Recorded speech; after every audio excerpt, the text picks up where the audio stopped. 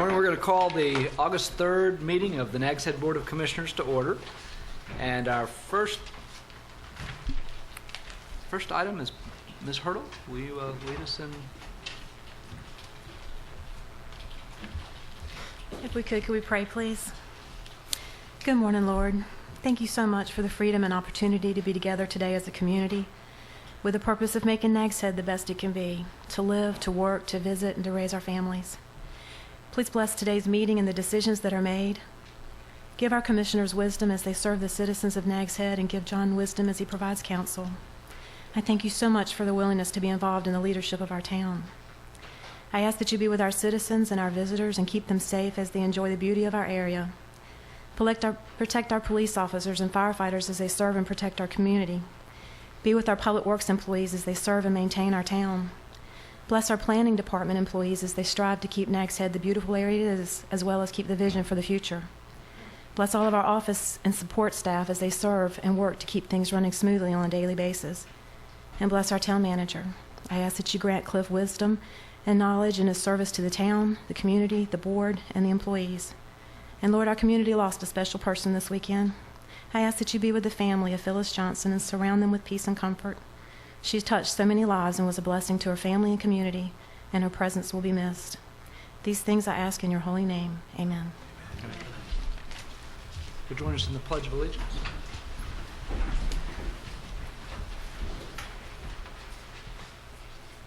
Pledge allegiance to the flag of the United States of America and to the republic for which it stands, one nation, under God, indivisible, with liberty and justice for all.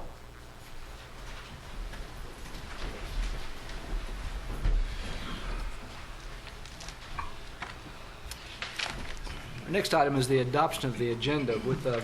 I'd ask the board's permission. Our first scheduled public hearing is on Colony Ridge.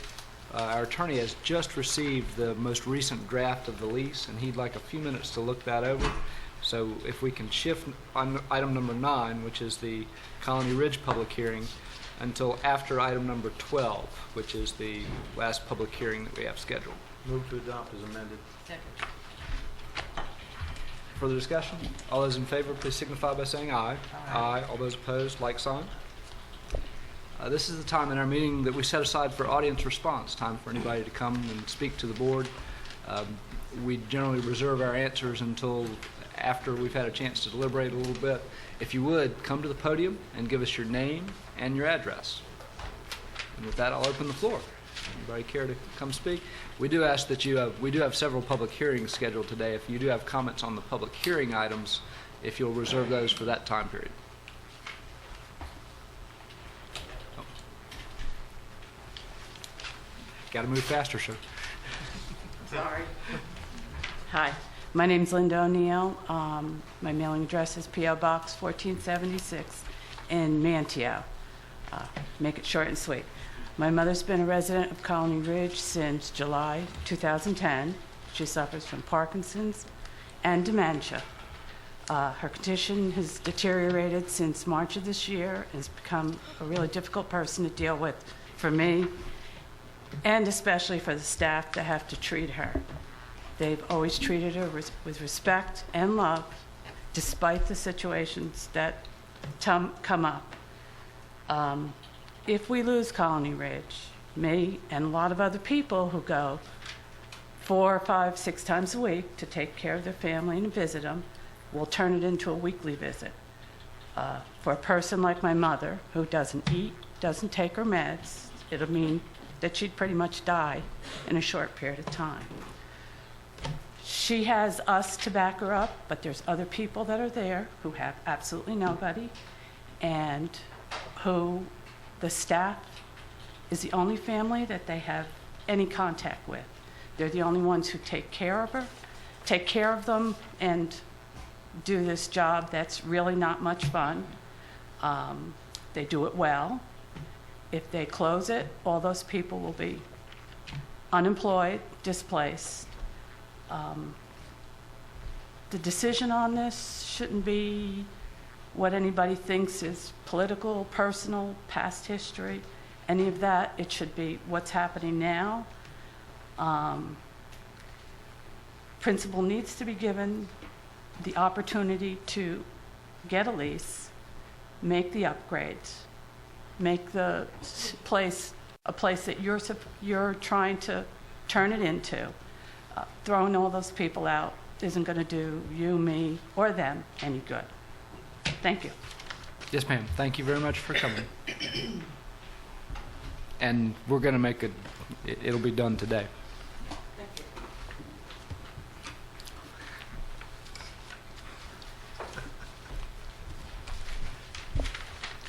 My name is Michael Kelly. I reside at 436 Villa Dunes Drive. I am here you have a item that you've delayed from your June 1 meeting, the consideration of a 1.2 acre tract of Carolina Circle, which you're considering rezoning from an R2 to a C3. This property faces Carolina, well, I'm against it. That's the first thing, so you'll know that. This property faces Carolina Circle, and there has been an ongoing effort to develop this tract residentially over the last probably 3 to 5 years, and it has met with a great deal of resistance from the town of Nags Head, mainly because of vehicular access. There are approximately 5 owners in Carolina Circle and 2 owners adjacent on Cajun Tuna Court that abut the property or view the property. There are 8 lots, approximately, buildable sites in Carolina Circle, including the site in question, and 2 abutting adjoining lots on Cajun Tuna Court. They are all zoned residential. The property was developed and subdivided in the early mid-60s, and the town has demonstrated, and I think Wayne has been involved in this, and they have tried to work, but have been very limited in making any adjustments. This is an area of environmental concern, and predominant number of the lots are.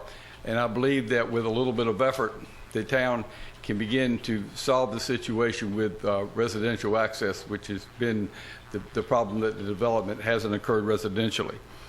Now, with the at one time, the person that owned the lot in question, and I'm not sure who owns it now, and et cetera, the lot, they did try residentially to access Lark as being proposed today being proposed by the commercial developer, and they were denied that request approximately in the last 2 to 3 years. Now we're considering commercially developing the property, and the access is going to come off of Lark, not off of Carolina Circle. The piece is relatively inexpensive. The reason it's inexpensive is because the town has not allowed it to be developed residentially.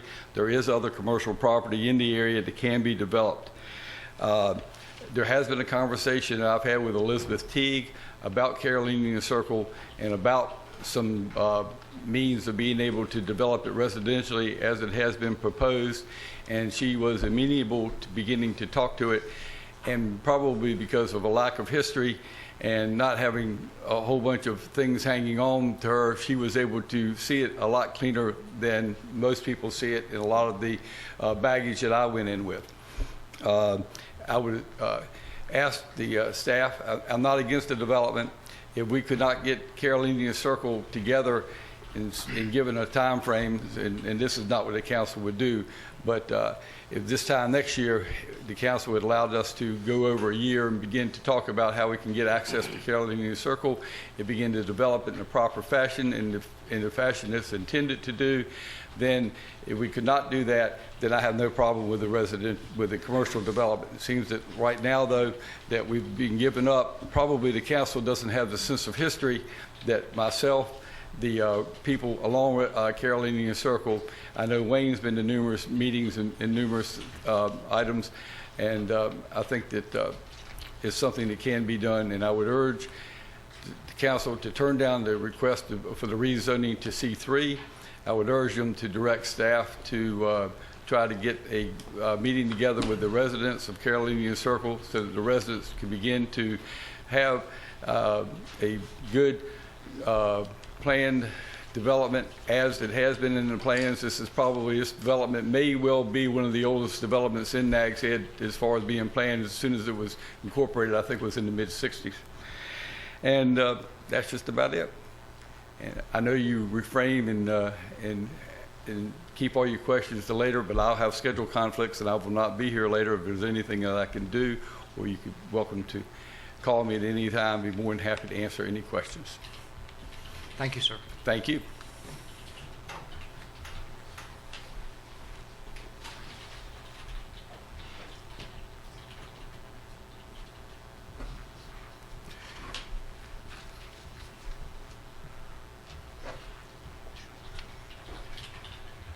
My name's Richard Murphy. I'm at 8817 South Old Oregon Inlet Road.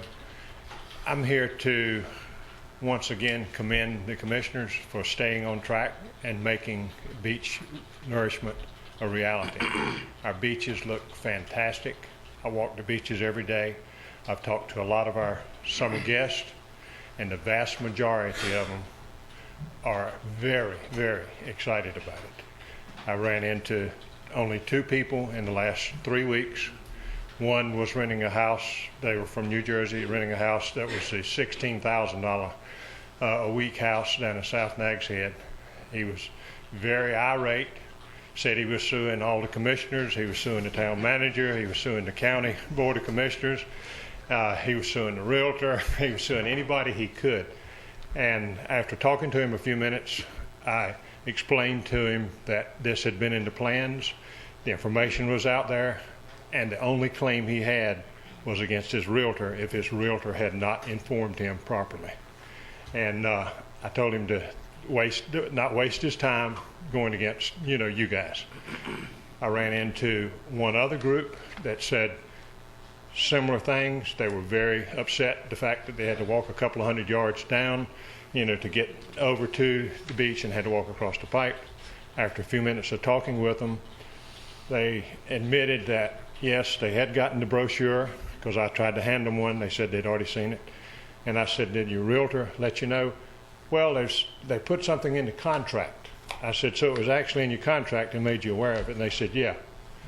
I said, well, then you have to live with it, And they said, well, we're okay with it. So, like I say, the vast majority are very, very excited about it. I ran into 2 groups from Maryland. They said they'd always vacationed at Ocean City, Maryland. This was their first year down here. They had to walk a couple of 100 yards to get over to the beach. They said the reason they were down here is the beaches were fantastic before they came in the fall, and now they said they're unbelievable. So we are doing what we need to do to keep our tax base intact and to keep our summer visitors, here. And I think it's going to enhance the number of summer visitors here. So thank you again. Thank you, sir.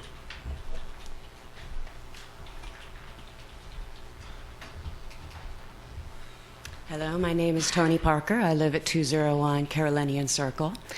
I am here to speak again to what you have under old business regarding the rezoning of the Carolinian Circle. You have already heard my arguments at the appropriate time. I just come forward today to remind you that the residents of Carolinian Circle care about the development that is going on back there. I did not find out about this until it was the day before the planning meeting when it was to be discussed. It seemed it was pretty much already understood that it would be okay, and that's the point I got involved. Yet I'm a resident surrounded by residential property, living under a land use plan that declared that they would not be rezoned commercial. I simply ask you to involve the residents in the decisions that would be made in our own residential neighborhood, and to ensure that we can buy in. It is a beautiful subdivision. It could be developed gorgeously as a residential area, and I would sincerely hope that that remains an option for Carolinian Circle. Thank you. Thank you, ma'am. Is there anybody else that wishes to come before the board this morning? Anybody at all? Seeing none, we're going to close our audience response portion. Our next item on the agenda is a bit of public recognition. Thank you.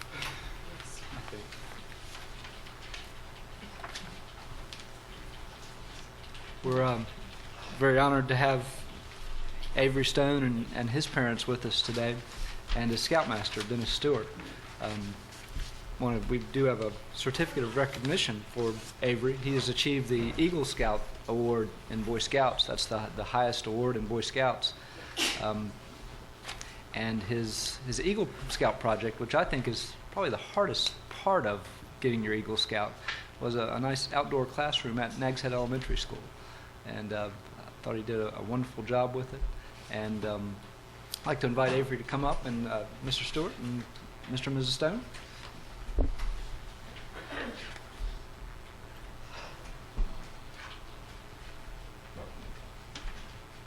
Our board would just like to offer our congratulations to you, Avery. It's a great achievement, and it really does deserve recognition. I'm a little bit slow in my recognition. I think it's just a delayed response a bit, but we've got a certificate from the Town of Nags Head Board of Commissioners. Congratulates Avery Stone, who had the dedication and commitment to achieve the highest rank of Boy Scouting, the Eagle Scout. And just again, wanted to recognize you in front of the town. It's an honor to have y'all, and the work and dedication that goes into it, we certainly appreciate, Mr. Stewart. And it's only because of your work and your parents' backup that you get to this spot. So congratulations. Thank you, sir. And I'm sure you'll have great future success. Thank you.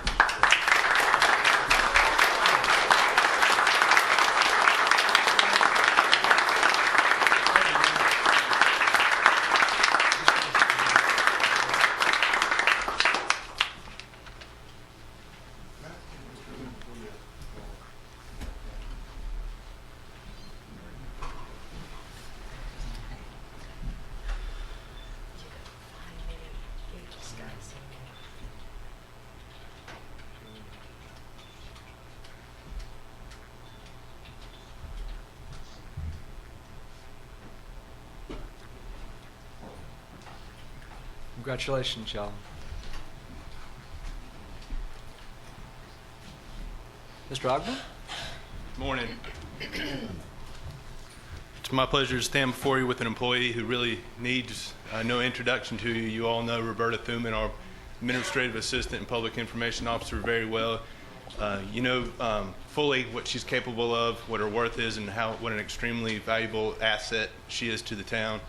I've got Benita praying for me and Roberta proofing and writing everything I say, so I'm in really good shape. Yesterday I jokingly asked Roberta to write something for me to say about her today, and she'd probably be a lot more comfortable standing here had she been able to do that. Roberta's responsible for a lot of things. Actually, the only time I ever see her shrug her shoulders is when I hand her a letter that I've written and said, make this sound smarter, make it more better. Then she drops her shoulders. Roberta's, when she looks back in 30 years on her, when she retires from the town on her tenure, the 10th year that she celebrated here, she'll obviously remember it for how much time and work she's invested in our beach nourishment project. Her husband's a firefighter for Nags Head, but Roberta's put out far more fires in the last year than Charles probably ever will. I could tell you all how much I'm appreciative and all the wonderful things that she's done, but I want to read an email that we got that I think kind of clarifies and sums up how valuable she's been through this process. And I'll read this. It says, Mr. Ogburn, I wanted to take a moment to let you know what a wonderful employee you have. My family and 4 others are headed to Nags Head, North Carolina this coming Sunday. We received a letter in May regarding the beach nourishment project. We were all very concerned about how this would affect the home that we were renting on the beach for a substantial amount of money. We were very upset and felt misled. I went onto the Town of Nags Head website and emailed Roberta and was very upset with this beach nourishment project taking place during the prime vacation time. I was angry and concerned, which is the majority of the people that she's spoken with, about our vacation week and the possibility of the beach being closed where we are renting this home. Roberta put me at ease and answered my many, many questions. She has gone out of her way to answer questions, to go down to where the work is being done, and update me on where they are and the likelihood of where they will be when we arrive on Sunday. I'm not talking about 1 or 2 emails. She has answered multiple emails starting in June and has continued to answer anytime I emailed her asking her for an update. Not only that, but she also answered questions unrelated to the beach nourishment project. I asked her where we could go when we arrive 5 families at noon because we cannot check into our rental until 4 p.m. She gave me quite a few great ideas. She continues to answer every email and provide information to put my mind at ease, and she has gone above and beyond what you would expect anyone to do. I thank you for having such a wonderful employee, and I would like to make sure that you are aware of this. I asked her for her boss's name, and she reluctantly gave me your email. Were you reluctant? When a person is this good at their job and they go out of their way for someone, they should be recognized. There are too many people nowadays who take the easy way out and would never have taken this much time as Roberta, and she should be recognized, commended for it. There's one other email I wish I could commend. Somebody said what a great representation of Southern hospitality, and they refer to her as the Southern Belle. So I just want to tell Roberta how much I appreciate her, how important she is, and how much I appreciate the support that she gives me and the town and the citizens. So, Roberta, thank you. Come on up, Roberta. Sorry.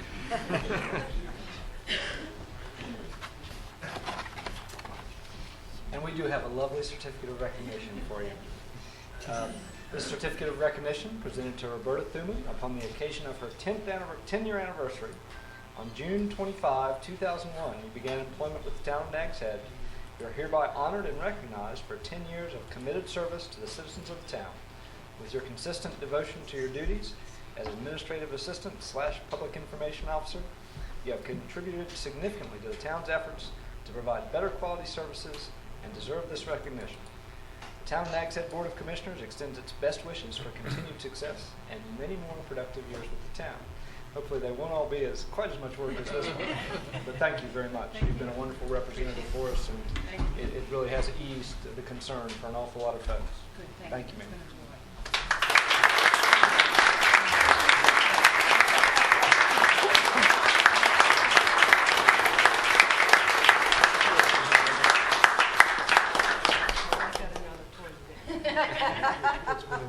She's got another 20. I had her retiring at 60, though she's been out 65. We all are. Oh, we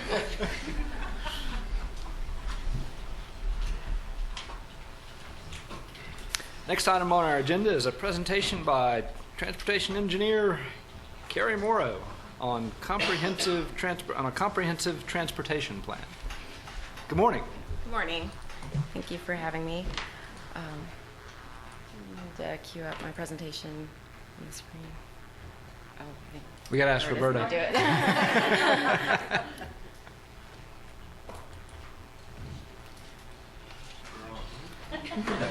No rest for the weary.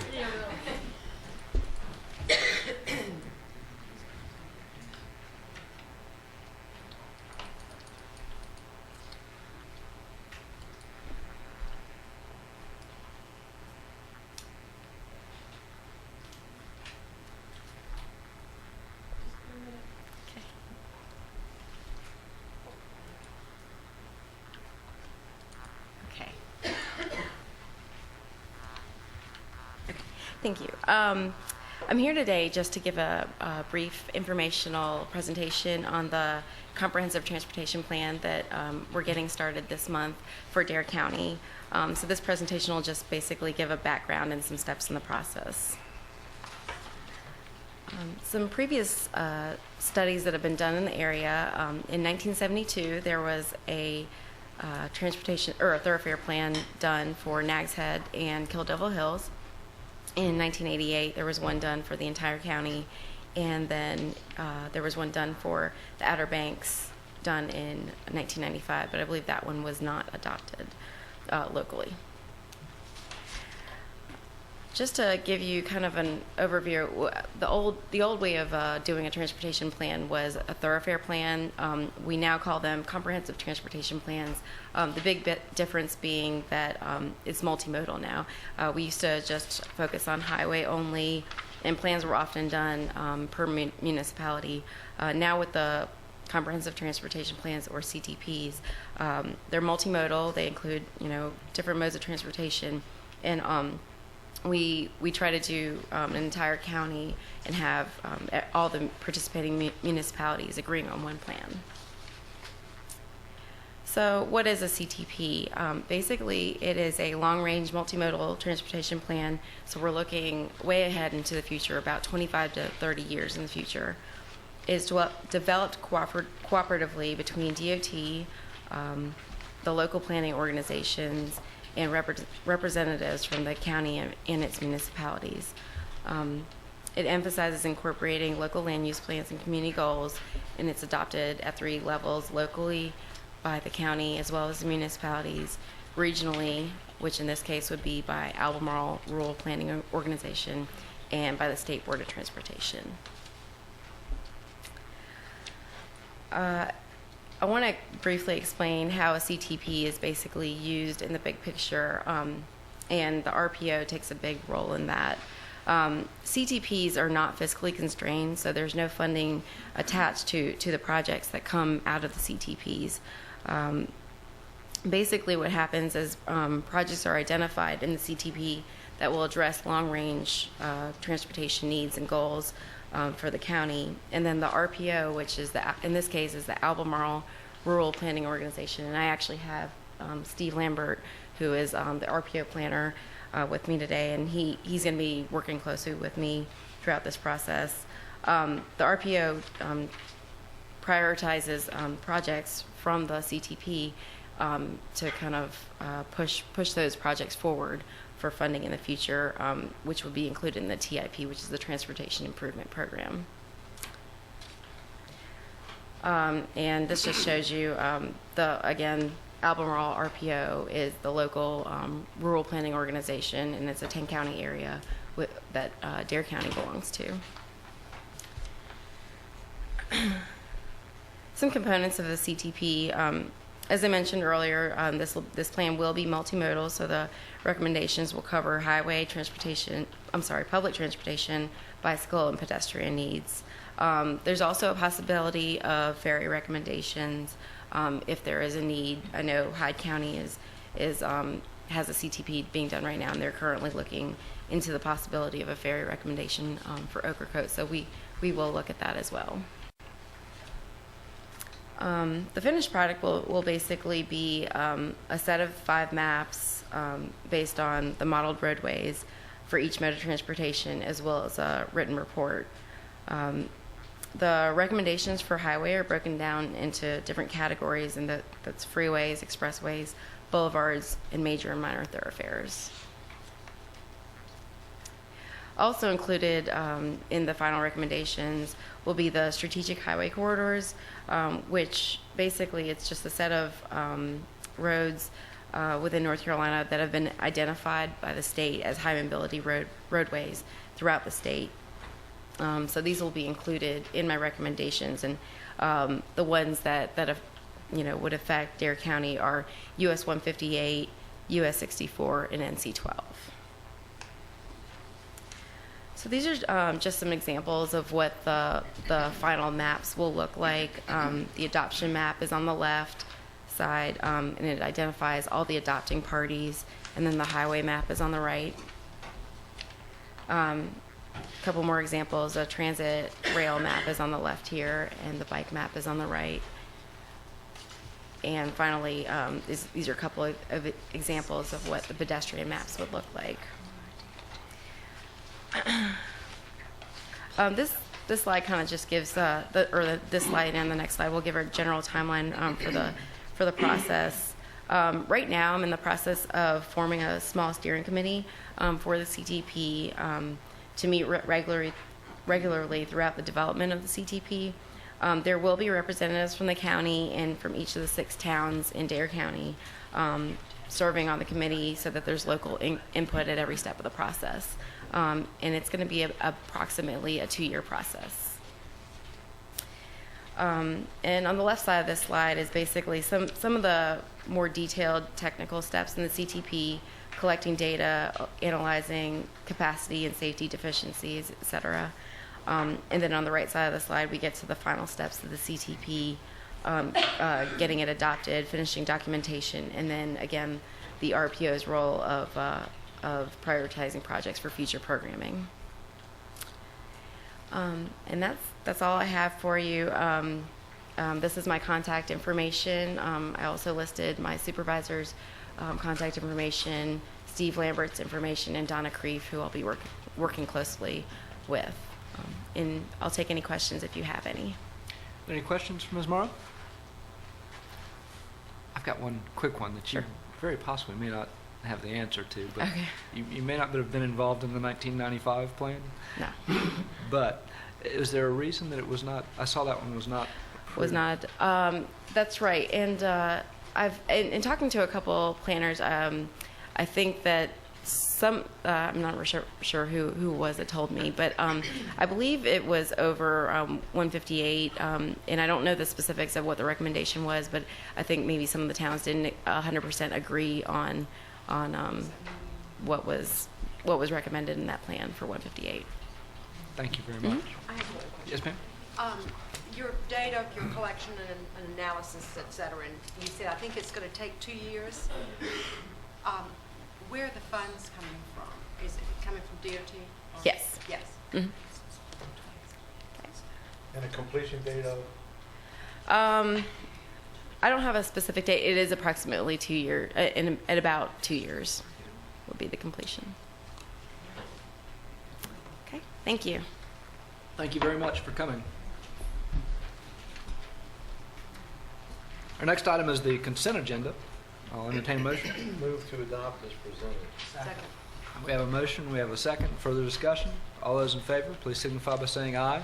Aye. All those opposed, like sign. Next item is the public hearing, and I do apologize for putting off the Colony Ridge hearing, but our attorney did need a chance to read through that lease. We got it about 15 minutes before the meeting started. Some minor revisions. So that puts us to a public hearing to consider a site plan amendment submitted by Ray Meekins on behalf of Harmony OBX. Mr. Light? Thank you, Mr. Mayor. At this time, we'll begin the public hearing to consider the site plan amendment submitted by Mr. Meekins on behalf of Harmony OBX, which operates as Sam and Omi's Restaurant, located at 7228 South Virginia Dare Trail, with regard to the placement of additional traffic controls as necessitated by a new driveway connection and curb cut. And on this matter, I will remind the board that the board sits as a quasi-judicial body in determining this site plan amendment. We will begin by receiving the staff's analysis of this application presented by Zoning Administrator Kelly Wyatt. Good morning. I think Mr. Leidy pretty much went through the entire staff report there. As he mentioned, Ray Meekins did submit the application on behalf of Sam and Omi's Restaurant. As part of the driveway connection to the North Carolina Aquarium facility, the applicant is proposing to install additional traffic controls to better direct the flow of traffic on site and to help ensure safety. Piling and rope barricade is proposed along the eastern boundary of the property, restricting the entrance to the property to one location, which would be one way. I can see if I can indicate that on the plan. Right here would be piling and barricade. This would be the entrance. And as you can see, there's also proposed pilings, rope pilings through here to indicate the parking areas, so traffic flow will now become one way through the site, and also entrance and exit onto the driveway connection to the pier facility. There is currently a handicap parking space located in the right-of-way. I can also show you that on the plan. Right in here. That parking space is within the North Carolina DOT right-of-way, and the town as well as DOT had asked that handicap parking space to be relocated on-site out of the right-of-way, and Mr. Meekins has shown now that that space has been relocated to a new location. Staff has been informed that the existing easement language is adequate and encompasses the proposed signage and the existing dumpster, which is located in the right-of-way. And all town departments, including the town engineer, has reviewed the proposed site plan and recommends adoption of the site plan amendment as presented. I'd be happy to answer any questions. Does the board have any questions for Ms. Wyatt? Yes, Ms. Cahoon. Kelly, I do. I see the one-way going in from east to west. Yes. Why is there two-way traffic coming off of that service drive aisle? you're sending people back in to a lane that's coming, it shows two-way traffic on the curb cut on the service aisle. Wouldn't you be better off to have one way in and one way out? Mr. Meekins may be better equipped to answer that question. The traffic circulation as it's proposed was approved by the town engineer. I just see cars coming in as cars are trying to go around the loop. Maybe we should consider some signage in that area as well. Yes, Ms. Sedler. Kelly, EX period stone, is that, this is not going to be asphalt, I mean, the parking area? No, ma'am. It's, what is it? It's going to remain gravel, Okay. um, I didn't know what the EX period, existing. existing, so it'll be the same type. It will be. There are several nonconformities on site, and I know sometimes when there are nonconformities, a recommendation is that it come into compliance. But as long as they're not doing anything to the principal structure, to the restaurant, that would necessitate changes to the parking area, there's no need to require that it become compliant, which would be an improved surface. So the existing concrete is to remain. I mean, existing gravel rather is to remain. Well, I shared a bit the same concern that Renee brought up. When you come in, if it were paved, you could have white arrows, you know, showing the cars where to go. But having gravel, you're not going to be able to put those arrows on the gravel. So I can see how you enter from NC 12, the main entrance, and go around in a circle to find a parking space.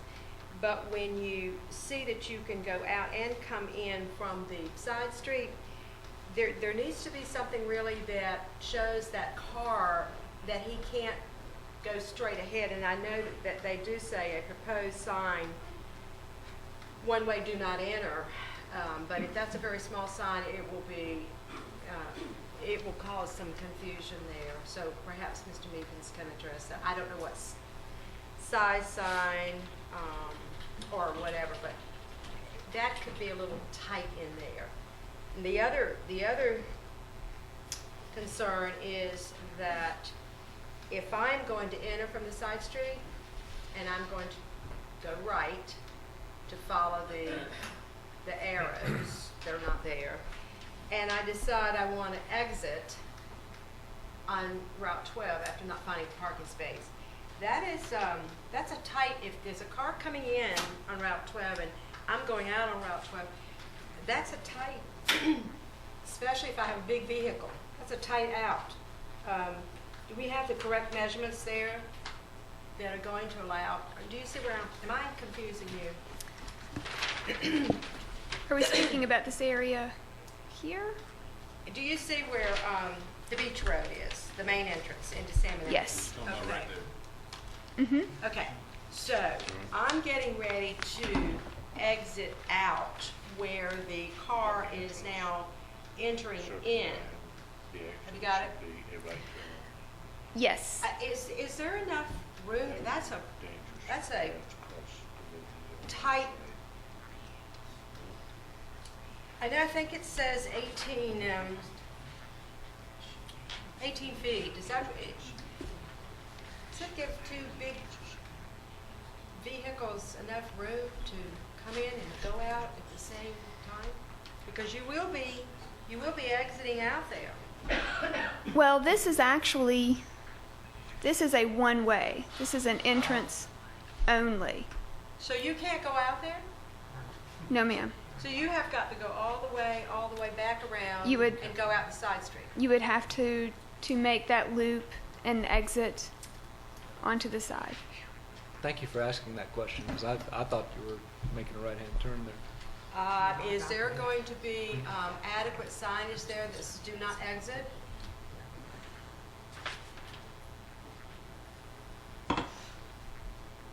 I just, it's not, for the person who has never been there before, it is not the very best road. I understand. So a little confusing, even for people who've been there. Ms. Cahoon? May I clarify one thing? That proposed entrance off of Highway 12 next to the restaurant is paved, so therefore it can be marked. That is currently a paved area, so But how much can you put there? enough to put one way. Is that this exit, entrance here, Renee? Yes, that, Right there. there's a section you see it's paved. You see where it stops. So I mean, Well, it does say technically, existing asphalt. right, so technically that could be marked one way. But when the car's coming back around the circle and getting to that pavement, it's gonna have to say left turn only. And it does, I think, have that denoted. Okay. Mayor Oakes, did you have a question? May I follow that up? The reason that that's not two-way there, that entrance is not wider, is that our regulations on things, or? Yes. Absolutely. Hi, excuse me. Good morning, everyone. What you have here is a site plan that's designed for the purpose of access management. Access management is a transportation planning tool that we use to regulate traffic flow. And the flow is supposed to go this way, like this. And the reason for that is to avoid traffic conflicts with cars trying to pull out here and come in. What we're trying to do is direct all the traffic to this main entrance, this main corridor. That way, we're removing the traffic from the crosswalk. It's a pedestrian tool as well. Plus, the users of Sam and Omi's will actually have more parking and more safety because there's one way of flow there. There will need to be some signage here and here. You're correct, and I think Mr. Meekins has actually included some signage up here. We can ask him to also do signage down here. But the idea is to get the traffic flowing in one direction to avoid conflicts among vehicles. The placement of that is trying to actually take advantage of existing pavement, as Renee mentioned, and trying to move it as far away as possible from that main driveway coming down and away from that pedestrian crosswalk. Eventually, what we'd like to see, there it goes, is sidewalk all the way along there. And we've tried to talk with, we have been in conversation with Mr. Meekins and with the owners of Sam and Omi's, because they understand that it helps them, for their clientele, to be safer, both in cars and on foot. So that's the purpose of that flow pattern. So. Mayor Pro Tem? Elizabeth, when you enter the parking lot here and you circle around and you Yeah. come back to NC 12, you're on the right side. If that's two-way, is that going to be a right turn only, or is it going to be both right and left? Right now, it's proposed as being both right and left. Don't you think, right now, that is the most congested intersection in the town of Nags Head since they opened the pier? I would agree. Once they open this parking lot, it's going to be worse. Yeah. Don't you think that would be much better to be a right-hand turn only? We're not trying to funnel people from this parking area to the pier. We assume they've already been there, and now they're getting back on the road to leave. But if you have that open for a left turn, I think that's creating a problem, especially with the crosswalk right there. It could potentially. It's going to be difficult to tell you now because we don't have a pattern established yet.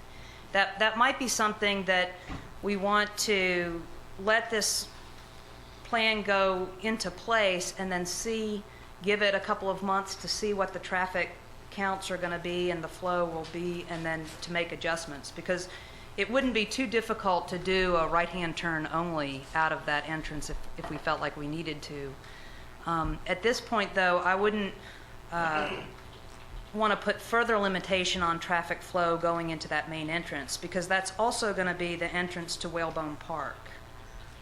So we want to make it as sort of open and flowing as possible on the main sort of shared driveway here.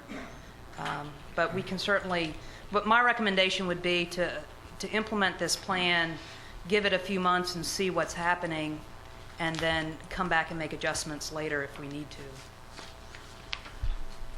When you go down there on a rainy summer day now when people can't go on the beach, traffic is just about bumper to bumper at that intersection, coming in and out of the pier. When you open another parking lot, it's going to cause major problems. If So I think it's something we need to address before we even open the parking lot. Well, we're going to start construction on the Whalebone Park parking lot, I would say, in the next 4 to 6 months. So we've got a little time before this is built out to see how this works. One of the things that the right turn only may, it would cause people to have to go around the block. That may not be a problem, but if someone's leaving Whalebone Park or Salmon-Omies and they want to head north, they would need to be able to turn left right there.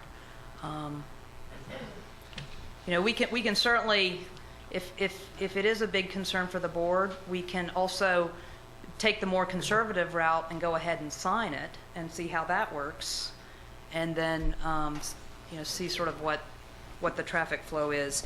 Either way, I think once you put a traffic pattern that's new into an existing place that's traditionally used by a lot of people, there's going to be a learning curve. And I think you're going to see probably some confusion in the first few months, but once people get it dialed in, they'll learn how it works. And I think signage can help. Perhaps a restricted left-hand turn, but again, my recommendation would be to wait just a few months and then see how it goes. And we can always go back in and put another sign if we need to. One of the things that we've got going on that's adding to the traffic problem are people parking along right here and backing out onto NC12.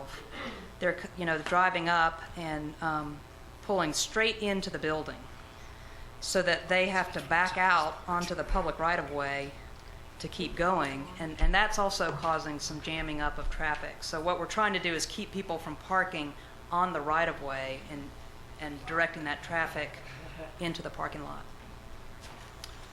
Mayor Pro Tem, if I may make a brief comment on that, on the right-hand turn only, I think you could have some unintended consequences there where folks that want to go north and want to be on the beach road just go down and go through the 7-Eleven parking lot or through Mr. Gray's Exxon.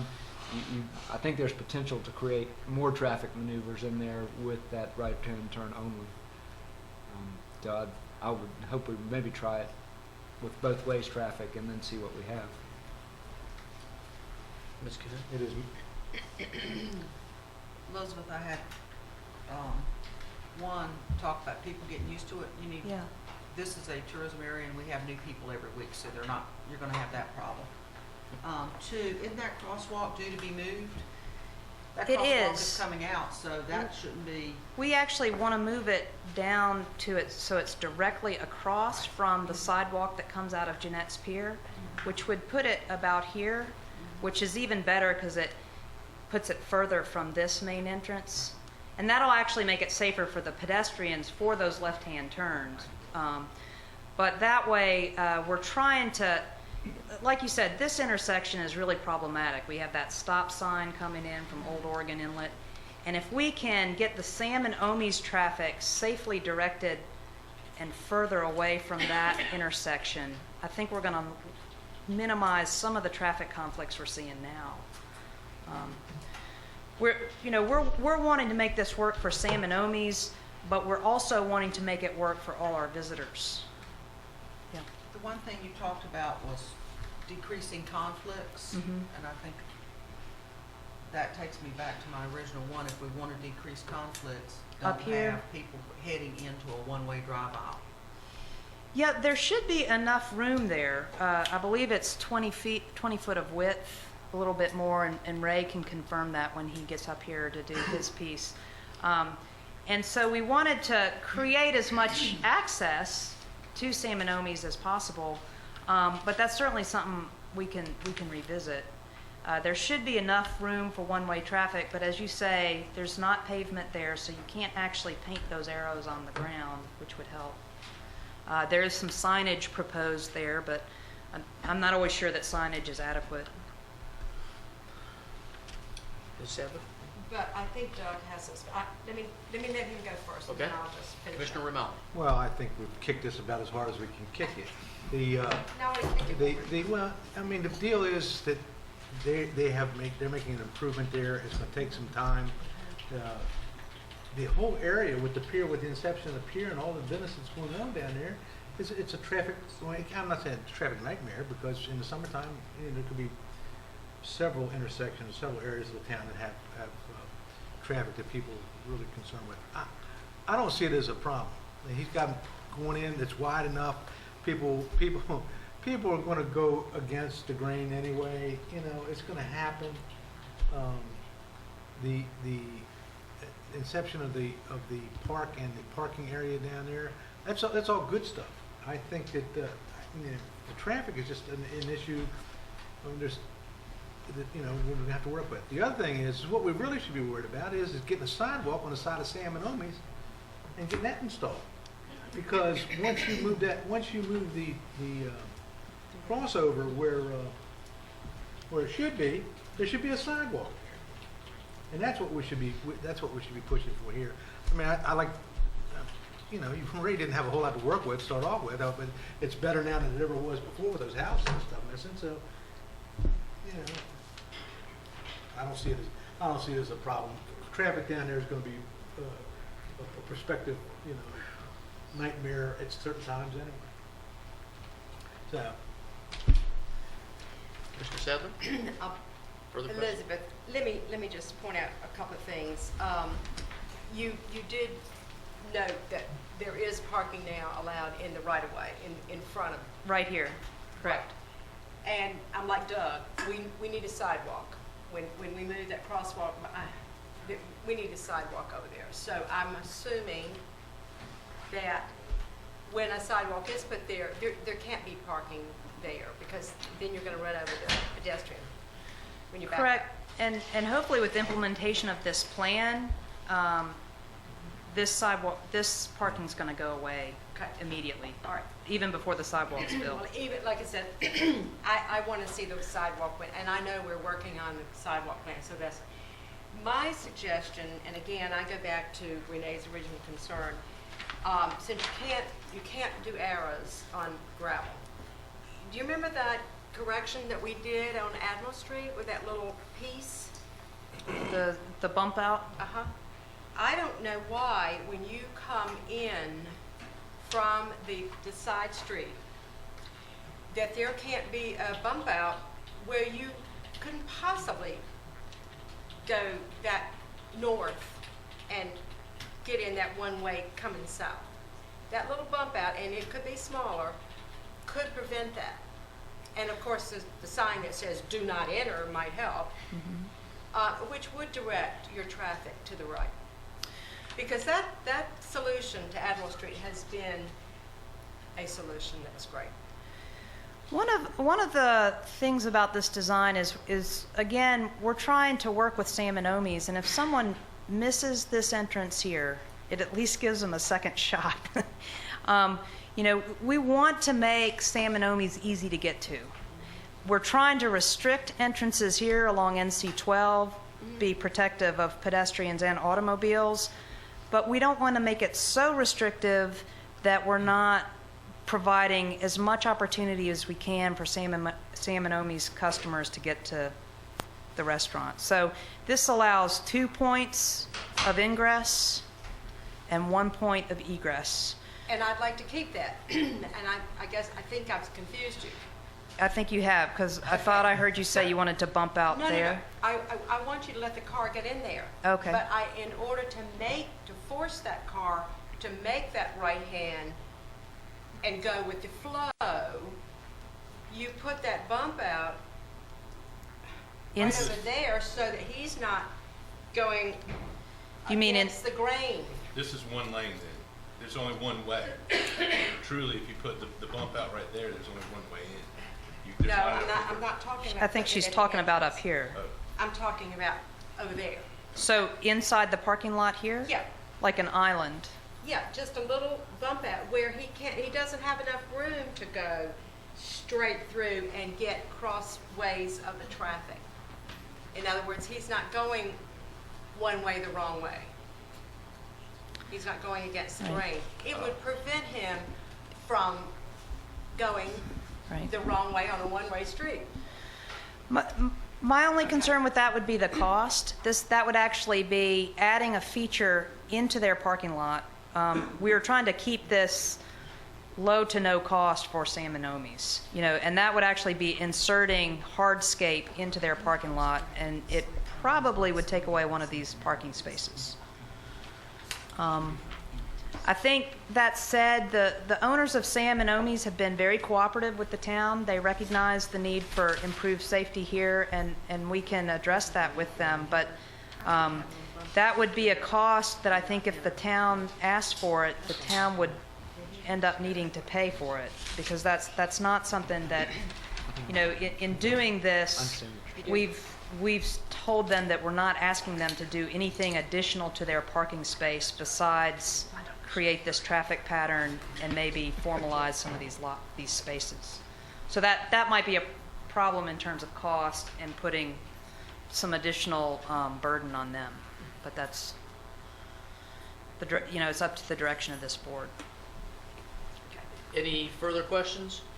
I would like to remind the board that the applicant here is Harmony OBX LLC, not Sam and Omi's necessarily. Right. Ray Meekins is their engineer and surveyor, and he can probably answer better some of the technical questions and speak for his clients about some of these issues. Ms. Teague, before you move, Mr. Meekins, do you have any questions for staff before you make your presentation? Okay, thank you. If you would, then if you would approach the podium and make any presentation you have on behalf of the applicant. Ray Meekins, land surveyor, Seaboard Surveying and Planning. As has been said, we feel like this is a great improvement to the current situation, and we're trying to, and have been trying to work with the town to achieve a much better result. It certainly would be better if we could pave all this and put striping down. There's no doubt about it, and put curb stops. But we're trying to inch our way towards a better solution, as I've said. This has been looked at by the town engineer and signed off on. I'm not an engineer, and I don't want to second guess his opinions on the matter, but I would just like to add that we are showing quite a bit of signage here, which will hopefully guide people to not get too confused, such as the main entrance we've talked about coming in. That one way can be painted on that asphalt. There's a sign to the left as you come in that says entrance only. And as you come in the one-way aisle along the building and drop down, you either have the choice to exit or to swing back around the center island. These one-way aisles are at least, if not greater than the town standard for a one-way aisle. And once you make the loop around the center, if you don't find a parking space, and you hit the northern left-right one-way aisle again, there'll be a sign that says, one way, do not enter, and on the south side it'll say left turn only. So that will be a bold sign to direct you back around the loop, and if there's no parking, you exit the parking lot, and hopefully there'll be parking available in one of the other parking lots. And if you want to come, like has been said, if you miss the main entrance and you come back in the town entrance, the two-way entrance to the south, I think they need that second entrance to give another shot to get in the parking lot.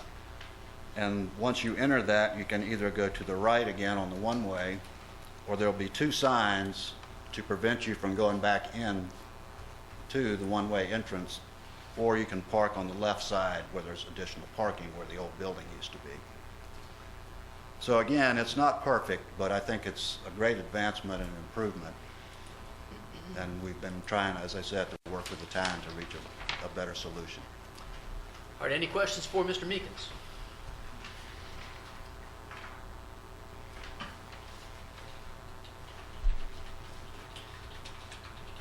No questions for Mr. Meekins from the board? Does the staff have any questions for Mr. Meekins? Any questions you wish to ask? Anything further you wish to present, Mr. Meekins? No, sir, thank you. All right, thank you very much. Is there any comment from the planning board on this matter?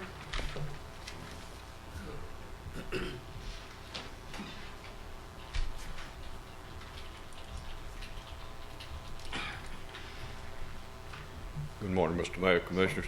I really haven't planned on saying anything on this issue, but a couple of things of clarification. The planning board looked very thoroughly at the signage, and signage is a key part of this plan, and we thought it was adequately covered. The most important issue here is the safety of traffic turning off of Route 12 into Sam and Omi's, and that's the reason we would prefer that traffic use the side street, because if you look at the turning radiuses and everything there, that turning radius is much better than trying to go into the main driveway.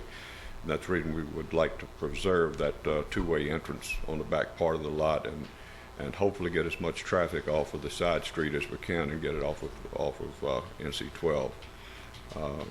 We did look at the signage, talked about the signage quite a bit, and after all the discussions, we felt like the signage would be adequate to keep the traffic flow going in the right direction in there as much as we can any place here on the Outer Banks in the summertime.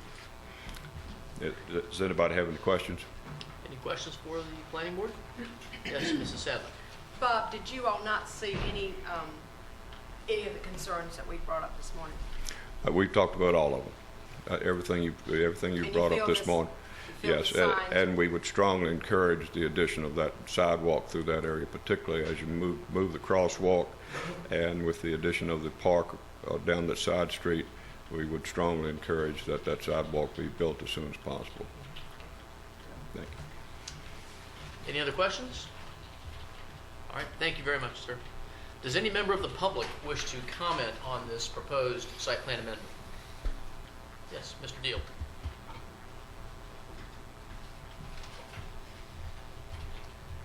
My name is Andy Deal. I'm with Quibel and Associates. I felt compelled to get up and speak about this briefly because we were the engineers for the pier, and we did the site work for that entrance that you were discussing about the possibility of making it right out only. A couple of things first. Sam and Omi's was very helpful and very accommodating throughout the process of constructing the pier, and there was a lot of parking that bled over into their parking lot, and it was actually helpful that at the time their parking lot wasn't clearly defined. It was a large space that people moved in and out of as they saw logical. I believe that that I want to commend them on coming to the town with a site plan that moves their access and better defines their access off of NC 12, moves it away from the entrance into the west side of the pier property, and helps better define that intersection as a true intersection. One point that I did want to bring up, when you're talking about right turn only coming out of the driveway there for the pier, is that is a driveway. It's not a road. That is technically private. It's public-private. It's owned by the state of North Carolina and the piers, but it's not part of the site plan here. The site plan, Sam and Omi's have easement rights to use that entrance, but it's not something that they could commit to alter. And that's it. Thank you very much. Thank you. Does any other member of the public wish to comment on this matter? Anybody at all? If not, does the town wish to receive any further evidence on this matter before it begins its deliberations? Anything further you wish to receive from staff or from the applicant? If not, we can conclude the public hearing portion of this matter, and the board may begin its deliberations on this proposed site plan amendment. What's the pleasure of the board? Adopt it. Is that a motion, sir? Yep. That's a motion to adopt the site plan As presented. amendment as presented. Second. We have a motion and a second. Is there further discussion? Yes. I think our main concern here is public safety. And I think as this is developed, I think these changes has got to be made.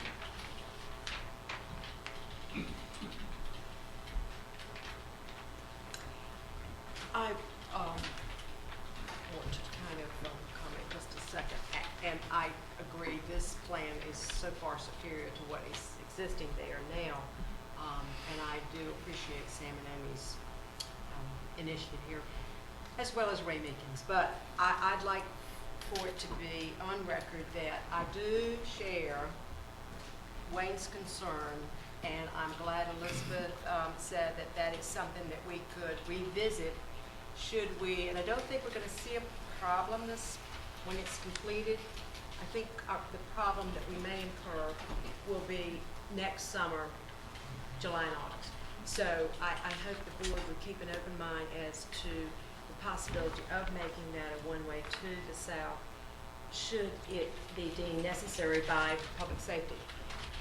And the other is my own little concern that I do want it to go on record that I am concerned with a two-way traffic flow where it should be one. So again, I would like just that to be on the record. Other than that, I'm fine. Question. Do we have all the cross easements and so forth? Yes, ma'am. Any further discussion on the motion on the table? Hearing none. All those in favor of the motion, please signify by saying aye. Aye. All those opposed, like sign. Motion passes unanimously.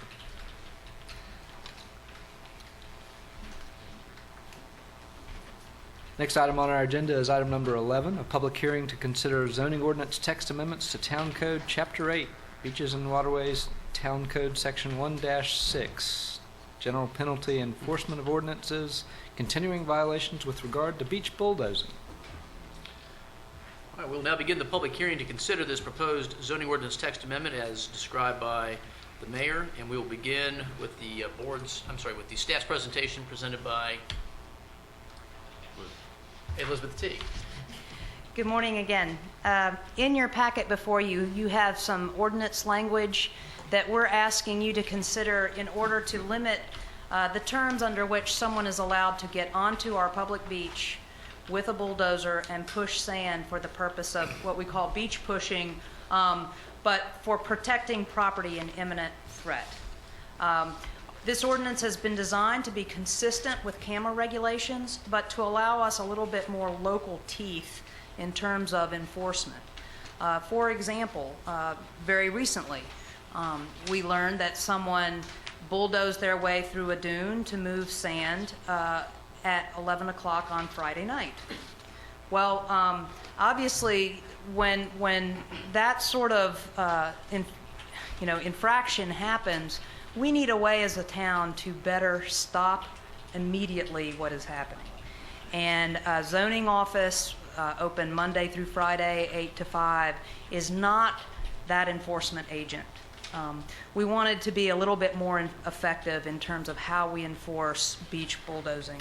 So what we've done is worked with our police department to provide you with an ordinance which would allow us and the police department to ask someone to show their CAMA permit on their person when they're on the beach. And if they're not, our police is empowered to stop them. You'll see it refer to the penalties section of the ordinance. This will allow us to do both civil or criminal penalties, or both if we choose. It also allows the police department, in cases where they feel warranted, to charge the offender with a Class 3 misdemeanor. If it's a repeat offense, and if it's someone we're having a problem with, then that allows us as a town to really say no. So that's the purpose of this ordinance, and I'm happy to answer any questions. Any questions for Ms. T? Yes. Yes, Mayor Pro Tem. Civil penalty and a criminal penalty. Civil penalty will be issued by the town, right? Correct. A civil penalty is a fine. What's the maximum fine? We have, our maximum fine is up to $500. That's laid out by state statutes. What a civil penalty? Oh, I'm sorry, that's the civil penalty. Excuse me. That is the civil penalty. Correct. Okay, if it's a misdemeanor, it goes to district court, right? Correct, and it could go on someone's record. Thanks. I also believe our police chief is here too, and he can answer some of those questions as well. Mayor Oakes?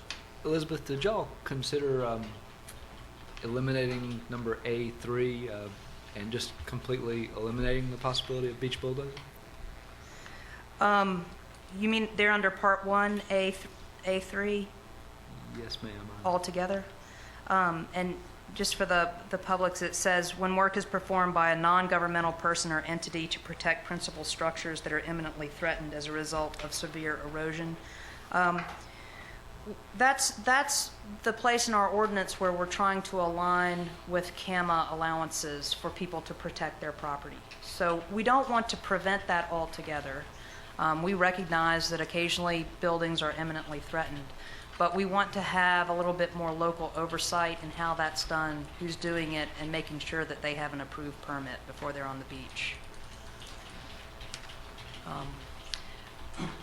I don't know, CAMA does already cover that, so it may be a redundancy locally. But that's, our sense was it was important to keep that in there to show that consistency with the CAMA regulations. No, I guess I would submit that sometimes CAMA allows things that perhaps we should consider not allowing. That's true. Occasionally, but our practice has been to work with CAMA. We have and have tried to maintain a good working relationship with their staff. Their staff has been very helpful to us, and hopefully we'll be working towards avoiding conflicts like that and be working from the same page. Thank you. Commissioner Sadler? Elizabeth, that particular, what was it, A3 is your recommendation to leave in there, and I'm just going to give you a hypothetical because not all of the public that is interested in this particular subject is here, so they're not looking at it, but let's assume, just for practical purposes, that in 12 years the beach in South Nags Head is back to where it was before beach nourishment, and for whatever reasons the board that exists then doesn't want to do any re-nourishment. This is the part of the ordinance that you recommend to stay to allow CAMA to issue permits to protect that home that is now 20 feet from the erosion scarp. Correct. Correct. Of course, that is not going to happen. That is an example. I'm sure future boards will continue to monitor and re-nourish the beach as needed. But I totally agree with you that that is a future protection that needs to stay in, and I commend you for recommending that it be in there. Commissioner Cahoon, did you have a question? I do. Elizabeth, right now, no one would get a permit with our beach nourishment project to do a beach push, is that correct? Correct, and that is part of our project permit. The Army Corps of Engineers has required that we not allow manipulation of sand while this project is going on, except for our contractor. So this would actually take place after our project is completed. And I, of all people, like the fact that we work with CAMA. However, I'm also sitting here on the receiving end of state agencies that don't work well with us, such as issuing permits for septic tanks that are basically in the water at times. And I know that there are a lot of other localities that have banned beach bulldozing after beach nourishment, and I think that's why this has come forward, is because we now have beach nourishment. And my concern would be, as long as we have this in here, we're going to have people that take advantage of it. If we don't allow beach bulldozing at all, then we wouldn't have, if somebody sees somebody out there on the beach, they know they're going to be breaking the law on the weekend. Whereas right now, they wouldn't necessarily know that. Mayor Pro Tem? As the board knows, we're not going to need this for 10 years. I mean, this is something well in the future because our beach nourishment is going to last 10 years. But when the town denies a a beach push permit? Does CAMA usually support us? You know, in my experience, I have not encountered that, and I've only been here a few months, so I'm not the best person. You have not encountered support? I've not encountered that scenario, so I'm not the appropriate person to answer that. Let me ask my staff if they.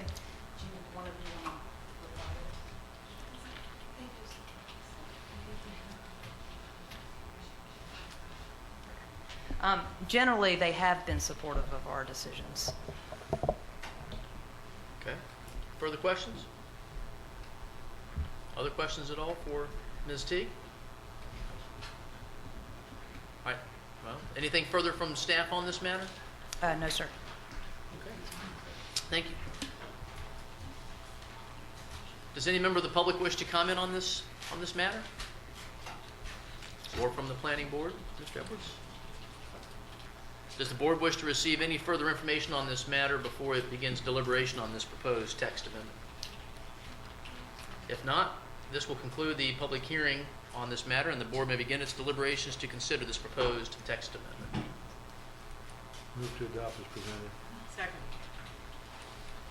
Further discussion? What was his motion? That was a motion to adopt as presented, and we have a second. I have a discussion. Why are we going to allow beach pushes? We're spending $36 million on the beach to build the beach up. You guys know what happens when people come down and see erosion around their house. They get a beach permit, push permit, they bring bulldozers on the beach and they push. This was discussed 3 years ago before we really knew we was going to get beach nourishment. Why are we going to allow it? Could I respond? Yes, ma'am. In the A3, there, you would have to meet certain critical conditions to ever be able to get a beach push. And again, I say that I don't believe that the future town boards will allow us to get so destitute. I think our thinking is that once the beach has reached 50% of the amount of sand gone, that there will be renourishment, even though it has to be in hot spots. You can't always depend upon your board to do future work that you have laid the groundwork for. And what this is doing what our residents could do last winter to protect their house. And you have to be within 20 feet. I just feel that what we're doing here is allowing a process to happen should the government that follows us allow the beach to get in the shape it was in last winter. Thank you. Other comments? No, I don't think we're going to issue any permits to push.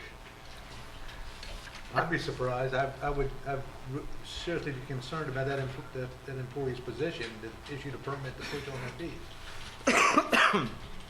I think as we've laid out 4 exceptions here to the prohibition on beach bulldozing. And the first one is when we do the work as part of a hurricane erosion protection, when we direct the work, or when we waive this this whole piece after a major event, when everybody's in a similar situation.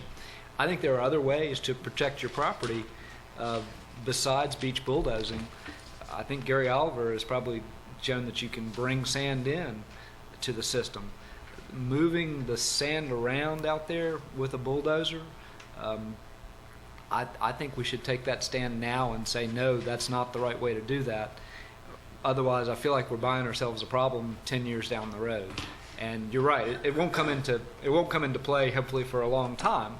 But when it does, it would be, in my opinion, best to have those rules in place that say, no, this is not the right way to do this. And so I'm going to vote against it. Ma'am. May I ask one more question? This doesn't prohibit the hauling in of sand protect one's property. It just prevents bulldozing. That is correct. And just to clarify, even if we took out paragraph 3, people could still do that. And it is okay for us to be more strict than camo. So, whatever your pleasure. Further discussion? Well, there was a concern about the areas that haven't been nourished. The areas that won't be nourished, and those areas were not seen to be needed to be nourished by the engineer. So therefore, I mean, my position on beach pushes, I'm like Wayne, but you still have to get a permit from us in order to do beach pushes. Nobody's going to issue that permit, not for a long time, unless there's some kind of natural disaster. So. And that's what that other provision is in there for. I think we can waive the provision. Any other discussion on this motion, y'all?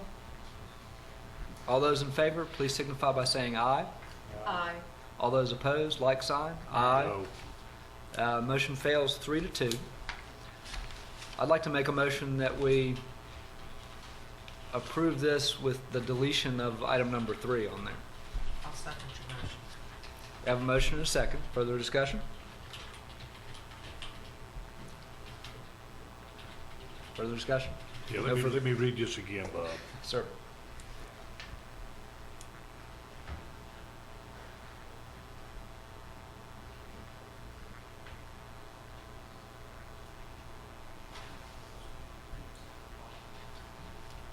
Thanks. Further discussion from anybody on this one? And this does eliminate number 3. All those in favor of the motion, please signify by saying aye. Aye. All those opposed, like sign. Aye. The motion passes 4-1.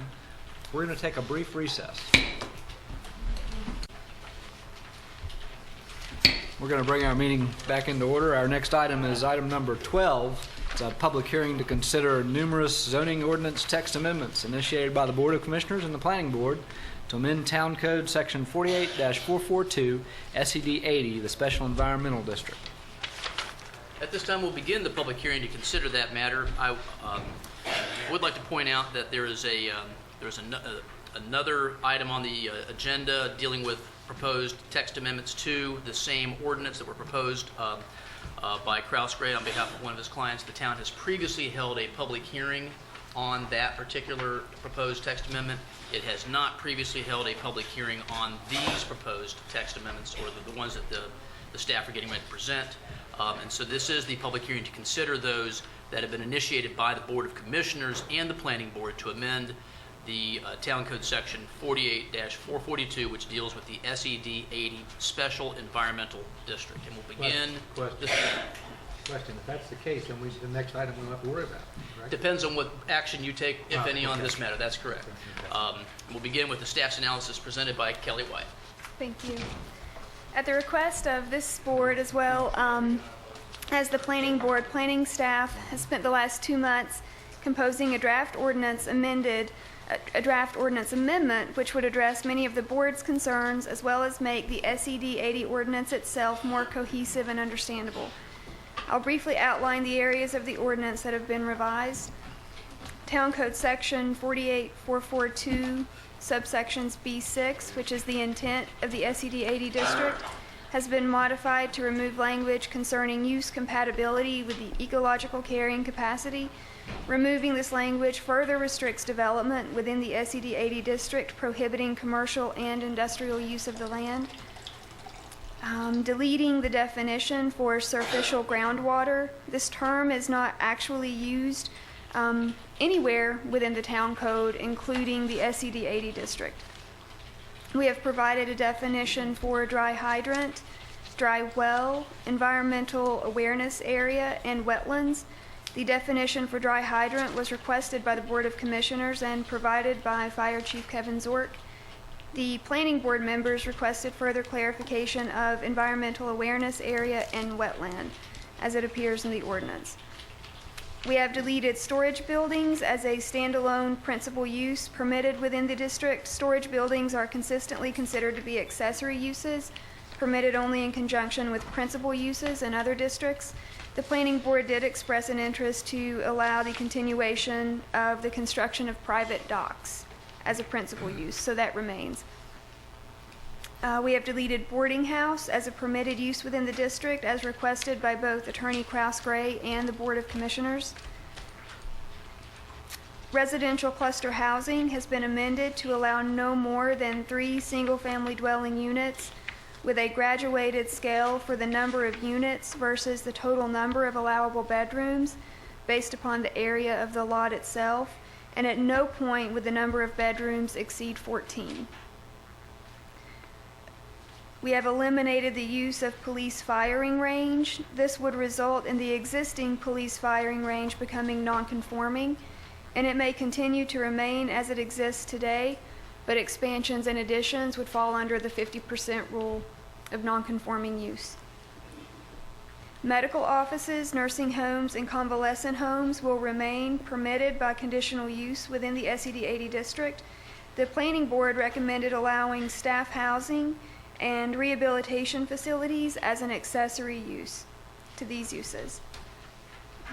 Town Code Section 44-63 has been modified to clarify that a lot must be located at least 500 feet from a town-maintained water main, and add additional language requiring that a fire protection plan must be reviewed and approved by the fire chief.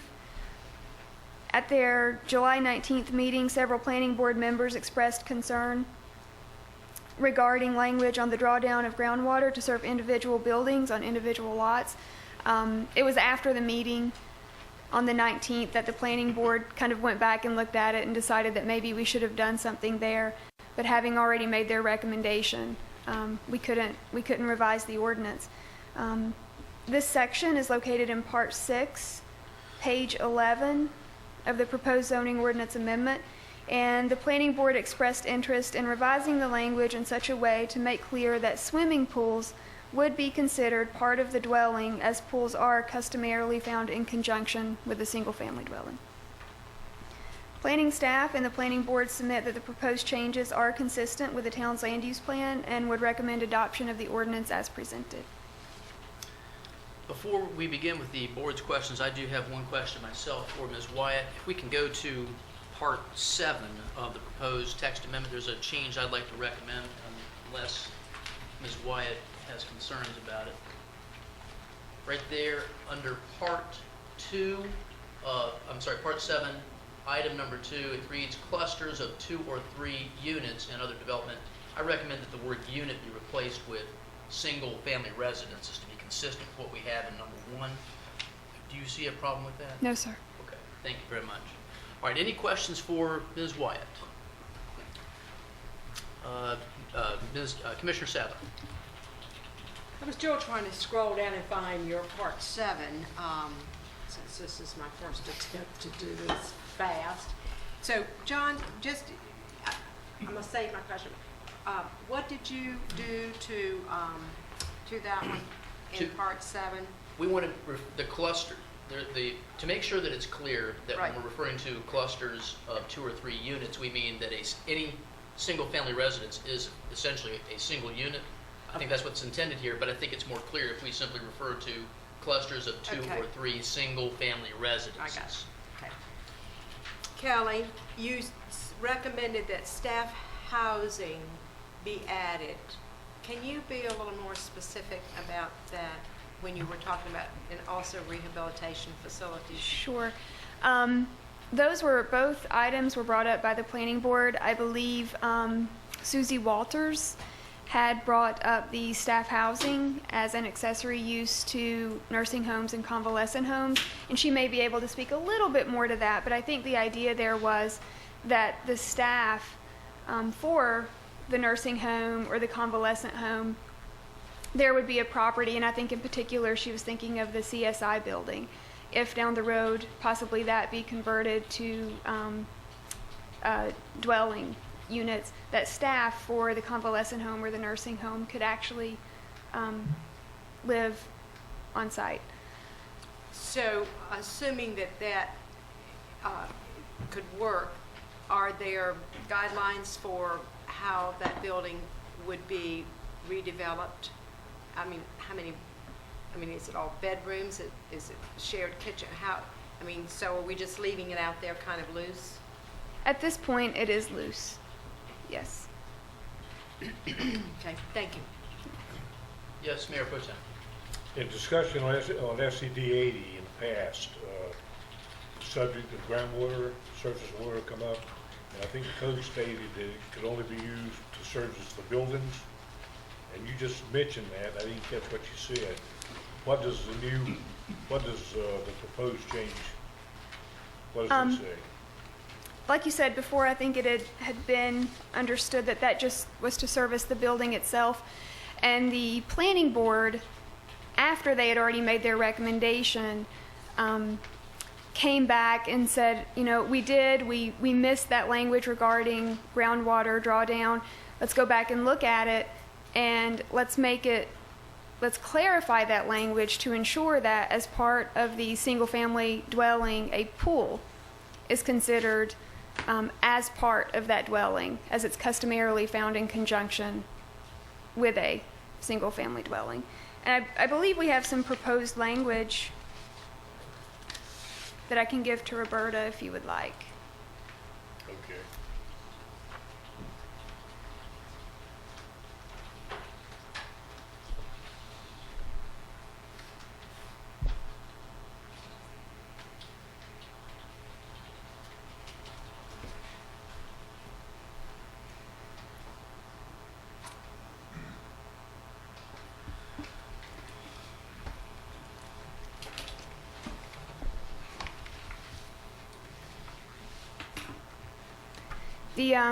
The writing in black bold is what we're looking at. So customary accessory uses covers firefighting, pools, just about anything you'd want in a development, right? A cluster home development. In this circumstance where we do have customary accessory uses, including swimming pools, yes, sir, it would just go ahead and spell out that a swimming pool would be considered as an accessory use to the dwelling. Which is part of your firefighting system. Correct. Other questions? Commissioner Cahoon. Kelly, I noticed the planning board went to a great deal of trouble to separate it out, that the more bedrooms you have, the more property you have, and that in part 4, 1A, says that residential clusters shall be on single parcels. If a parcel is developed as a residential cluster, is there anything that precludes it from being subdivided after it's developed? As a residential cluster, it would be a conditional use that comes before this board. So in order to later on subdivide that property, it would be changing the use from residential cluster to single-family dwelling on one single lot. So that would come before the board as well. And then, of course, the requirements of the subdivision ordinance would need to be met. Would they fall under any exemptions under state subdivision of large parcels of property? I believe that kicks in at 10 acres. The exemption kicks in at 10 acres. Depending on how large the lot is that they plan on subdividing, it could possibly. Would we not want to have something in here that spells out that any subdivision of property would have to come back to the Board of Commissioners to preclude somebody from going and filing a subdivision without coming to the town? Just for clarification, absolutely. Okay. Just in order to make it clearer what's going on. Okay. We'll insert that. Got a follow-up question Mayor for Oaks. that to Mr. Leidy. If you wanted to take one of those cluster homes and sell it separately, they would have the opportunity to do that through setting up a condominium ownership, I would think. And the town doesn't regulate ownership so much. That might accomplish what that person wanted to do without the subdivision piece. Yeah. Is that? I don't know of anything that would prohibit that. Okay. Unless there's something else, somewhere else in the town code other than Chapter 48 that would prohibit that. I don't know of anything else that would.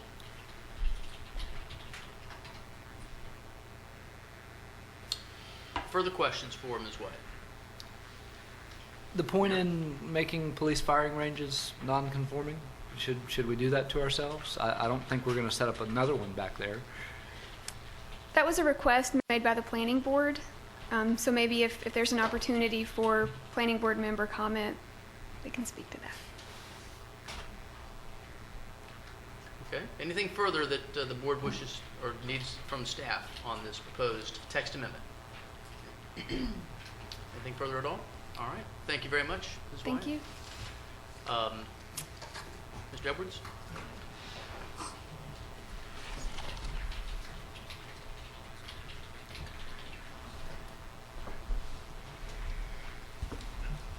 Mr. Mayor, Commissioners, I think maybe I better make a few comments on this one. Kelly said we worked on it for 2 months, but it seemed more like 6 or 8 months. Couple of things on the question on the housing and the medical facilities for nursing homes. The idea was there that there's great difficulty in securing employees for the nursing home because of at the wage scales that are paid there, it's hard for people to find housing on the Outer Banks. And the idea was to actually this housing would be more or less a dormitory type housing, where the employees could come in and work their shifts for 3 or 4 days and stay overnight in this dormitory styled housing as an accessory use to the nursing home. And same way with the medical facilities. The medical facilities would be an accessory use to the nursing home. So we, at some time in the future, could have a fully complemented nursing home facility there. So we were looking ahead a little bit of where the problems might be, and providing for the possibility of dormitory-style housing or medical facilities that were congruent with the nursing home. As far as the swimming pool, filling swimming pools was concerned, we had talked about that at our meeting, and the comments were there, and that most of the swimming pools in Nags Head are filled with groundwater, particularly the initial filling is with groundwater. So we thought that was probably would not be a problem here, especially since these swimming pools would, in many cases, would probably be used as fire water also. So the planning board did not vote on that. We talked about it at our meeting, and then with follow-up emails, I think I have not heard from one planning board member, but the rest of the planning board members were in favor of including that in the final ordinance. As far as housing was concerned, our concern there was density. We did not want 3 cluster homes with 8 bedrooms each, so we'd have a mini hotel complex in the SED 80. So we did add 2 restrictions there that you must have 80,000 square feet for each of the cluster homes. With two homes, you could have 12 bedrooms, and with 3 homes, you could have 14 bedrooms rather than 24 bedrooms. So for the economics of developing cluster housing, you're sacrificing the number of bedrooms that could be on a property, but you'd also have to have almost 5.8 acres of property in order to build the 3 cluster homes with the 14 bedrooms. So we thought that was, and if you'll see the calculations on density levels that they in your documents there, that we've reduced the density levels quite a bit. Are there any other questions? Did you speak to the firing ranges, sir? Did I miss that? I didn't understand the question. Did you speak to the firing ranges and making those? Yes, we had requested, and I'm not sure whether it made it into the final ordinance or not, that the existing firing range would be grandfathered, but we would not want to see any other firing ranges established back there. And I'm not sure how that ended up in the final draft, but that was the thinking of the planning board, that we have a firing range there now that's certainly not does not go with what we see in the SD 80 zone, but we've had said that our idea was that range could be grandfathered in, but we would not want to see any additional firing ranges there. Other questions? Commissioner Sadler? Bob, and you may want me to ask Susie this. I want to go back to the staff housing added. And when you say dormitory, I'm thinking of a dormitory that in our neighboring town that, are you talking about permanent living in the dormitory? No, we were thinking this would be a place for employees of the nursing home to spend the night, so they wouldn't have to drive to Columbia or some other place and come back for another shift. Okay, so this would be a building with various number bedrooms and baths that would accommodate, well, in lieu of anything, a hotel. It would be a staff hotel, short-term stays, no permanent living. That was the idea, right? Okay. That these nursing home employees would be living out of town, and in many cases, as hospital employees, they'll work 3 12s a week, and you wouldn't want them working 12-hour shift and driving back and forth to work 2 or 3 hours. So it was a convenience to help the nursing home get and keep good employees. It just says staff housing added. Do you feel that, and this, you're giving me a whole total different mental facility. Do you think that this ordinance should be a little more specific regarding the definition of staff housing? Because staff housing, to me, is something that's permanent. And what you're talking about is temporary shift stay. That was the mental model that the planning board had from that discussion. So I'm saying, so it probably does need some additional language to spell out that model. Okay. All right. Thank you. Any other questions? All right. If not, thank you very much. Does any other member of the public wish to comment on this proposed text amendment? Mr. Deal?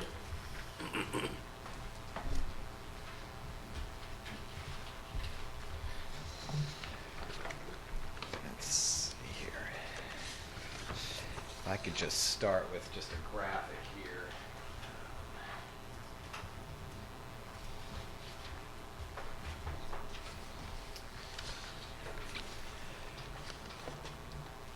I want to commend everyone, first of all, on taking the time, and it has felt like 6 or 8 months, to try to bring more clarity to the SED 80 district and to update the ordinance from what it was in, I guess, 1986, the last time that it was seriously addressed. Want to, obviously, first and foremost, want to speak to the cluster part of the cluster residences part of the ordinance, and I just wanted to bring this graphic back up, which is something I've brought up before you, but it's been a while. This is the SED 80 district. The areas in green are are in conservancy right now, either the state of North Carolina, the town, or the Nature Conservancy. The areas in orange are properties that are already built on. The purple are properties that are vacant but would not be eligible for cluster housing under the ordinance because they do not have enough area. 80,000 square foot per house means a minimum of 160,000 square foot of upland within a property. And those are clearly not eligible because the property isn't large enough. And that leaves the white parcels as the vacant parcels, which may be eligible for cluster housing. And there's a total of 6 of them. Of those 6, they may not be eligible as well because may not all be eligible as well because the cluster housing is tied to upland square footage, not just property area. So we may have properties in there that are 8 acres but don't actually have the slightly less than 4 acres that you would have to have in order to do two homes on the property. So I wanted to restart or remind everyone that we're not talking about a grand redevelopment of the SED 80 district. We're actually talking about a very few parcels, and for the most part, they're large parcels that have been held by the owners for a very long time. And in the case of some of those owners, there were plans in their future to give them to children, to do things where they would want more than one house on the property. And that's why we're still talking about cluster housing rather than just eliminating the use from the district. Now, just to talk about a couple of specifics. By and large, this ordinance is great, and I know it's been very difficult to put all of this together, and it's surprisingly, as I scour it, I don't find a lot of crossing things like the single-family houses versus units, that sort of text, which I know is very difficult to clear out of here. So I wanted to talk about the groundwater and wells really quickly, because I know that's something we had a lot of discussion at this board, and the planning board did as well. And I've got another quick graphic.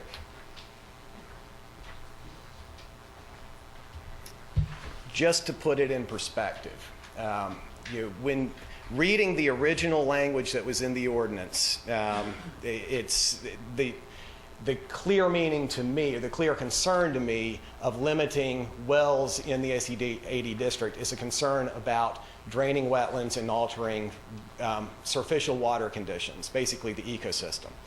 And so I wanted to, I had done this for our cluster housing application some time ago. I went and created a generic calculation for an 80,000 square foot lot, which is 80,000 square foot of upland for a home. And I wanted to analyze what a pool does to the water budget, the annual water budget for a property. Annually in the town of Nags Head, we get 51.6 inches of rainfall.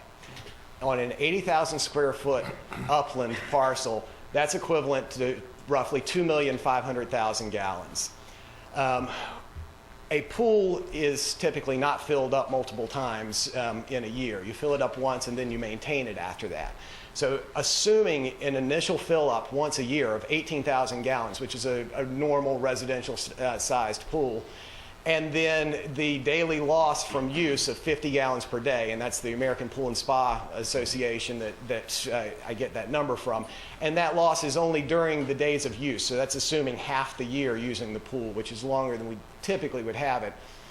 And then a 5-bedroom house, 600 gallons per day for the number of bedrooms, 365 days a year, with the fact that most of that water is actually returned to the ground, because these are going to, any house back there is going to have an on-site septic system.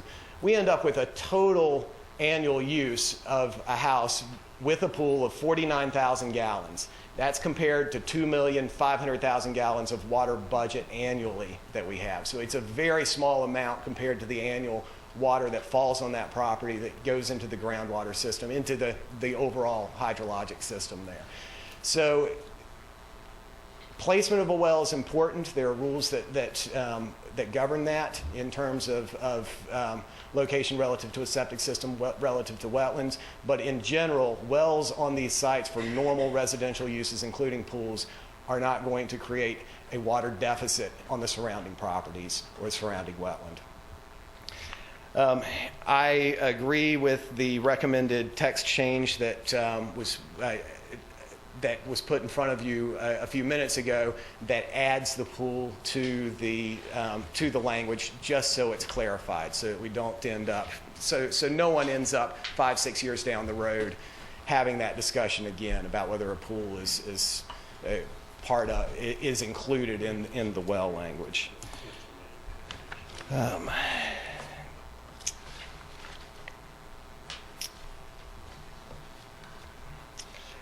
The residential cluster and subdivision, I just wanted to speak briefly about that since there was a question. It is my understanding as well that any subdivision of the land, whether there's a residential cluster on the land or not, would have to meet the subdivision ordinance. And the big reason to use a residential cluster is because the subdivision ordinance requires a lot of infrastructure improvements and setbacks that are not very friendly to this district. A lot of clearing, road widths, and those sorts of things that if you can subdivide it, generally, if you're a developer and you're developing this land to sell it and you want to sell in individual lots, that's the route you're going to go, because you're going to get a higher value out of that. It's counterintuitive to do a cluster housing development and then try to come and subdivide afterwards, because you would be adding a bunch of infrastructure, the advantages in doing cluster housing go out the window once you start trying to subdivide. Yes, the individual houses could be sold in a condominium style. We have a couple of properties on the Outer Banks that are done that way. There was one last item that I just wanted to clarify, and I'm going to ask Kevin to come up and offer some information on this. When I read it's in Part 8, Item 5, the language regarding the fire protection method and the equivalent fire protection plan. I had some concern about the language of a fire protection method that offers equivalent or better fire flow for the residential units as would be provided with connection to the town water system. Because when I read that, I say, well, okay, anyone in the future could say that means that you have to have 500 gallons per minute with a virtually endless supply on your property, essentially a municipal water system on your property, even though that's what we're exempting you from. And Kevin explained, I recommended to change that term better fire flow to better fire protection for the residential units. But Kevin explained it to me, and I just wanted him to explain it to the board as well, why flow was appropriate there and doesn't really mean what I was interpreting it to mean there. Good morning. And just to be clear, what we're talking about here is fire flow, the water that we're going to use to put out the fire. How do we put the wet stuff on the red stuff? Okay, just to narrow it down. The narrative in section 4463 proposes that single-family residences may be exempted from certain requirements for connection to the town water system if they meet these certain criteria. In the absence of a connection to municipal water system, again, how do we put this fire out? That's our tactical objective. I assert that this water supply that we're discussing is fire flow, not fire protection. And fire flow is a fire service terminology that's used in many standards and publications. So that's the use of the language better fire protection suggests a much broader topic that could be firefighting staff, fire equipment, combustibility of structures, all of these different things that could be factored in, which we're not taking that into consideration here. We're just talking about water supply. Using fire flow and accepted fire service terminology narrows the applicant's focus to the fire problem and provides better real-world solutions to the absence of a connection to a municipal water supply. So, and that fire flow is taken to mean all of the on-site storage and a residential sprinkler system. So it's a combination of both those things.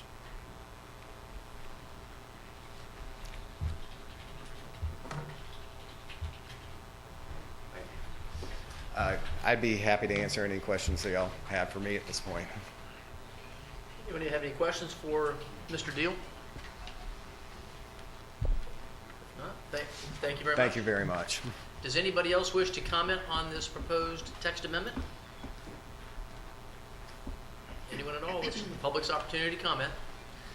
If not, does the board wish to receive any further information on this matter before you begin your deliberations? If not, this will conclude the public hearing on this proposed text amendment, and the board may begin its deliberations on it. What's the pleasure of the board? Anybody care to make comments? Yeah, I have one, Mayor. Let's see, Part 5, 5B, deleting the pistol range from the area makes it a conditional use. Usually a conditional use is the first steps in phasing it out. I don't think we should do it. It's been back there, I fired back there in 1988 first time, and it's been back there well before that. It's well maintained, it's a good range. Cops need a range. I don't have to tell you the requirements of a police officer.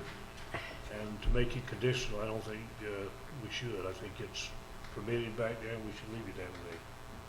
Thank you, sir. Could I ask a question?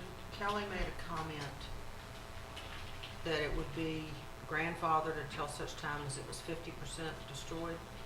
With it being a firing range that's pretty natural, other than some hills back there, what constitutes 50%?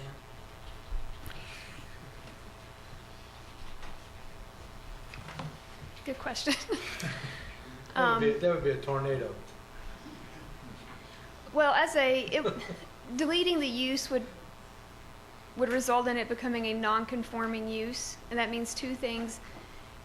Any expansions, any additions could not exceed 50% of the value of what's currently there, and how we would determine that, I'm not quite sure. The other thing that it means is that once a non-conforming use ceases for a period of 365 days, it can't return. Anything that happens after that must be compliant. So I doubt the firing range would cease to be used for 365 days, but to be quite honest, I'm not sure how we would determine the value that exists out there to ensure that it was not 50% improved. Mayor, I would make a suggestion that we leave the firing range in. It's one that is utilized by Nags Head Public Safety, as well as all the other communities. And in these times of budget crisis, I would hate to have to see everybody go to the mainland or find another suitable place to obtain their training, which they have to have every year. Yes, ma'am. I understand the noise back there. We get complaints about it periodically, but I would not like to see us tie not only our hands, but every other community in the area's hands. And would the appropriate way to do that be to retain 5B? Would that accomplish that purpose? Okay. And that's the one that's struck on here. Just add that back in clearly. Ma'am? So we're at a point for a motion? Let me just, Of course. well, we can have, go ahead. No. No, we can have a discussion. That's good. You already discussed it. I'll wait. And I agree with both Wayne and Renee that that should not be a non-conformity. The only, this has been a lot of work. I agree. I feel like we've been up here working on it for 6 or 9 months, and I know the deals feel even longer.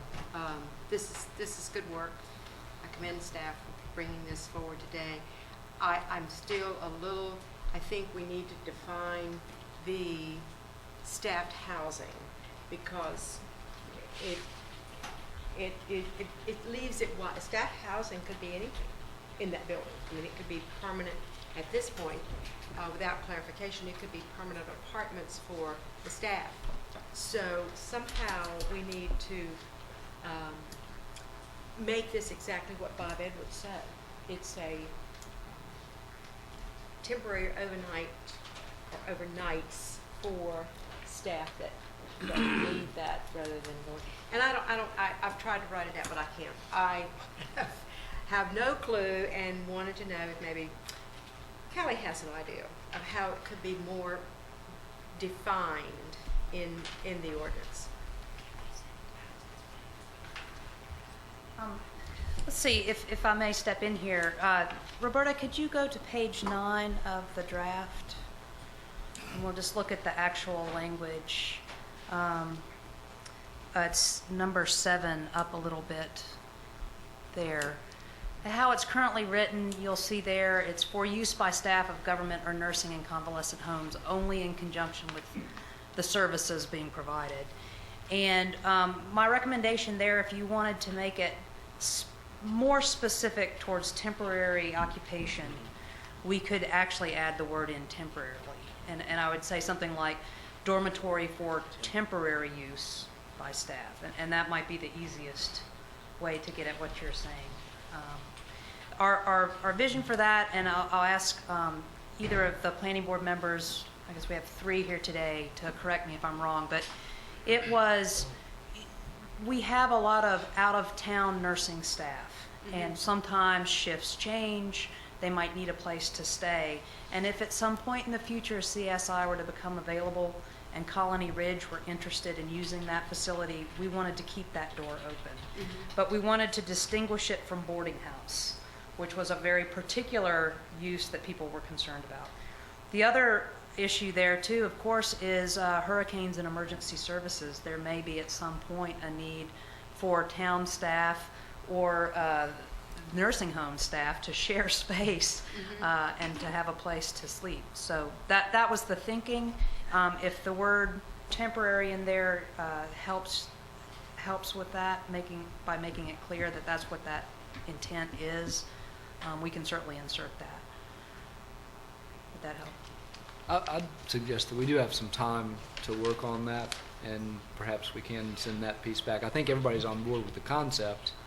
It's just working out the particulars on that clause. And I'll tell you, I wouldn't be necessarily opposed to even having it be a type of affordable housing back there. I could see some benefit to that. But I think that's a little bit different issue and a little bit broader than what we've got. Does the insertion of temporary in there resolve your concerns, or well, would you like more work? What is the town staff's definition of temporary? It could be a year or two. I mean, what is temporary? It's a short period of time. What is a short period of time? Depends on how old you are. Yeah. Well, I'm very temporary.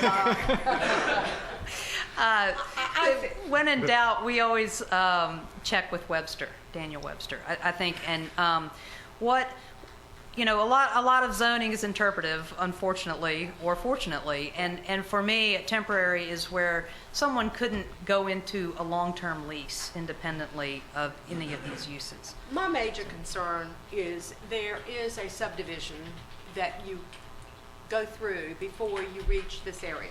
And I would not want us to pass something today that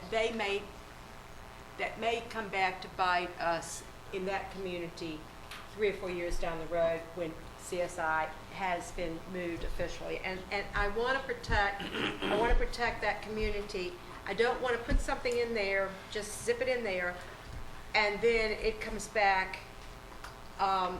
Actually, just like the cluster housing came back, because so many people did not realize cluster housing was allowed in the SED 80. Do you see where I'm going, Elizabeth? Say, if you feel that temporary is the solution to this sentence, then I will put my faith and trust in you that it is temporary, whether it is for the existing staff that's there or, the ones that have to come in for emergency, or town staff in an emergency. So, okay. I think the word temporary gives us enough reasonable clarification as a staff to make some interpretations. Okay, thank you. I'd like to say I think staff and planning board have all done an excellent job with this. It has been a good process, and we've ended up with a much improved ordinance and a clearer ordinance so that everybody is thinking the same thing. I agree that making the firing range non-conforming is probably not in the town's best interest. There would be some questions there on what 50%, that's tough on targets. And I appreciate the new ideas coming forward on that, and I think that has a lot of potential to help Colony Ridge as well. Staffing is one of the issues that they struggle with, and this could be a real blessing and a help to them. With that, are we ready for a motion? I make a motion that we approve this ordinance as amended. And that's with the firing range with the firing provision range back not in? being in nonconformity, and the addition of the word temporary in the staffed housing. And I think that's it. Everybody clear on the motion? Okay. We have a motion on the floor. Do we have a second? Second. We have a motion and a second. Is there further discussion? All those in favor of the motion, please signify by saying aye. Aye. All those opposed, like sign. Motion passes unanimously. Good work, y'all. It needed to be done. That brings us to our next item, the first public hearing that we had scheduled. Thank y'all very much for sticking around. This is the public hearing to consider the lease agreement between the town of Nags Head and Principal Long-Term Care, Colony Ridge Nursing and Rehabilitation Center, for continual long-term nursing care. I'm going to ask Mr. Leidy to review the lease with us, for us, and hit the high points and the. All right, I'd be glad to do that, Mayor. Roberta is bringing up the most recent version of this, which is hot off the press this morning. And I'd like to, before we begin the public comments, I'd like to go over the highlights of the features of this lease. First of all, this, as the town has discussed, and to make sure that people are aware, the town is limited by statute from leasing property. It cannot do so for more than a 10-year term unless it treats it as a sale of the property, in which case the town must receive fair market value in exchange for the lease.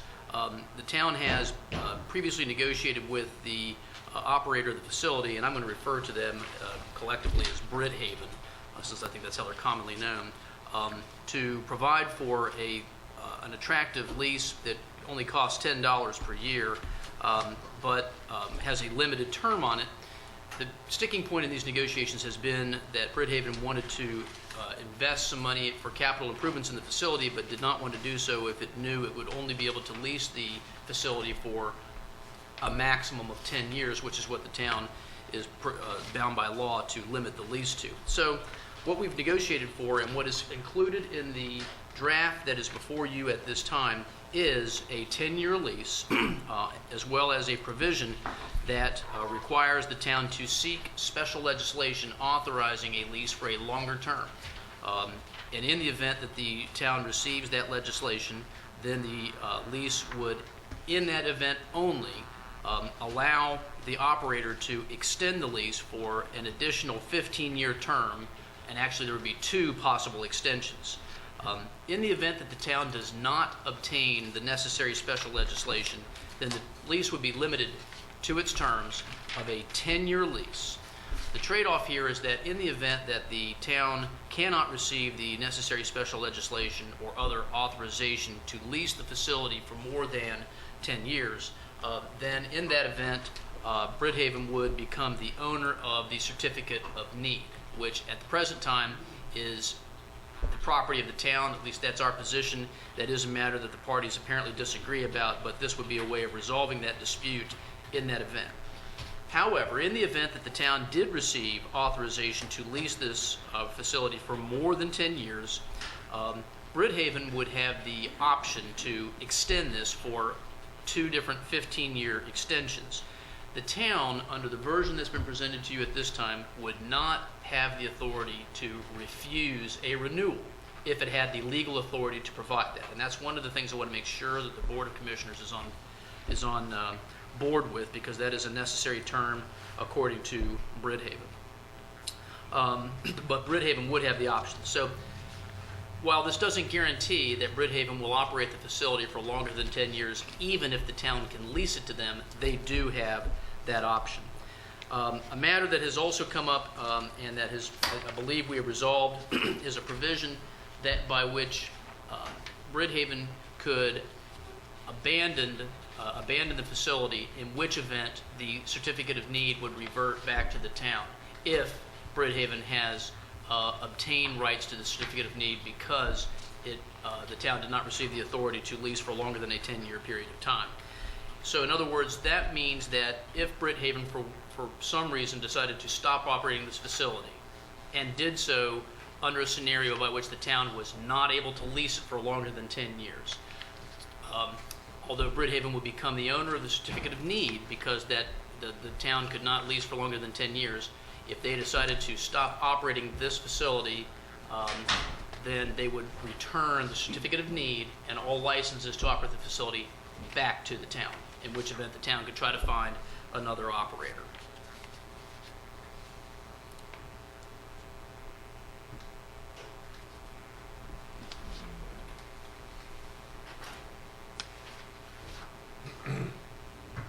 Those are the principal features of this document as we've negotiated them. I think at this time we can receive public comments on the proposed lease, the proposed terms, to the extent that there's further questions about some of these terms, perhaps I can address those at that time. But at this time, we will begin the public hearing on this, and we will begin by receiving any comments that the public might have on this proposed lease. So does anybody wish to comment on it?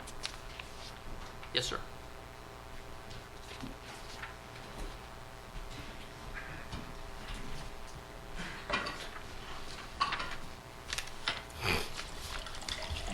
Mr. Mayor, Commissioners, I've read the lease thoroughly and proposed lease thoroughly, and without this morning's changes. And I must say it's come quite a long ways from the initial proposal that you received, and has covered many of the items that we had concerns over. The paragraph 40, which establishes the joint committee with Bridhaven, a joint advisory committee, fairly well handles the concerns that we had about continuing maintenance of the property, even though that committee doesn't have any powers other than an advisory powers. If you combine that with paragraphs 11, 12, and 13, then I think as far as continuing maintenance of the facility, that is fairly well covered. My concern is, which was the big concern to start with, was the quality of care. And the only time quality of care is mentioned in the lease is in that paragraph and thrown in as part of that advisory committee's duties. When they meet quarterly, the advisory parties pertaining to the facility, but not limited to quality of care and the maintenance of facilities. The problem is there is no enforcement of quality of care other than the minimum state requirements. So that's really all we can expect probably, is that we will receive the minimums that the state requires or the federal government requires, and that is the major concern that I see that exists in this current lease. And my major concern, my wife's major concern, is that we have no guarantees of quality of care in that facility as we go forward. One small item that should be addressed is under the return of the facilities in the existing conditions. We should make that return of the facilities in the conditions that exist after the additional 1.5 million capital investment, so we don't get back what we have right now, but get back somewhat of an improved facility. So other than that, I think the lease is probably as good as we can come up with under the existing conditions. But I would like to see some additional language on quality of care. That's a real concern that I have. Thank you very much. I'd like to comment on that concern, because that has been a concern that the board has worked with in terms of this lease, and has also gotten advice from special counsel Todd Hemphill, who's a healthcare lawyer, on. And there is a provision in the lease in section 18 that provides essentially a requirement that the operator of the facility notify the town of any negative actions taken with respect to its license, as well as any, in fact, I'll just read it, requires that the lessee provide to the town a copy of all notices from any licensing or certifying agency indicating that the license is being revoked or terminated, or that action is pending or being considered to revoke or terminate the facility's license. And this is a way in which the town would be allowed to be informed in advance of those types of developments. There's only so much that the town can do to ensure the quality of care. In fact, there's not much that it can do. These facilities are regulated, licensed, and overseen by the state agency. And because of that, that's really the entity that's in charge of supervising the operations of the facility. But this was put in there to make sure that the town would be aware in the event that those kinds of formal concerns or internal concerns at the agency were expressed to the operator. Thank you very much, Mr. Edwards. Any other comments? Anybody else from the public wish to comment on this proposed lease? Anybody at all? If no one else wishes to comment, then we can conclude the public hearing on this proposed lease, and the board may deliberate on it. Just a brief update, if I may. I did talk to Senator Stan White yesterday. He has attached this provision to a bill that's in conference. No local bills came out in their last little the few days that they were there discussing with each other. They will be back, and there is a good possibility that we can get this done this year within 60 days. Along those very lines, Bob, if I may, and I guess this is directed to you, John, I know that you went over carefully. Should we get this legislation Bob has discussed passed, this allows an automatic lease extension from 10 to 15 years. Is that correct? No. No. But it doesn't automatically allow it. It would allow the parties to do that. Okay. What it does provide is that there's still an initial term of 10 years. And at the end of that 10-year period, Bridhaven would have the option to then extend it for an additional 15-year term and then a subsequent 15-year term. It does not provide that, because the legislation needs to be obtained by May 31, 2014. I don't know that I mentioned that. That date was selected by the parties. It essentially allows the legislature to have 3 sessions in which local legislation can be introduced and considered. So if that legislation is received during that period of time, this does not mean that the lease will then be modified, extended, or renewed within the initial term. It means at the end of the initial term, the tenant has the authority to extend it by an additional 15 years. Okay. And just to confirm, because I mentioned that the town, if it does not receive fair market value in exchange for a long-term lease, a lease in excess of 10 years, it can only lease for up to 10 years initially. This is designed, and that includes any options to renew. So if the town, we couldn't get around this by saying, okay, we'll have a 5-year lease, and the lessee will have 5 successive 4-year renewal provisions. You can't do that. That still is a possible lease beyond 10 years.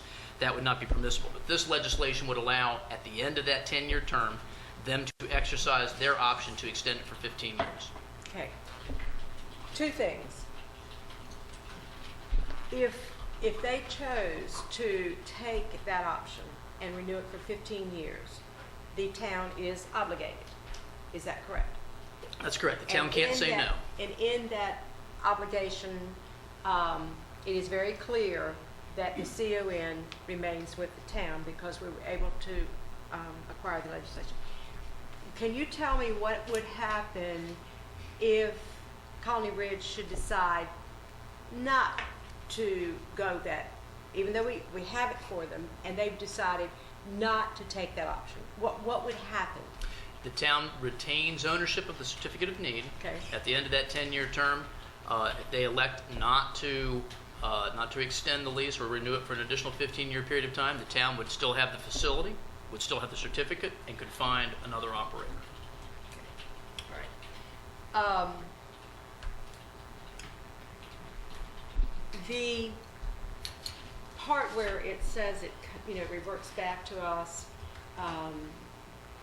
it's my understanding that in this lease they have agreed to put $1.5 million improvement into the facility within the first 18 months.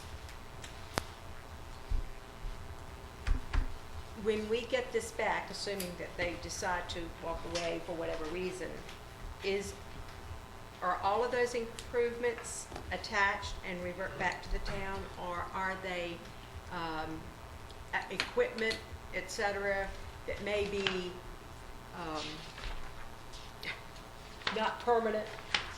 What goes and what stays? There is a fairly standard provision in the lease dealing with the ownership of improvements, including fixtures, and essentially they would not be allowed to remove anything that would cause any kind of damage to the facility. There is currently personal property in the facility, which the town considers to be its property. They would not be allowed to take any of that. If they add any of their own, they would be allowed to take that. But at this point in time, they would be allowed to make additions, renovations, alterations to the building. The town does have a right to be informed of those and to be aware that those changes are being made, but they would not be allowed to remove anything that has become a fixture to the property. Okay, so we will actually get an inventory of what this 1.5 million includes. That's correct.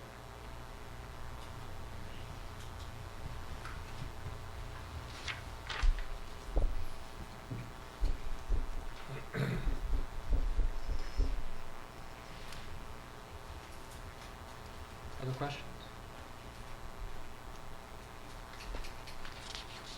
Time for a motion? Sir? Move to approve the lease agreement proposed by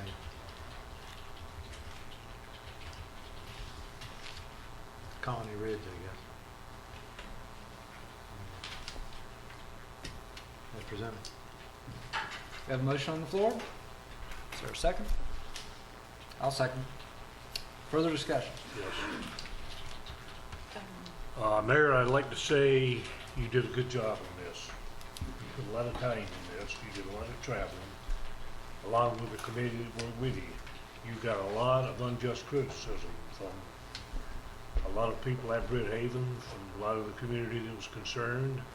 Those times you couldn't tell people exactly what was happening, and therefore you were getting criticism.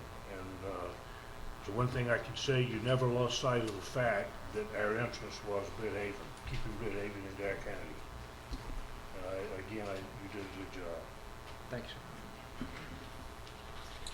Just to make sure the lease we're approving is not the one that was in our packet, it was the one that was presented this morning. Yes, ma'am. That's correct. The one that was presented this morning that we saw on the screen, and there's only one thing that has been changed from what y'all have on the screen, and that was just the deletion of the phrase relocation of the facility within Dare County, being one of the exceptions to what would be considered their abandonment of operations. That's a term that they had kept in there, and this morning they've agreed to remove that. You and I were talking about that earlier, John. I just want to make sure that the audience understands what Colony Ridge can do that we would have no control over after the lease is signed.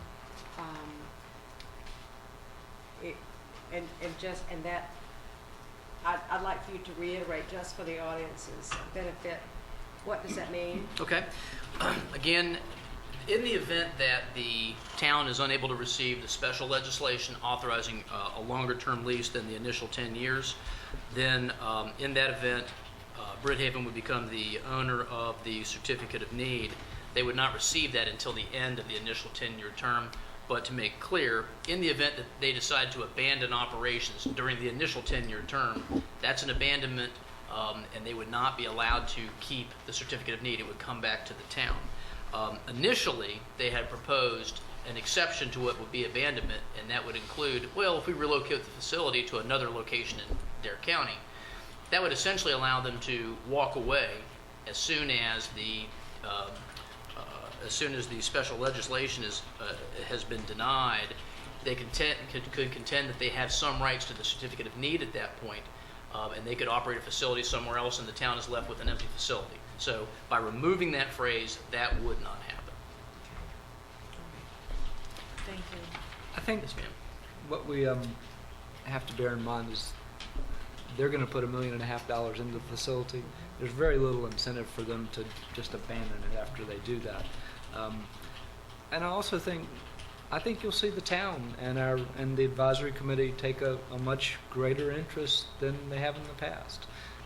It's been in that limbo where they knew it was going to revert to the town, but it hadn't done so yet. So there was not as much incentive to improve things.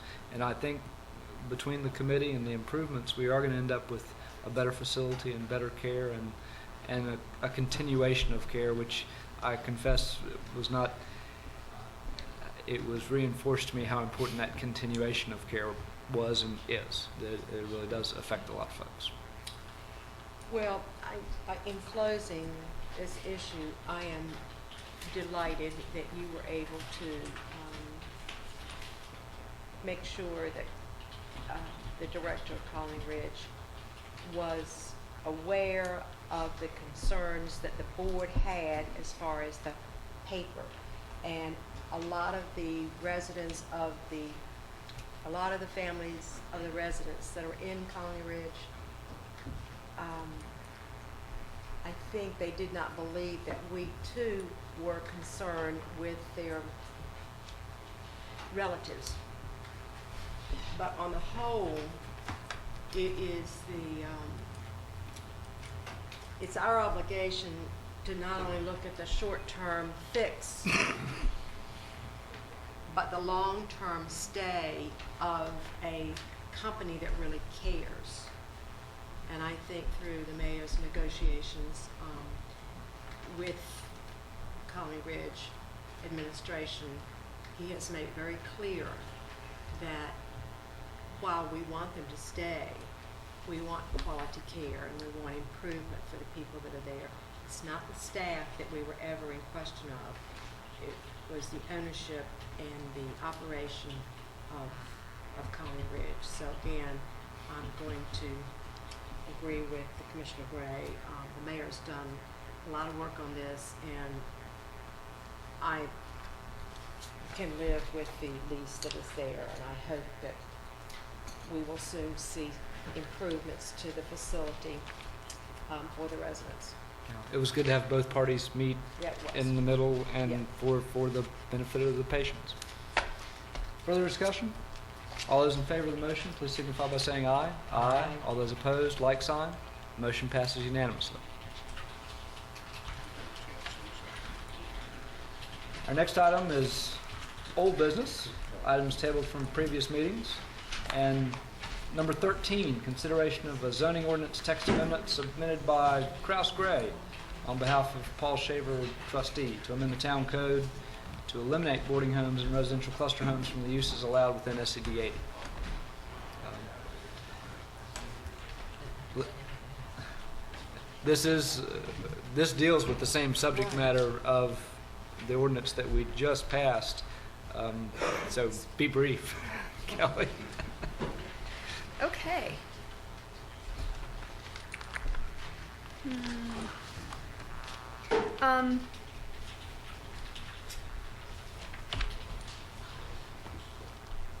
Kraus Gray, Attorney Kraus Gray was the applicant, like you said, on behalf of Paul Shaver Trust. At their April 20th, 2011 meeting, the Board of Commissioners tabled the request, which was to eliminate residential cluster housing and boarding homes within the SED 80 district. And it was tabled for an indefinite amount of time, and today the item is back before the board for its consideration. 60 days, table for 60 days. 60 days, okay, I'm sorry. Okay. The only reason why I know that is that's what I did. What's the pleasure of the board? Single motion to deny. We have a motion on the table. Second. We have a second. Further discussion? All those in favor of the motion, please signify by saying aye. Aye. All those opposed, like sign. Motion is denied unanimously. Mainly because we already took care of it. Item number 14 is consideration of a request submitted by Brian McDonald of Outer Banks Heating and Air to rezone 1.12 acre tract of land located on West Carolinian Circle from R2 Medium Density Residential District to C3 Commercial Services District. And we have had a public hearing on this item previously, and it was tabled for 60 days. Elizabeth, any comments? No, sir, I have nothing to add. This has been before you, and I believe the applicants are here if you have any further questions. Questions for the applicants? Anyone? Entertain a motion? I have a comment, Mayor. Sir? You know, in listening to Ms. Parker and Mike Kelly this morning, we could possibly rezone that residential property back there. And this property is part of their community, their subdivision back in Carolinian Circle. And those people have been trying for years to get a road or an environmental road back there so they can develop that property. There's a few lots that remains that can be developed. I think Mike Kelly developed some of it, but that was on the front side. I understand Mr. McDonald's situation, but I think we should listen to those two people that came to the podium this morning about the residential property, and we could possibly take some of it away from them today and leave them where they've been for years with nothing.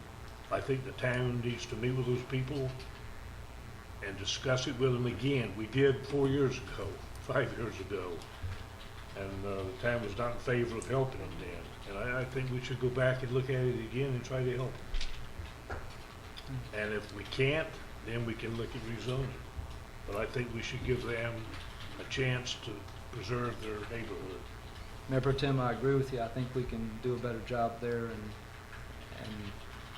make some modifications perhaps that can make it a workable project back there for residential.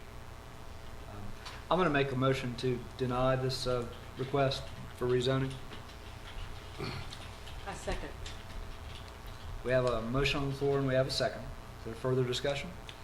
I want to say that Wayne is absolutely correct. I went back I think it's- Everything I say today, you're telling me I I'm know, correct. I'm not looking for anything, no favors. I think we relax. I think we were remiss a long time ago, and I'm glad Elizabeth's on board because she does look at something totally different because she hasn't had all the history. I think Mike Kelly said baggage or whatever. But this is, I've got the maps out again, and I'm amazed that the folks who live there now have not been beating on our doors every year for us to make this the community, the R2, R1, R2 community that it could be. And while I would love to see the applicant relocate his business in Nags Head, I do not believe that and I appreciate town staff going to Currituck and finding out everything they did. I know it was a time process, but it was not wasted. I just believe that this board and the previous one failed in seeing what a community could be made there if we would just be a little more open to that environmental issue that we couldn't get across. So I am, and I don't usually go 360 degrees, but I have to say that I erred on the, anyway, go ahead, side of safety or whatever. Further discussion? All in favor of the motion, please signify by saying aye. Aye. All those opposed, like sign. Wait a minute. Sir? 2, 3, 4. No. Sir. The motion passes 4-1. Item number 15 is consideration of a tiered, graduated, consolidated fee schedule pertaining to water consumption units for structures over 3,000 square feet. And this is from the July 6th board meeting. Elizabeth? Yes, sir. Again, this is coming up to you from your previous meeting where we were talking about the water consumption unit. And this was a specific request brought to you by Ben and Elizabeth Riley for some relief in consideration of their expansion of their single-family home. In the fee schedule, what we have implemented for the last 20 years is an additional water consumption unit charged to single-family homes over 3,000 square feet, which means that if somebody is undergoing a renovation or expansion of their home, at the time of the building permit, the building inspectors will calculate an additional water consumption unit into their building fee. There's two things that the Rileys brought to us, and we appreciate their bringing it to our attention. One is the fact that in our current fee schedule, it's not very clear that this additional fee will be charged in the case of a renovation. So we wanted to make that clear. Before you here, you see the actual fee schedule for the town. This is the one that's on our website, on our materials. And the change that we're making is actually to go ahead and plug in the WCU fee schedule from the ordinance into that public material. The second piece of this is to actually change how we charge WCUs over 3,000 square feet. And this would apply just to single-family residents. We're not looking at commercial on this. And where the change that's being added here, you'll see, is from 3,000 to 4,000 square feet, just charge half a WCU, and then over 4,000 square feet to charge the full additional WCU. This would allow some relief for single-family residents to expand or build a larger house. But it does give us some distinction between the super big house and then the 3,000 to 4,000 square foot house. I will add that at the last meeting there was some discussion about combining lots and whether or not that actually resulted in a net water savings. And I don't think we can show that. We have several multiple lots that are underneath larger houses. And the truth is, a larger house will use more water, whether it sits on 2.5 lots or 3 lots. So it seemed difficult, and maybe we couldn't create that nexus between the number of lots and water usage that we would need. This seems a very fair and simple way to do it. It would not give the Rileys the full relief that they asked for, but it would give them half of the relief from the fee that they're asking for. So I'm happy to answer any questions. Question for Elizabeth? Yes, ma'am. Elizabeth, looking at this, what I didn't see was the trend of what size houses are being built in Nags Head. I didn't see anything that would give us any information that 4,000 is a magic number versus 3,500 is a magic number. Do you have any sense of what? We would have to go back and actually do that study based on past building permits. And I'm sorry, Commissioner, we haven't done that for this meeting. What I will tell you, though, is that we are not seeing, at least in the past year, large residential structures being built as new construction. What we are seeing is reinvestment in existing structures and more renovation and expansion.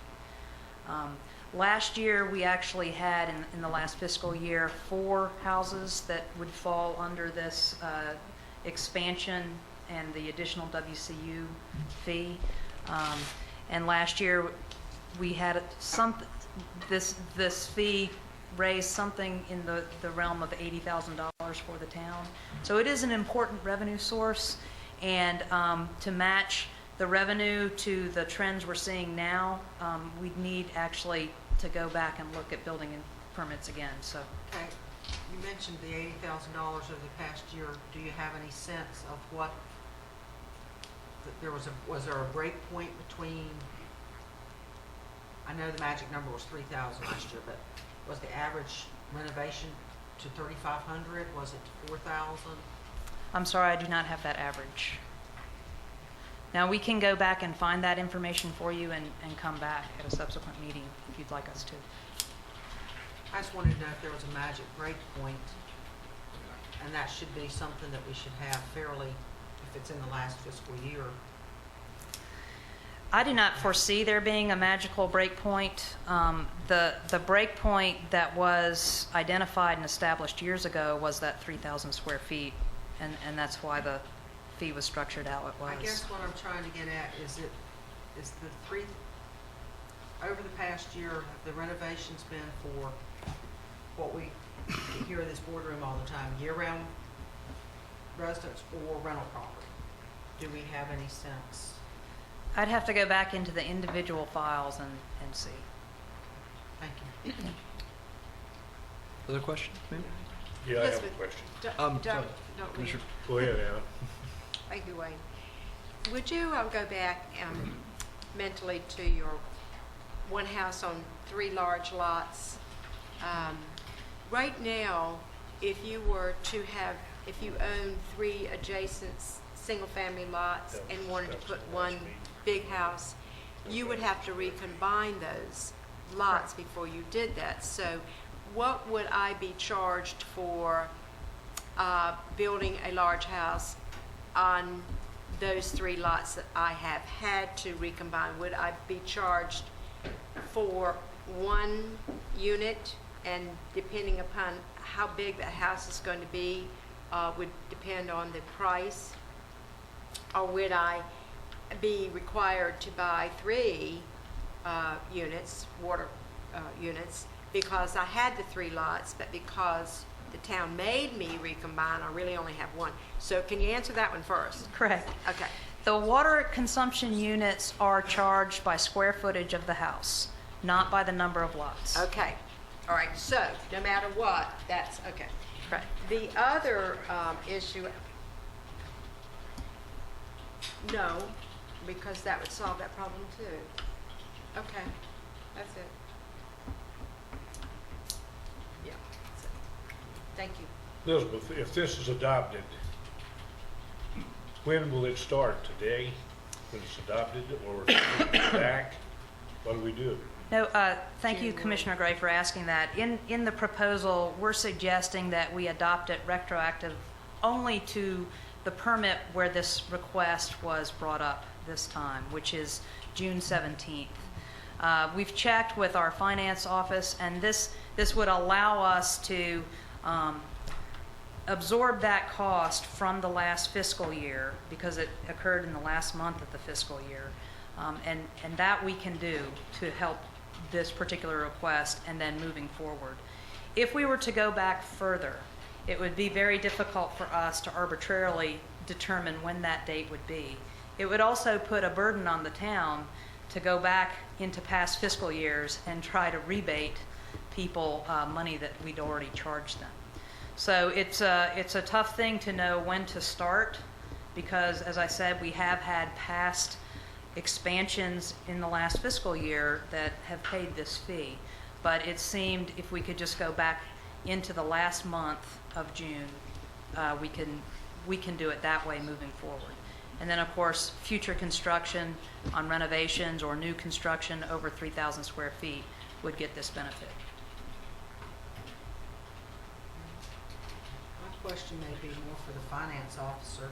Reading the comment, does this mean if we do this and lose a source of revenue, that everybody in the town is going to have a water rate increase to absorb the lost revenue? Without knowing exactly how many would fall into this category, that's hard to say, but I can say that you're aware that the water fund is operating at a loss, and one of the primary revenue sources that still keeps it in solid shape is this impact fee revenue. So if you take that away, then eventually I'd say yes, you probably are looking at increased water rates. So if we take it away for the few homes that are coming in as renovations, then the entire town may pay for that benefit? Yes, depending on how many fall into this category of receiving this reduction in fees, yes. Thank you. Don't those funds go into separate funds, though? Isn't one going into a capital fund and one's going into operating? It's all within the water fund, and because the water fund is at an operating loss, this offsets that so that it remains stable. We fund capital out of retained earnings as it is, so it. But because that retained earnings balance is as large as it is, that's what is allowing this fund to remain stable, even though it's at a loss. Yes, ma'am. Sorry. I'd really like to get the town manager's input on this issue. I see the fairness of this, but I also see the income concern from the town. So I'd like, Cliff, do you have any Yes, take ma'am. on this? When we were going through what the LGC recommended, the LGC looks at revenues and expenditures, and they didn't take into account the fund balance that you all took into account, fund balance, in making your decision that we're okay, we're close enough that we don't need to raise rates to offset. But I think what Kim's saying is any reduction that we take away from revenue is going to affect how the LGC determines or how solvent our water fund is. It does have an effect on their recommendations when we're borrowing funds. It did come up when we went to the LGC to ask for money or the ability to borrow for the beach management. So while you are all comfortable, rightfully so, that we have enough money in retained earnings to be able to carry the load, it does on paper, the gap becomes more wide. I don't think the activity, when we reviewed this, we had 21 permits. I'm not at the point where I think we're going to lose so much revenue that it's going to have a negative impact. But from what Elizabeth said, but you just need to know that it could. Moving forward, as more remodels happen, somebody goes from $2,500 to $3,500, there's $1,500 of revenue that you've made, but $1,500 that you lost. But I don't think we're at the point today, right now, where it's going to hurt us by approving. Do you have, or does Kim have any idea of the revenue that was brought in over the last 3 or 4 years from what we received, Kim, and could we determine what we would have lost if we had already had this in place? I can't determine what we would have lost because I don't know how many of those homes fall into this category. We had $81,000 in revenues last year, 90 the year before that, and 147 the year before that. And all that does is show the trend of no construction. No construction, that's right.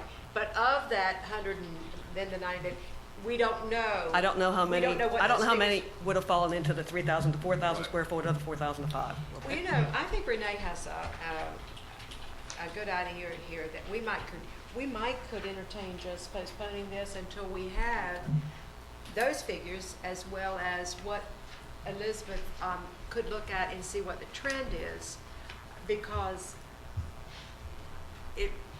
I do not believe that I want to have to increase Bob Edwards' water rate because we do this. And only yours, not mine.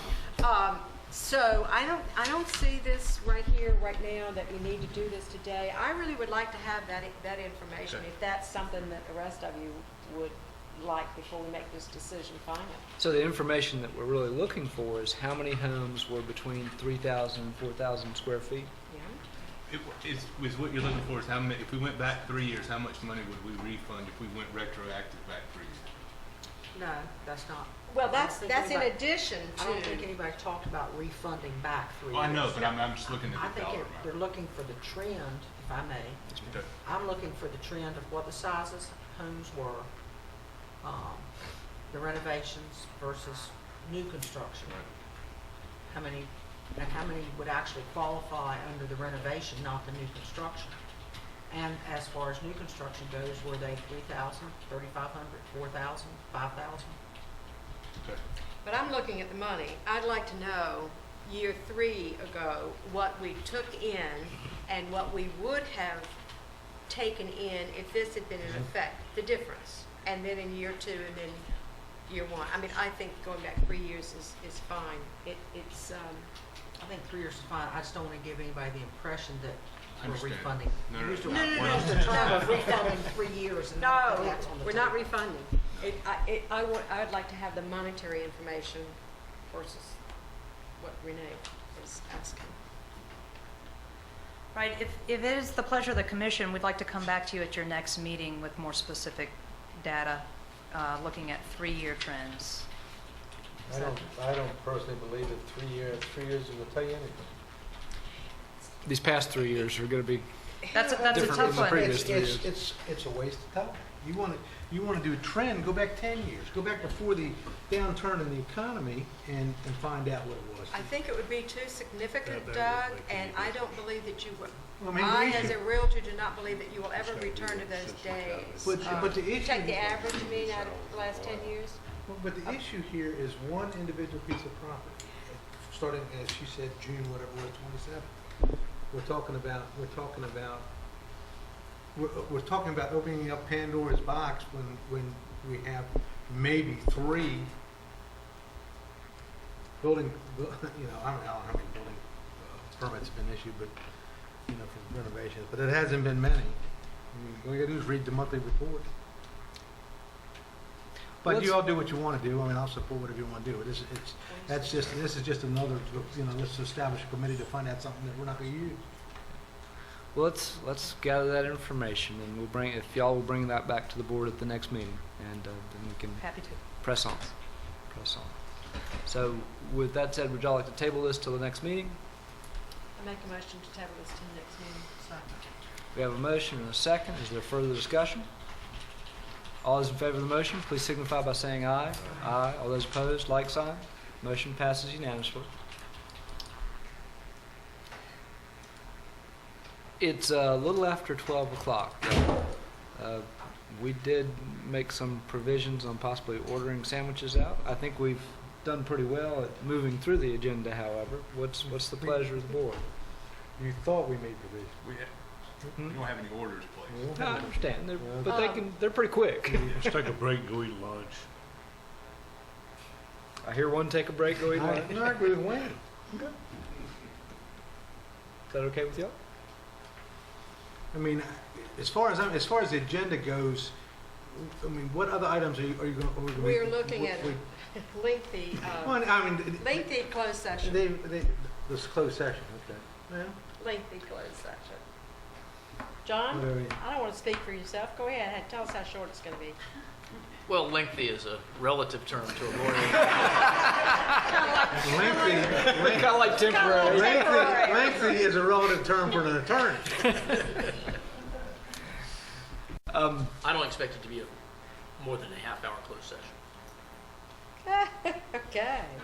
Let's take a recess and be back here at 1:25 for lunch, okay? We're in recess. We're going to come back in session. I will make a quick note. This is our first day of a paperless agenda. Thank you, Mayor Pro Tem Gray, everybody else who's participating. But somebody took the games off these computers. So that's exactly what I told Carol. I said, I wouldn't know. I've never used a game on a computer, but then I don't like the computer anymore. We know him. We'd had a paperless agenda. Are you sure that you know? We'd had a paperless agenda 5 years ago. If I hadn't been on the board. That's right, yeah. We're on new business, item number 16, committee reports. I have anything to report on committee meetings? Okay. Ma'am? Tourism Board did not meet in July, but Danette's peer advisory board did meet. They meet every 3 months, and we met whatever day that was, July 27. Some interesting figures, you guys. They actually had, in the first 66 days they were open, they had almost 97,000 people to walk through their doors. The fishermen, and I call this the daytime, the $12 fishermen, they had about 9,700, so that's like 1 out of 10. The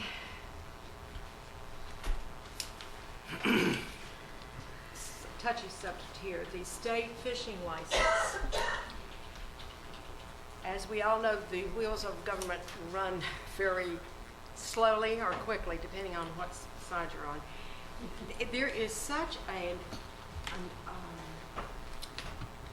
administrative nightmare, Cliff. Is that good?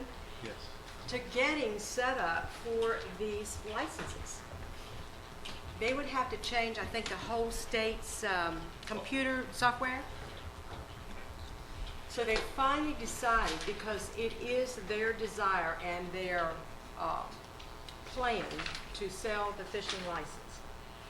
Their plan now is to, and they're working on this, to actually run the licenses through the society and set it up that way. So it's actually the society that's selling the license rather than the state side of the pier. I don't know if you all know, but there is a society cash register over here, 2 or 3 of them, and then there's a state cash register system over here. So they figure that with a few tweaks that they can do that, and should be in operation, what do they say, Cliff, maybe September? I think so. Yeah. A couple of months. So I hope that's good news to particularly TW, who has sold many and thank him very much. The other thing that they'll be selling at the pier is actually the Nags beach driving permits. So they're very excited with what they've done there this year. On the negative side, the income has not been what they would like to see, and the proceeds from the sales of admissions for the other aquariums throughout the state for the first fiscal year does help to pay expenses on the new pier here. But that will end after the first fiscal year. So they're anticipating, you know, they are, of course, for the fall, they are cutting staff and other budget items. But in saying that, I did get an email from Mike Rimmage, the manager, shortly after that meeting. He is asking that the town reconsider helping to clean the bathrooms. You all remember that we had, in the original plans, that we had asked that when they did the pier, that they include a bathhouse for the town because that was one of the most used beach accesses that we had in town. And the bathhouse is built. I don't know if everyone listening or in the audience has been there, but it is a state-of-the-art bathhouse. And that beach access is used, I think sometimes it's probably used more for people going to the beach than they are on the pier. But then again, they did find parking for 97,000 people.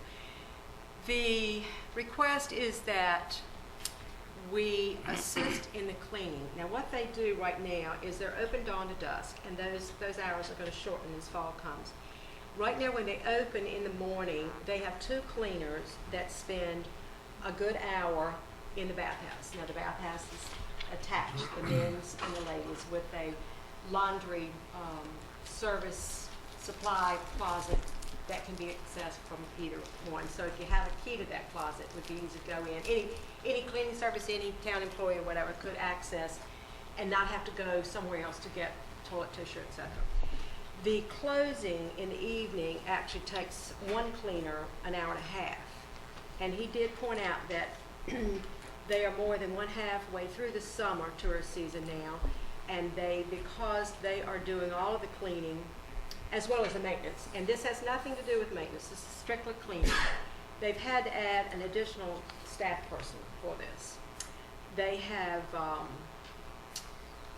spent, let me see, the additional unplanned maintenance costs we will incur, and this is cleaning, by the end of November will total about $9,500. So what they are asking for, rather than a contribution to that line item, they would like to ask if the town could consider taking one of those cleaning shifts. And I told him that I would bring this up to the board. I've talked to Cliff about it, and he may want to tell the board what he thinks might work if the board is so inclined to help with the cleaning of the bathhouse. And do they lock them after they're cleaned at night?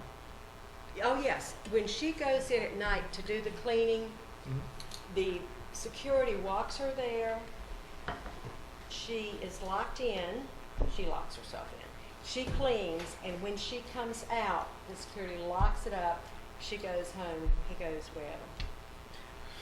Then somebody comes back in the morning? Somebody comes back in the morning. When she arrives, security unlocks the door for her. She goes in, locks the door.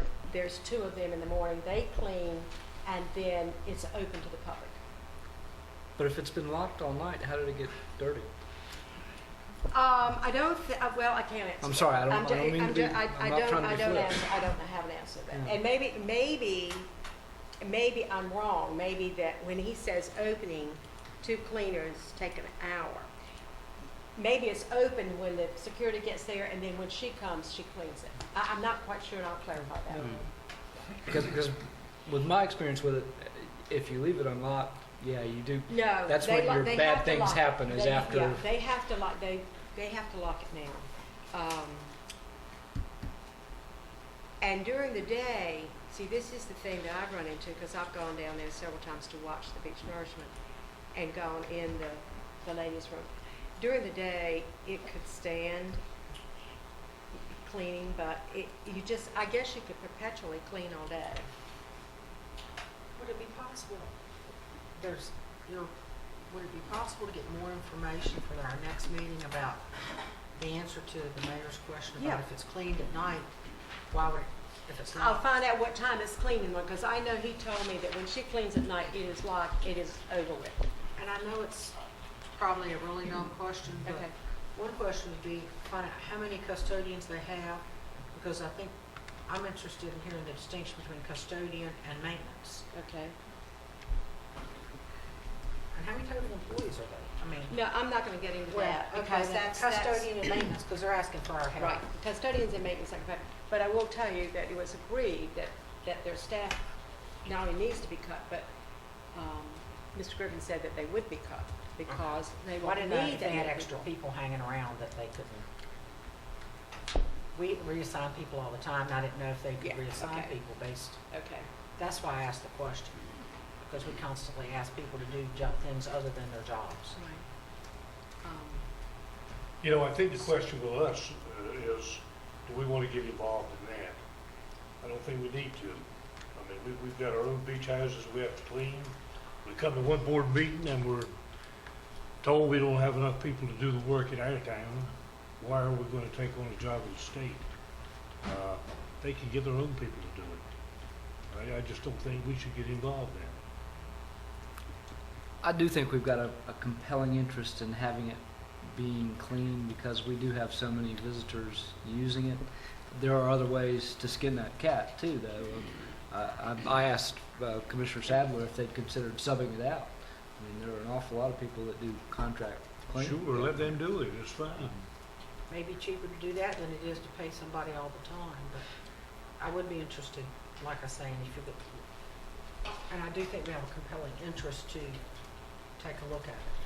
So even if the peer manager agrees to look at subbing it out, am I hearing that we still won't participate in the cost of the subbing it out? I'm hearing we want a little bit more information before we agree to participate. Okay. And I'd be curious how much, what did they budget for cleaning it in the first place? Right. What does the $2 contribution go toward that you give them when you go on the pier? That's not mandatory. I don't care whether it's mandatory or not, they get it.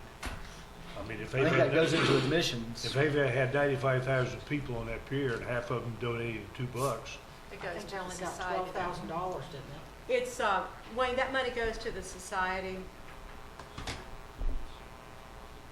And like you said, it's not mandatory. However, I think there is going to be another attempt, because again, initially, and this board remembers that we did not want this pier to be undercutting any other pier as far as walk-ons, fishing prices, etc.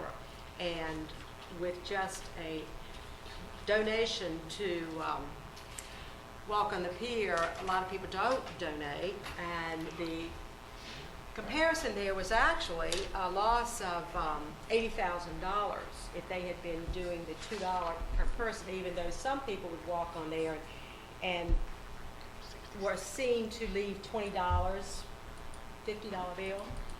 It did not quite equalize out what the 96,000 times 2 would average to. So the only thing I would tell you again is that they did not, and I remember well because Charlie, previous manager, and I sat on that advisory board before any plans were drawn up. They did not have to build a bathhouse. We did say we'd like to have a bathhouse, and we did say that we would apply for a grant for part of the building of the bathhouse. That was thought over, and I think the kind of bathhouse, plain and simple, that we would have accepted was not grandiose enough for the existing desires of the architect and others. So the pier decided that they wanted something more in keeping with the design of the pier, and it is my recollection that the pier house actually cost $42 a square foot, and we thought that was way, but then I think it was $420 a square foot, because I thought, boy, that's cheap. And we decided that maybe we needed to let them go ahead, and they did, and we didn't ask for rent, and they built it, and they paid for it, and it is an asset that is eye-opening. And you know, this, they did not say this at the meeting, but you know, they could close the bathhouse. And I don't think that the folks in Manio and Wanchuse and Stubby Point and East Lake, as well as the residents on the beach, plus any tourists that happen to use that area, would be happy with that. So it's almost like it's an obligation to the people in Dare County that use that bathhouse to try to find a way to participate in the cleaning of it that we originally said that we would do. From staff standpoint, you all gave us the authority to hire a part-time person within this fiscal year, starting July 1. We have not been able to hire that part-time position yet. We put applications out there. We advertised. We only got a couple applications that came back. We've re-advertised. Hopefully, we can get that position filled, and that'll put us in a little bit better position. I think we had partly agreed not to do this originally because, as Mayor Pro Tem said, we are trying to do all we can to make sure we're maintaining what we're primarily responsible for.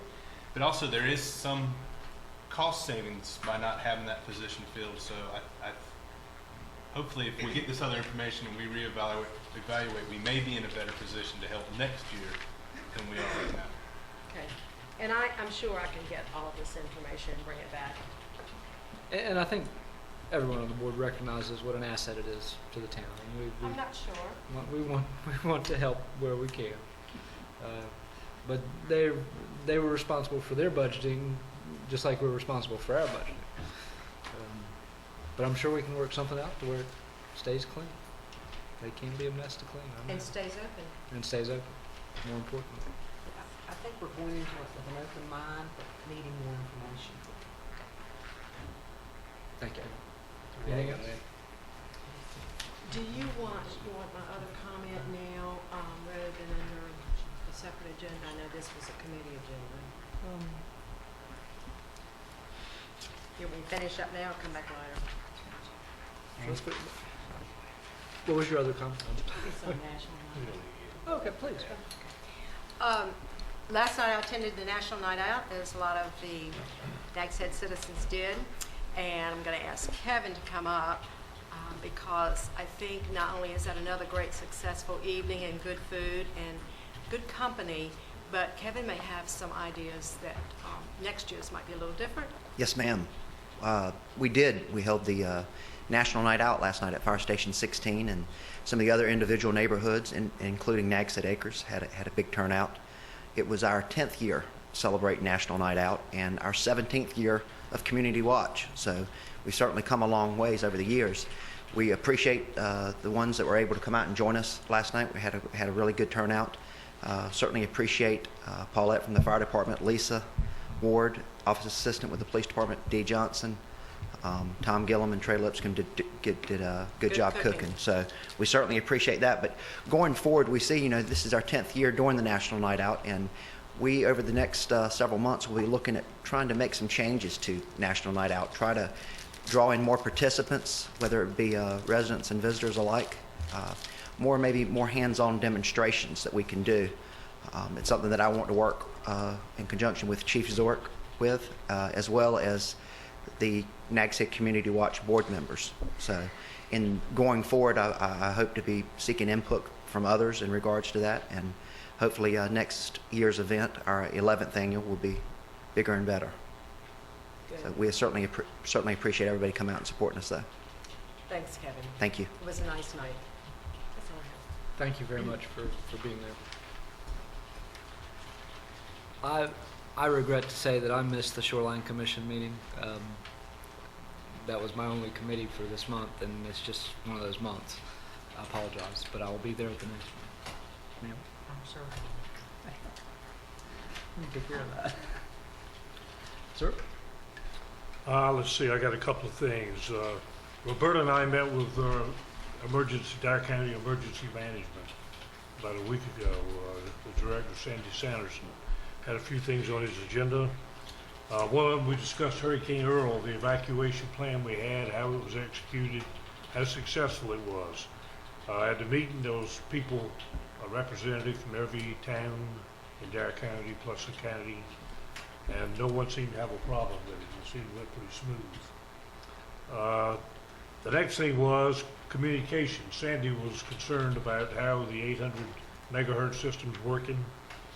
If we had a redundant system in case that goes out, and I asked the town manager to have Kevin give us a brief update on the 800 megahertz, how it's working.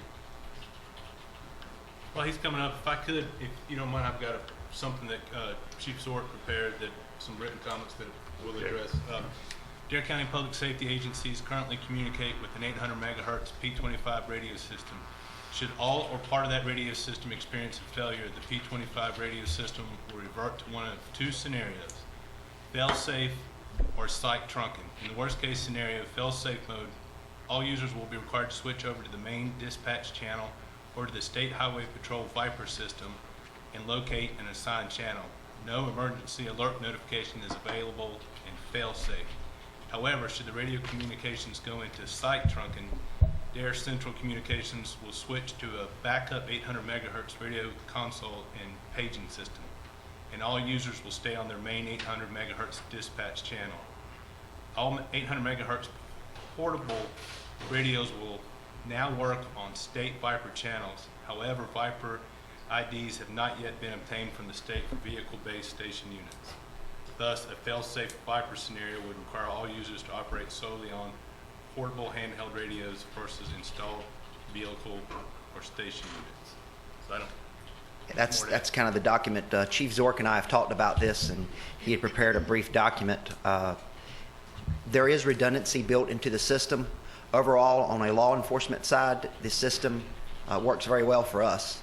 There has been some issues that Gately and Motorola are trying to address. One was last Friday along the Beach Road area in Nags Head. The transmissions, when you were trying to receive them, were very garbled. Gately worked through the weekend and met with me on Monday and talked about some adjustments they were making at their tower locations, one being down in Buxton. Today they're working on another issue in the area of Tanger Mall. So there's bugs that are being worked out with the system, but there is built-in redundancy. And then a worst-case scenario, if there was total destruction of the Dare County system, which we would not have the communications through our Dare County system or the state Viper system. There are VHF channels that have been used in the past that are still operational. They're not being maintained, but currently they are still operational. So we have that, and then amateur radios installed at our local fire stations. As part of our emergency operations plan, these radios are tested regularly and are ready for use if and when they're needed. So there is redundancy built in, and we are prepared and know what steps and levels what will happen if the radios do go down and what we've got to do. So I hope I've answered it. Thank you, sir. Thanks. Another subject was evacuations. As you all know, during, say, a hurricane, the control group makes a decision to evacuate, which includes Ocracoke Island. And they evacuate Ocracoke first, and Hatteras Island, and Coe Island, and us, and they go out in a pretty orderly fashion. There's a possibility we have one problem in the Barco intersection up on Route 168 in Currituck, where you branch off to go to Elizabeth City. City of Chesapeake and Virginia have said if our traffic going into Virginia interferes with their evacuation, they may cut us off at Barco and make us evacuate through 158, which goes into Elizabeth City, to Interstate 95, which would be a disaster. We would also have Route 64 right here. Right now, they haven't made a decision on it yet, but we have open communications with Virginia and the city of Chesapeake. And anything they do, they're going to approach us first, the county, and go over it with us and try to work it out. But there's a possibility they would do that. And if that happens, emergency management feels like it would really delay our evacuation. Next thing is passes to come back on the island after a hurricane or after evacuation has been ordered. They've been issued. We should have them. I didn't have one. I've never seen one, but they've been issued each time. Supposed to have been issued each time. I guess you got one, Cliff, right? We'll get you yours. I'd like to That's have not one. cute. I'm sure everybody else in here would too. Let's hope that doesn't happen, But they're in effect, and you got to have one to come back on, and it's only for elected officials and essential people. Let's see. Don't get me Debris after a hurricane, we've got contracts in for that. They were concerned that every town had a contract that will go in effect in case we need them, and we're set. We're set for that. And that was about it. Roberta, do you have anything you want to add? Beach driving. I brought it up one time before. I think the time's come. The time better look at this beach driving. They're having a lot of problems down on Coquina Beach, South Oregon Inlet, or south. Some of you have probably seen the trucks that's down there from out of state on weekends, and they're tearing up that beach. Now, in the past, town of Nags Head's had no beach to drive on. Therefore, we're not bothered with them. Once we get the beach, and we're selling beach driving permits to the possibility we're going to have trouble with that. These trucks, big wheel trucks coming in our town and going on the beach and tearing it up. How can we stop them? I mean, we can't deny them a permit, right? But we better give it some thought as to what we're going to do if it happens. And there's a good possibility it may happen. And that's all, Mayor. Thank you, sir. Mayor, can I ask Wayne a question? Yes, ma'am. Wayne, are you saying that, and I think I got it right, that if we have a hurricane here and we have to evacuate, and I know the processes, and we all go through, and some people turn left at Barco and go on their way, and others go back up through Virginia, and that's how they got here, by paying that $6 toll on the Chesapeake Expressway, and you mean to tell me that Chesapeake may say you can't go back up this way that you came? Yes, ma'am. They may turn us to Route 158 going into Elizabeth City. But that would only occur if they too are under a hurricane evacuation. If our traffic from down here is interfering with their evacuation up there. Okay. But only if they also are under mandatory evacuation. Is that what I'm getting? I asked the question, would they do it in the evenings when they have regular traffic? You know, in the evenings, traffic congestion from people going to work, and the answer was no, they wouldn't. It would be just during an emergency. But I would bet you that they won't limit themselves to it just being an evacuation. It's going to be at their judgment. This isn't something new. Virginia's talked about it for years. Talked about it for years about us overwhelming their traffic patterns during an evacuation. Well, I can kind of look at evacuation. I mean, they're in peril. They've got to take care of their people first. But that's what I was trying to get. Is this just if they are also in an evacuation mode, or is it at their pleasure if they're just having their normal heavy traffic congestion, and we have an evacuation that's going to impact on their very heavy normal? I asked that question, and I was assured it wouldn't happen that way. You were assured it would not Yes. happen that way?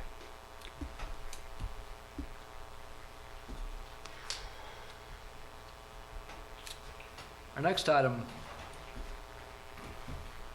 is number 17, approval of a contract for extension of ocean stormwater outfalls. Mayor, Commissioners, as a direct effect of our beach nourishment project, we need to extend our ocean outfalls. 4 of them will be either directly or indirectly affected. Those are the ones that are located at Conch Street, Curlew Street, and Soundside Road, which are within the project area. And then the National Park Service ramp number 1 outfall, which serves a portion of South Nags Head, which will not be in the fill area, but will be directly affected as sand migrates southward. These are DOT outfalls. DOT made it very clear to us from the beginning they did not have the funds to do the extension, but they would provide us with the engineering plans. They're also going to provide some oversight during construction.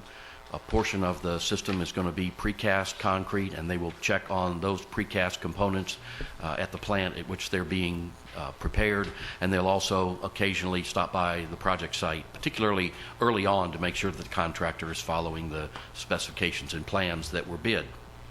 We opened bids on Friday the 22nd of July and received 3 bids, 3 responsible bids. And the low bidder was Carolina Marine Structures. Now, you have before you the bid tabulation, and obviously one of the first things that jumps out at you is the considerable distance between the low bid and the second low bid, around $900,000. I've spoken to a number of references for Carolina Marine Structures. They've done a lot of work at Fort Eustis over 3 separate fiscal years on different projects. They've done a number of projects for Ducks Unlimited at a number of locations up and down the East Coast. And without exception, every contact person that I talked to said they do an excellent job, they are on time or early. In fact, the one gentleman I talked to today who was in South Carolina, who's now assigned to Mississippi, said they were kind of surprised by the low bid and they were a little bit concerned. But Carolina Marine Structures came in, did an excellent job. They did not request change orders, which contractors sometimes have a tendency to do if they realize how much money they've left on the table when they see the other bids. That was not the case with Carolina Marine Structures.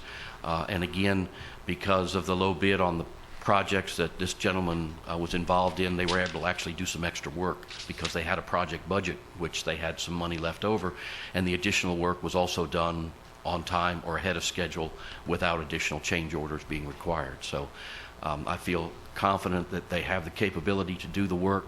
Another issue that Cliff and I discussed was the time frame. How long were they planning on taking to do each of the outfalls? And their time estimate was 1 month per outfall. So I checked with the other 2 bidders, and the second low bidder was planning on taking 2 months per outfall. So going with a more expensive contractor didn't buy us any additional time. And the third bidder was estimating 3 to 4 weeks, 3 weeks average. So that was only a week's difference. I would strongly recommend that the board authorize the manager to enter into a contract to do these outfalls. We've had some preliminary discussions with Dave Allen with Great Lakes Dredge and Dock about the timing of when these outfall extensions are going to take place. The contractor did say, the outfall extension contractor did indicate that there was a potential to do some of the work on the beach before the nourishment took place there, but the Great Lakes project manager has cautioned us that they would prefer that not be done, because just moving the pipe on the beach or moving their heavy equipment around, even if it's outside the fill area, the new system could be damaged. The other issue, of course, will be the fact that even though they may have completed, even though the nourishment may be complete in an area, as we know, that pipe still stretches across the area that's been finished until they reach the extent of that particular section that they're nourishing. So we're looking again to commence this project in September. There have been considerable changes over time as to when the section of beach that are going to be affected, where the 3 outfalls are, is actually going to be nourished. And we really don't know today with any absolute certainty when the Liberty Island will get there. But it would appear that it would be within the first 10 to 15 days of September. And so the time frame that we're looking towards would be to begin around the middle of September with the first outfall and then the second one. And by the time they finish with the second one, because the progression of these outfalls in time order, The first one that's going to be affected is going to be Conch Street, because at that point, Great Lakes is going to be pumping south. They'll get to Conch Street, then Soundside Road, then they'll go back to that sub-line and pump up to Bonnet Street. So actually, Curlew Street, even though it's the northernmost one, will be the last one to be affected. And I'll be glad to answer any questions that the members of the board may have. So Yes. what do we do, Dave, if we can't get the outfalls extended before beach nourishment? Well, we had discussed this both with the contractor and with the contractors, the contractor who's doing beach nourishment, as well as the ones who would consider to bid on this. The cost, if we did it now, would be much more expensive to the town, because a larger portion of that would have to be done out in the ocean. Because roughly 48 to 50 feet is being added to the beach at Conch and Curlew and Soundside Road, that's 48 feet of dry sand beach that the contractor will be able to work on, and we'll just have to, keep our eye on the weather. And we have an outfall right now at milepost 10.5. We call it the Carolinian outfall because that's where the Carolinian used to be located. That requires us to go out periodically and open it up, because the end of it is covered, not due to beach nourishment, but just due to normal accretion of the beach. And we are mindful of that, and we keep that in our minds when we have heavy rainfall and the Gallery Row area starts filling up the ditches. We have to go out on the beach and open that outfall up, and we'll just have to do that with these until they are extended to the point where they once again daylight into the ocean. But if we were to extend them prior to the nourishment taking place, then they would be subject to damage, possibly. It would make it a lot more difficult for Great Lakes to negotiate around them, to fill over top of them, to run their heavy equipment in the area where the outfalls are located, and it would be more expensive for us to pay a contractor to extend them not 48 feet out into the ocean, but 100 feet. Because we're replacing a portion of what's there now as well as extending them. A lot more of the project would have to be done in the water, and that's a much more expensive per foot cost than it is to do it under dry sand beach. So are we planning on doing the renourishment and then extending the outfall? Yes, sir.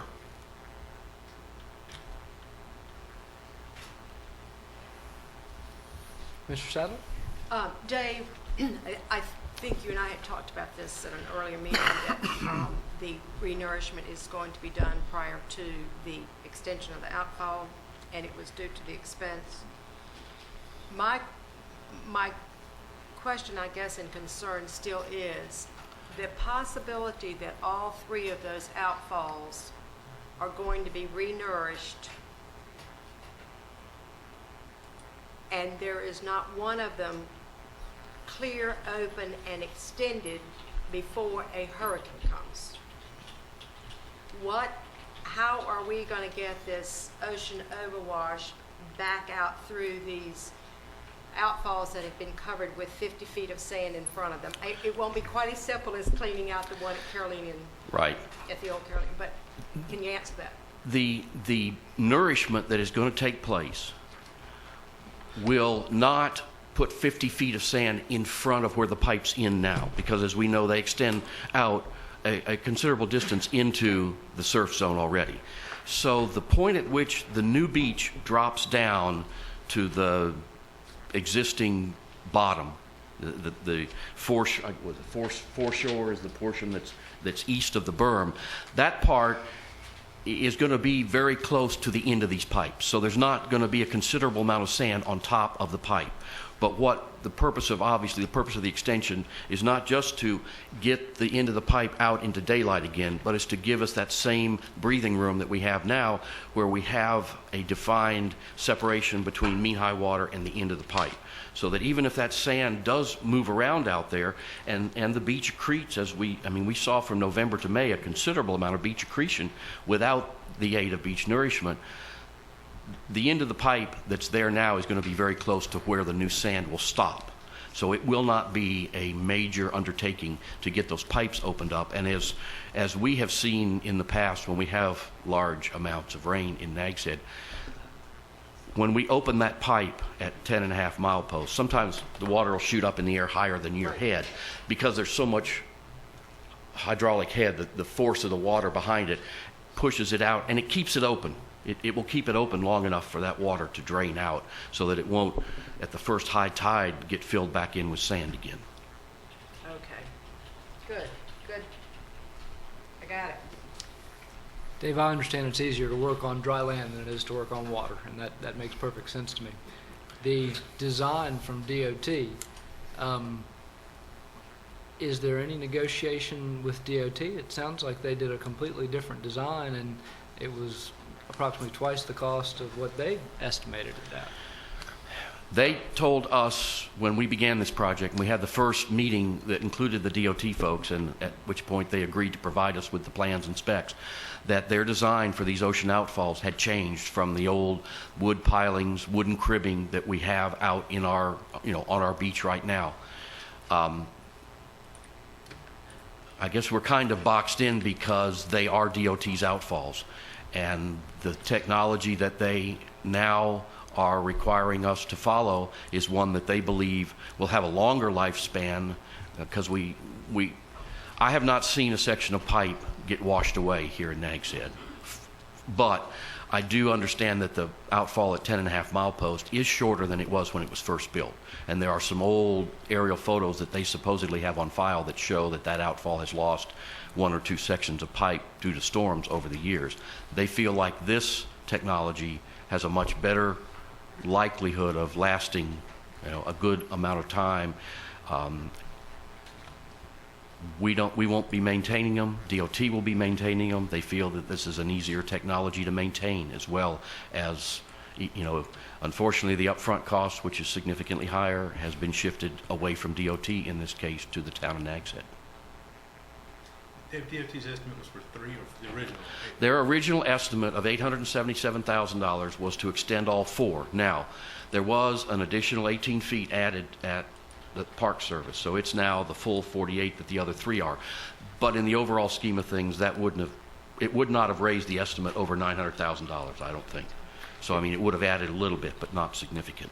It just seems like the Chevy has served us very well for those outfalls have been in there for about 50 years, I think. They've been there since shortly after the Ash Wednesday storm in the early 60s, yes, sir. So it seems like you'd put a Chevy back instead of trying to put a Cadillac back. Will they give any on that? Well, it's not like they haven't spent an awful lot of money on maintaining them, it doesn't seem. That's true. The contractor, Carolina Marine Structures, we met with them Monday. The bids were open Friday the 22nd. We met with them on Monday the 25th, and they are going to propose an alternative technology that involves using stainless steel pilings and stainless steel cradles, and their estimate is that it will save roughly the cost of the project would be between $900,000 and $1 million, which is down $300,000 to $400,000 from this. It would also reduce the time per outfall from roughly 4 weeks to 2 weeks. And they hope to have that to me by the end of this week, at which point I will immediately submit it to DOT for consideration. It's a technique that's called value engineering. Contractors do it all the time. When they bid on a project and they're the successful bidder, they come in and they say, look, we can build it the way you designed it for this amount, in this amount of time, but we have a suggestion that will do just as well, and it will cost less and be quicker. And so we're willing to carry that to DOT and get their response as quickly as we can. Wonderful. And by approving a contract for the original amount and the original time, then any change would be a shorter time and less amount of money on the town's Well, I part. appreciate y'all looking at that. And we will. Makes sense. I wonder if they don't agree to the new design, if they would be agreeable to be picking up the extra from the extra cost? The extra and the cost Cadillac? to do it their way. We'll ask. You'll ask? Yes, Okay, ma'am. good. Absolutely. At the same time we propose the alternative design, we'll also ask that question as well. It may push them a little bit to Well, take the upgraded Chevy rather than the Cadillac. If nothing else, we'll ask them to contribute the difference between their original estimate and this cost, because that was $877,000 to this is about $500,000. What I don't want to do is get in a situation where the permit is withdrawn. Exactly. That's, Right. Don't get into a contest. No, and we have gone through this process step by step with the folks with coastal management in Elizabeth City, and they in no way gave us any kind of requirements for construction. There was a question that came up early on by one of the contractors as to whether or not they'd be able to jet the pilings in if they used concrete pilings, and Frank Jennings responded very quickly and said, we're not telling you how to build it. We're not telling you what to build it out of. We're just telling you that you can extend them to reestablish this separation between high water and the end of the pipe. And when it came to the outfall at the National Park Service, we could not tell them exactly how much wider the beach is going to be because we're not nourishing there. And Frank said, check with Dr. Khanna. Whatever he recommends, they would accept, and that's why we're now going with 48 feet at the National Park Service, the same as we are for the other three. That sounds extraordinarily reasonable. It does, and we were very appreciative of their working with us on this.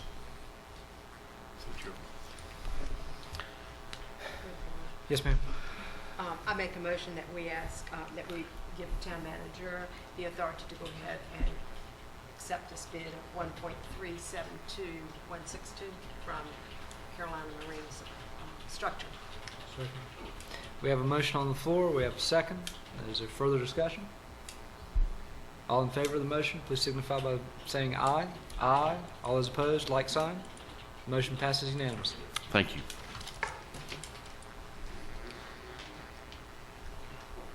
Mr. Light, we are on item 18, consideration of taxicab driver appeals.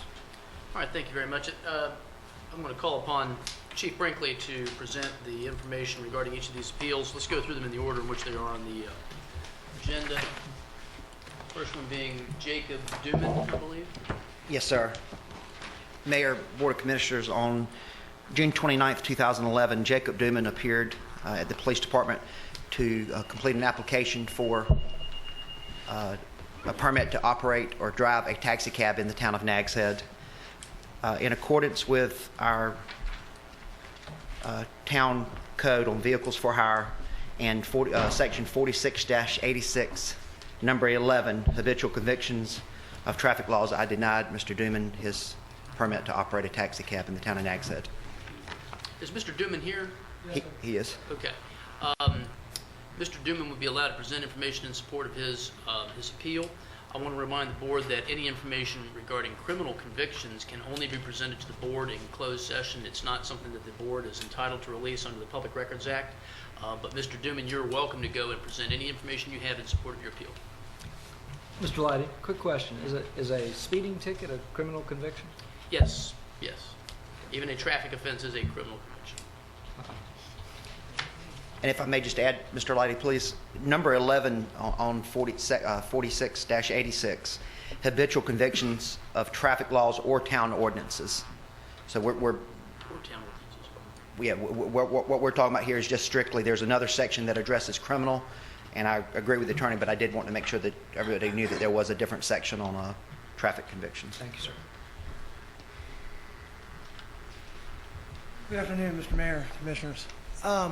My name is Jacob Duman. I've been a resident of Dare County for approximately 30 years.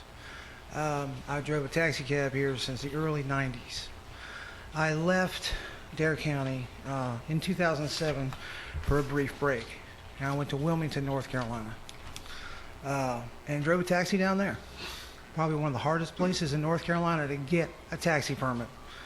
I had to pass an FBI history, drug test, plus a 10-year history. I had a permit there for 2 years. I was certified in Nags Head up until 2007, until I left. And I came back, decided to come home and start a new life again. I've got a fiance, I got a little girl, just trying to make my living. I've been driving a cab for a long time. I know how to do it, and I do it right. In the past 10 years, I've had one ticket, and that was in Kill Devil Hills at 3 o'clock in the morning of New Year's Eve night, New Year's Day. And that's it. Other than that, I might have been a bad kid, but I'm a real good man. And I'd like Keith Stone to come up and say a few words as well. Yeah, you. Yes, sir. You certainly may. Hi, Mayor and Commissioners. My name is Keith Stone, resident as well as business owner and Nags head of a vehicle for hire service, Island Limousine. And due to your change in the ordinance on January 1st this year, made me make a decision to get into the taxi cab business, which I used to be in earlier years and got out of. So with that, I had discussed with Mr. Duman to come back and manage and help set it up. With your ordinance, he meets all of it except for your section 46-86, number 11, which says habitual. Reading that, your key word under the last middle paragraph here, if the applicant has more than 5 convictions over any period of time, so that means his life. I think that's a bit severe. I would request the board to possibly consider maybe a period of time rather than any. You also got the or more than 3 convictions in 10 years, or maybe just leave it at that. I mean, and I'm speaking on his behalf. I've known Jake for a long time. He's a good sound character, and he's just took a while to mature. And in the early years, he got caught, and they were strictly by his permission, and I had to pull his MVR, and they're strictly traffic. They're not DUIs. They're not anything of that nature. So I would request that you consider him for a permit. But on the other hand, I would also request the board at a later date or in conversations maybe with the chief or with the town manager that we amend a little bit of this. It would not partake from any public safety issue. Because your ordinance, I will commend the board. This is a great tool that you have streamlined, the taxi, and now that you pulled the limousine service under it, a tool for 2 people to get things done with, instead of coming before the board. But there are some minor changes I got brought into this as of January 1 that I would suggest, and this is one of them that is in direct to getting help. I think this is a little bit severe. Could take some reconsideration. May I ask a quick question? Sure. And John, stop me if I go in any territory I shouldn't be. I heard Mr. Duman say he's had 1 ticket in the last 10 years or so. I'm assuming that he had more than 4 prior to that. Is that? And this may be, I have his permission to discuss this, but yes, he did. If you want the period of time, I can kind of lay it out if you like. I assume he was a younger man. Yes. It was over, got his license in '84, and his last ticket was in 2007. But prior to that, it was between the age of 16 and 20, the bulk of them. So I guess it takes some of us a little longer to mature, I guess. Yes, sir. Any questions? Other questions for Mr. Stone? I'll point out that the standard here, and you're all probably looking at the ordinance, but basically the way ordinance code section 46-86 works, the chief is required to issue a driver's permit to an applicant if certain conditions are met, and that includes that they're a citizen, that they hold a current and valid driver's license, and then that none of the following circumstances are present. And that means that if any of those circumstances listed under C are present, the chief is not authorized to issue a permit. Now, an applicant like Mr. Duman has the right to appeal to the board. Your ordinance provides that the appeal to y'all is considered as a new matter. You're not bound in any way by what the chief has done. However, you are still bound by the same standard that he is bound to, unless the chief makes a recommendation that somebody who does not otherwise qualify for a permit be issued one because they've otherwise made a showing of good character. So even someone who does not meet the literal terms of the ordinance can still be recommended for a permit by the chief, and then in an appeal, the board can grant it. So at this point in time, we should ask the chief for a recommendation? That's correct.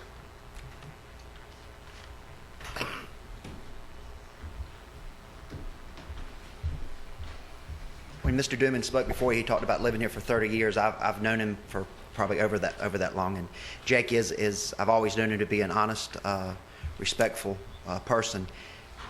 Never had any issues with Jake. There's the driving history that we spoke of. It's rather lengthy, and it does take some people to mature longer. The number of convictions concerns me. His last conviction, the date was wrong that Mr. Stone gave. It was actually 2004, just to correct the information that was given by Mr. Stone. So it's been a number of years. His number of convictions, though, overall do concern me, and that's what. And it's nothing against Mr. Dooman personally. I know him and have always liked him, but that concerns me. And as the ordinance is written, I do not have any leeway in that, and I explained that to Mr. Dooman and Mr. Stone. Okay, I think what we're asking you for, though, Chief, is a recommendation to us. And Mayor, with due respect to Mr. Dooman and Mr. Stone, I cannot give a recommendation due to the overall number of convictions. And sorry for Mr. Dooman and Mr. Stone, but that would be, I would stand by the ordinance as written and the decision that I made on that date. Yes, ma'am, please. Kevin, you corrected and said that this KDH ticket was in 2004. Is that correct? No, the information that was given by Mr. Stone showed 07. It was actually been before then, and if it's my understanding through the town attorney that if we want to talk about convictions, that would have to be done in closed session. I have that information available, but I can tell you 2004 was the last traffic conviction. I don't want to get into the particulars of what the convictions were. I just want to know, prior to the last ticket issued, prior to the last one, and am I hearing you correct that that's 2004, not 2007? I think that's what was said previously. I think if the board wishes to receive the detail on the different offenses when they occur, but if you do, you're entitled to. This is an appeal. This is his opportunity to present that information. If y'all choose, someone simply needs to make a motion to go into closed session to receive confidential information. The only thing I wanted to ask Kevin was, prior to the last ticket issued, what was the date of the ticket issued? Prior to that? Prior to that date. Was it 1984, 1986? I recommend that level of detail also be provided in closed session. I want to make a motion that we go into private session to hear the details on this so that we can form our own judgment on there. I feel like Kevin's bound by the ordinance, and that's proper. I also feel like we should probably have a little more discretion there, and if we're going to have that, we should know more about it. I have a question. I wasn't quite sure, Counselor, on what you said. I'm a second motion for sake of discussion. That way. Discussion. We're going in anyway. No, I wasn't quite sure. I wasn't quite sure about what you said. We still have, no disrespect to our illustrious police chief. Correct. We still have the right to override him and grant the taxi permit? Only if you find, without a recommendation from him, you have to find that none of the disqualifying grounds are established. Well, then that's a moot subject. Well, it depends on what is meant by habitual. Your ordinance provides that habitual means more than 5 convictions over any period of time. And I don't believe you have that specific information before you at this point. Well, we probably don't, but I don't think that Kevin would have come up there and said it if it wasn't the case, so it's a moot subject. Well, this is why the appellant has a right to come to the board to present, to protect themselves in case that there's a decision made that does not comply with the ordinance. And that's what their right is in this appeal. So I think if you receive the information, you'll be able to determine whether the denial was correct or not. And if it is correct, then the question is if there has been no recommendation for a waiver, then you're bound by the ordinance. Further discussion? All those in favor of the motion signify by saying aye. Aye. All those opposed, like sign. We're going to have a brief closed session to receive confidential information. We're going to come back into open session. We did receive specific information on some of the convictions, and we're going to, I think, have a discussion. We're bound by the ordinance that we have in place. It is a police powers ordinance, and there is probably an opportunity for us to amend that ordinance if we chose to do so. in a memo that was presented to the board, the police chief asked, basically, could the police chief be given the authority to use discretion?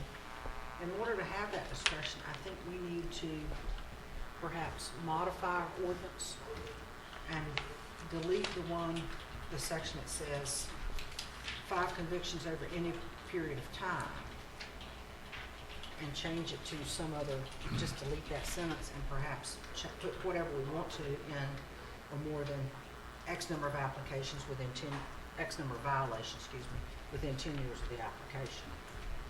And that would give some flexibility. Just delete one part of that sentence. And I guess the question is, what should X be? Over 10 years, what's a reasonable number of violations? If they have more than 3 from, in the 10 years from the date of their application, I'm comfortable with leaving that there. And then just eliminate the one that says eliminate- over any period of time? Any Right. period of time is a long Any period of time. time is from 16 to 22, you have 6 violations, and from the age of 22 to the age of 40, you have none. That's not using common sense here, I don't think, and I agree with Renee. I think that portion of it, I'm comfortable with if you have more than 3, but if somebody else is not, then we can look at another number. If I may make a suggestion, I understand what y'all are trying to accomplish. I think having objective criteria to rely upon is important, and that's what your ordinance currently provides. In order to provide some more latitude, but still have objective criteria, what you may want to do would be to provide that the absence of any convictions for a period of time prior to the application, whatever that period might be, 5 years, 10 years, whatever, may be a way in which someone may be found not to be disqualified. I don't think we're going to be able to necessarily craft this language today. Is this something we can, how would the board feel about referring this back to the attorney for crafting something that says if you haven't had any violations in the past 5 years, you may be assumed to have, there's an out there. But what if you've had 4 violations in the previous 5 years, even though you've had a 5-year clean record? Can we do that? Can we say that and leave it up to the discretion of the police chief? I think you could take out what Renee suggested, to take that sentence out and leave the other to the discretion of the police chief, as long as they haven't had any more than 3 in the last 10 years. I don't think I'd be comfortable with taking it all out, Wayne. Is that what you're talking about? No.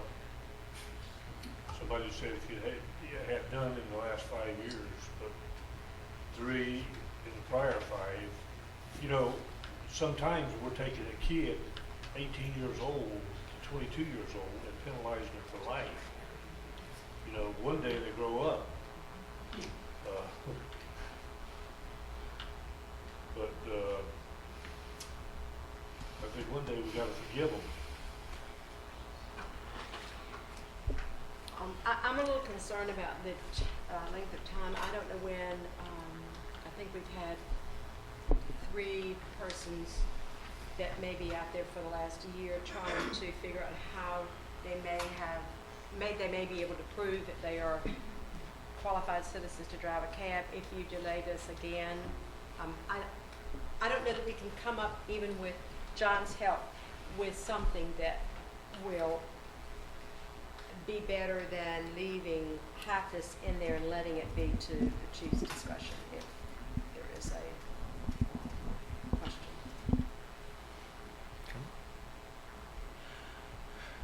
Don't you think we need to set the guidelines and leave it up to the police chief? And if you can't meet the guidelines, you don't get a permit. Do we have to have an avenue of appeal? Well, that's what he's doing now, right? Yeah, but this is under ordinance now. The avenue of appeal is a pretty narrow avenue, is what Yes. it looks like to me on It this, is. on our ordinance But are as we it is today. required to give them an appeal? I don't know that the enabling legislation requires that the board provide for an appeal. However, if you don't, their avenue of appeal will be by filing a lawsuit. So this gives the board one more opportunity to provide somebody with this without them having to file a due process suit. Mayor, I'm going to take one stab. I'd like to make a motion that we drop the statement that says if the applicant has more than 5 convictions over any period of time. And let's take that out. I second the motion. We have a motion on the floor and we have a second. Further discussion? How would that leave it? That would, That's the question. That if the applicant has more than 3 convictions within 10 years of the date of his application, he is automatically denied a permit. And operative word is more. Doesn't mean equal to. and we are talking about traffic laws and town ordinances in this as well. Oh, yes, There's all some of all the other of things the stay 10 in place. above there, all stay there. There's a lot of other. There's a lot of items. other. We're only looking at the one today with number 11. Well, yeah, you're looking at only one provision. Right. To me, just a comment, it seems that the number of convictions over a period of time is not so much the problem. It may be when that period of time is. And it may accomplish the same thing to say that an applicant's conviction shall be habitual if the applicant has more than 5 convictions over any relevant period of time. That leaves it to the chief and to the board to decide what is a relevant period of time. If we're talking about somebody who's 45 years old and the relevant period of time was their first 5 years of driving, I don't know that that's going to be sustained. But that may accomplish what it is you're trying to do over any relevant period of time instead of any period of time period. Would you like? Would my seconder be amenable to accepting that? No, because I don't believe that that is going to accomplish,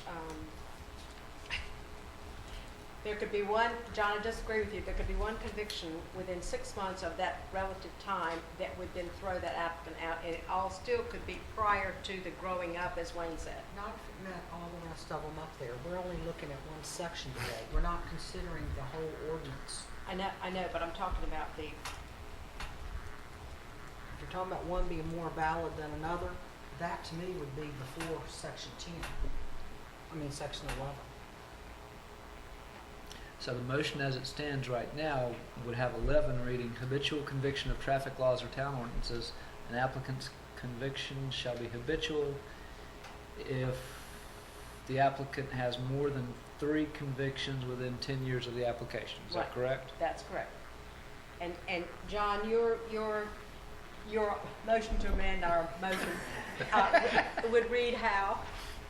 Mine would read, what I'm suggesting, that someone may want to make as a substitute would be that second sentence reading, an applicant's convictions shall be habitual if the applicant has more than 5 convictions over any relevant period of time.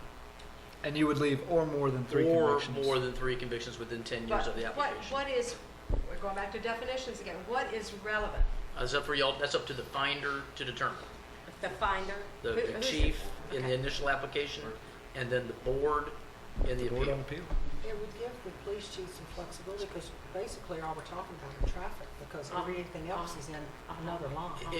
All the chief is talking about are traffic offenses. It would give the chief some flexibility, and it would also give the board some flexibility, even when the chief looks at it differently. Not trying to put you all at odds, but I'm trying to give y'all a way of Okay. finding something differently than the chief has found it when So there's you no receive further relevant, information. I thought you wanted us to plug in a year, so you're just No. saying to leave the word relevant, and let that be to the discretion of the police chief. So Correct. if he determines a relevant period, we can Renee. change that. You can decide that's not a relevant period as far as we're concerned. That's correct. Okay, we have a seconder that has agreed to change. So, change the motion. Okay. Thank you. And if we could have it typed in up there, or can we see it in writing somehow? Is that one subject to writing? Can you write on that one? No, it's a PDF. Yeah, that's all right. I thought it was. Well, I'll show y'all if you'd like. Over any relevant period, you're Okay, just yeah. inserting the word relevant. Actually, it's over any relevant, would go right there, over any relevant period of time. Can't be done. PDF. Everybody satisfied with that motion? Understand the motion? Motion's clear? Further discussion? All those in favor of the motion, please signify by saying aye. Aye. All those opposed, like sign. Motion passes unanimously. This is a police powers ordinance, so it takes effect immediately, correct? Well, as far as I know. Correct. Yes. Yes. No, you're right. Sorry, I shouldn't have been looking at you for that answer. You're right. Okay, with that done, would the board care to take up the appeal on Mr. Dooman again? Yes, I think we should. I think, as we found out in closed session, what happened was early in life, and I think there comes a time when a person grows up.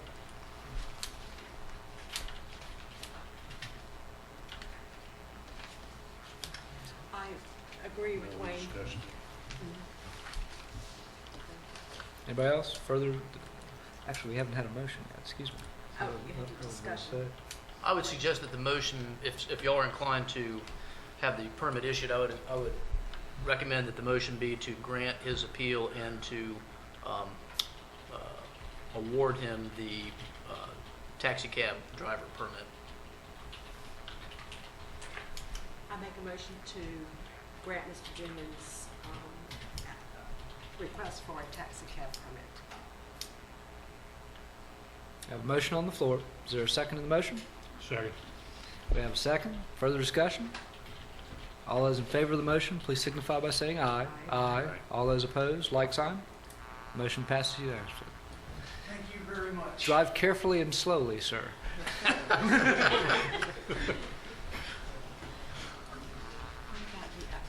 lost my page. We have two more of these, y'all. Ben Jump. Is Mr. Jump here? Is Mr. Jump present, Chief? Mr. Mayor, he was the gentleman that we were talking to earlier. He spoke to me about wanting to be here for the appeal. However, he is currently driving a cab over in Manio where he's not required to have a permit. And he was weighing being here versus not making money, and he said he wanted to go over there. I did tell Mr. Gallup that I would inform the board of that. He wants to be here, and he was even going to monitor us on the internet to try to come over here prior to the agenda item, but unfortunately he's not been able to make it. In light of the recent change to the ordinance, do you have a recommendation on this one, sir? Since we just changed, may I look at it just real quick, please? You got to move fast to keep up.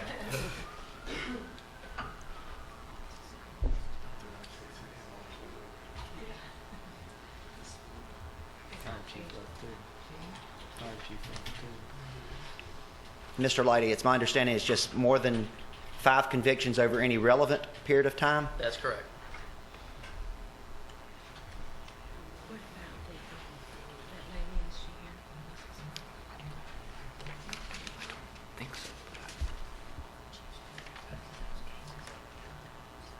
If I may, I'm not sure that decision needs to be made right now. Ordinarily, you don't hear appeals from the person that's appealing that's not here. The chief may be able to go back and review these two and communicate to the person that appealed. Good. Well, let's move on then, and that'll give you some time to review it as well, sir. Sorry. No, sir. That's fine, and I appreciate that. I'd suggest that someone move to table this appeal because it is Move on to the table. agenda. And has it? Second. Has it? All those in favor, Has it been declared that Ms. Sawyer is also not here? Ms. Sawyer's not here. Okay, then all those in favor signify by saying aye. Aye. All those opposed, like sign. Motion passes unanimously. Mr. Mayor and Board, thank you for doing the adjustments on the code. I think it will make things easier for us. Thank you for bringing up the We'll try to put potential you on- flaws there. We'll try to put you on the spot more often, Chief. Yes, sir. Thank you. Good thinking on your feet.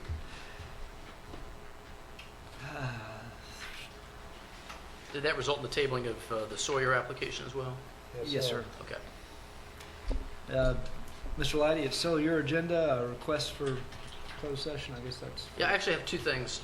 One is a request for closed session, but before we do that, I do want to bring the board up to speed on the status of some litigation on some matters that do not need to be preserved to preserve the attorney-client privilege.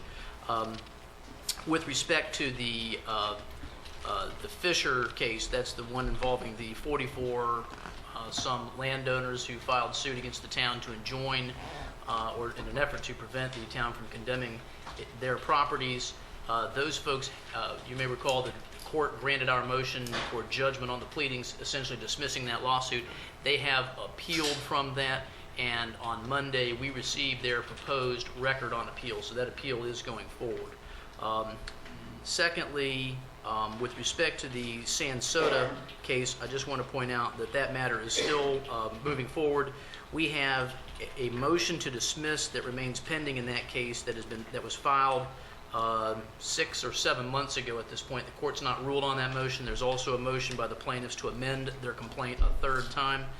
That motion has not been ruled upon. However, on August the 15th, we are required to file any motions we have that are called dispositive motions. Those would be motions to dismiss the case based on an evidentiary basis, and we intend to file such a motion on August the 15th. So that's the status of those two pieces of litigation.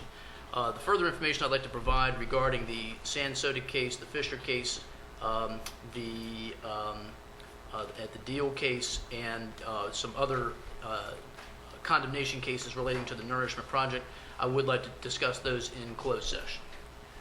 Mr. Light, a brief question for you. Do you have an idea when the judge might hear that motion for dismissal? Well, the pending motion for dismissal, we're surprised he hasn't ruled on it already. However, the grounds for our summary judgment are going to be largely the same, except that instead of being based on the allegations of the pleading, which have to be taken as true in a motion to dismiss, the court now gets to determine whether there's any evidence to support those allegations. And so, actually, the fact the court hasn't ruled on it's not a bad thing. One way of looking at it is that if he wanted to deny that motion, he would have denied it. That by not having ruled on it, he's giving himself a chance to determine whether there's an evidentiary basis to support the allegations of the complaint, and if there's not, then to grant the motion on that basis. So that's not a bad thing. In terms of when he might rule on any of the pending motions, that remains to be seen, but I would point out that we would not, the briefing on the summary judgment motion will not be completed for approximately 90 days, and once that's done, the court would have the opportunity to review everything, and this is going to be there'll be motions on both sides, I'm sure. I really don't expect a decision in that case in the next 5-6 months. Thank you, sir. Yes, sir. Mr. Ogburn? Sir, Dr. Connors here. I'm going to ask if he would come forward and give you a brief, in the interest of time and heat in this room, a brief up-to-the-minute report on where we are. Sure thing. Hi, everybody. Can we have the first slide, please? We just did that's upside down now. That's sideways. We just had an opportunity to fly the coast this morning, so picture is worth 1,000 words, and this will give you a better idea of where things stand on the project. Were you the one hanging out the plane, Doc? Sort of. Yeah, I was kind of disappointed. I think must have been shaking a little bit. These are not as clear as they should be. Just a quick update. We have 2 dredges operating. The Texas, the hydraulic dredge, as you can see, is just north of Seagull. You see our famous 8 houses there and sitting in the surf. This Texas is at station 984, which is right around Oriental Street. I think we have about 500 feet to go before we're right in the hot spot there right in front of Seagull, and we're going to have to work the berm around it, leaving kind of a hole in the beach right in front of those houses. And I won't go into that detail. But the Texas is working efficiently. So far, the Texas has pumped 1.2 million cubic yards, which is not bad, considering it's only been on the job and actually operating for less than a month. Meanwhile, if you look up at the top of the screen, and this is the dump area for the Liberty Island, just on the south side of the Outer Banks Pier, and they've decided to extend the work that the Liberty Island is doing. We have a gap right now between the Outer Banks Pier and about 1,000 feet to the south. And the reason the gap is there is these guys are getting to the limit of their pumping capacity. So Great Lakes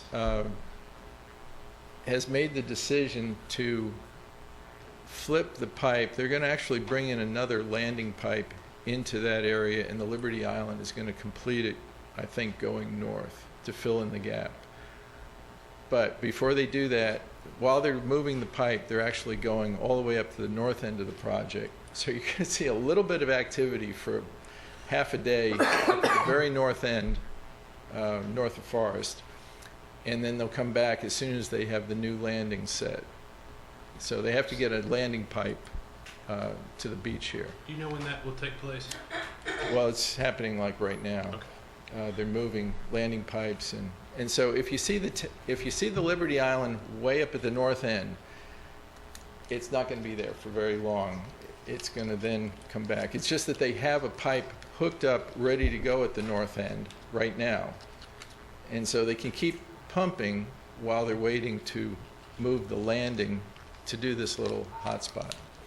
And for those of you who aren't familiar with this, they just got to the end of their rope, so to speak. These dredges can only pump so far, and because the material is running a little bit coarser and better than expected, they can't pump as efficiently. So they had to do some juking and jiving, so to speak. And they were going to bring in a jackup barge so that the Texas, the hydraulic dredge, could fill the gap. But they've since decided, almost 95% at this point, Dave says, that they're not going to bring in the booster pump now. So in other words, they're trying to do everything without missing a beat as best they can. So I think what you'll see in the next week or so, we should have that gap filled in. Okay? I think everybody was kind of looking forward to that, right? I see a sigh of relief there. In all told, we are at 2.7 million cubic yards, or about 58 to 60% of the total volume. That was as of the 31st of January. So we've picked up the pace considerably. For example, the last time that we met, we were at the million mark, the 1 million cubic yard mark. We're now at the 2.7 million cubic yard mark. So having these two dredges there, even though they went down for mechanical and so on for quite a few days, they were still able to pick up the pace. And when we got the reports, there were a couple of days where combined they were moving over 100,000 cubic yards of sand, which is just phenomenal. So it's way ahead of expectations when they can have days like that. So July 31st, you're halfway through the project. We're more than half. We're at the 60% mark as of right now. So this time next month, we will probably be close to the 90% mark, the way it's going. Any other questions? Or I asked the Great Lakes ground crew whether they're getting feedback from the folks on the beach, whether it's positive, negative, and so on. And I don't think they were blowing smoke, but 95% of the comments they're getting are just overwhelmingly positive. The beaches the sections are being reopened pretty quickly, as most of you have seen, and I hope you saw that video, the time-lapse video that showed a day in the life of beach nourishment here at Nags Head. It's pretty extraordinary. 2 minutes and you see it going by, and that really does tell the story about just how quickly the whole operation is going. So I felt like this has gone about as smooth as it can go under the circumstances. So I don't want to bring up any other controversies, but I'm here to answer questions if you do have some concerns. Just to clarify so that everybody can hear, there's been some questions about the profile, about the flatness of it as it relates to we're not building dunes, we never planned to build dunes. Right. But there's a thing about the question about the flatness and storm surge on that flat beach. Yeah, well, without question, a flat beach that's at this elevation is not going to prevent a storm surge from coming over it and penetrating in. You don't have that protection. And the only way you're going to get that protection is over time, as the windblown sand creates a higher dune and gets you elevation. And no part of the project was going to get really the mother of all storm protection, if you will.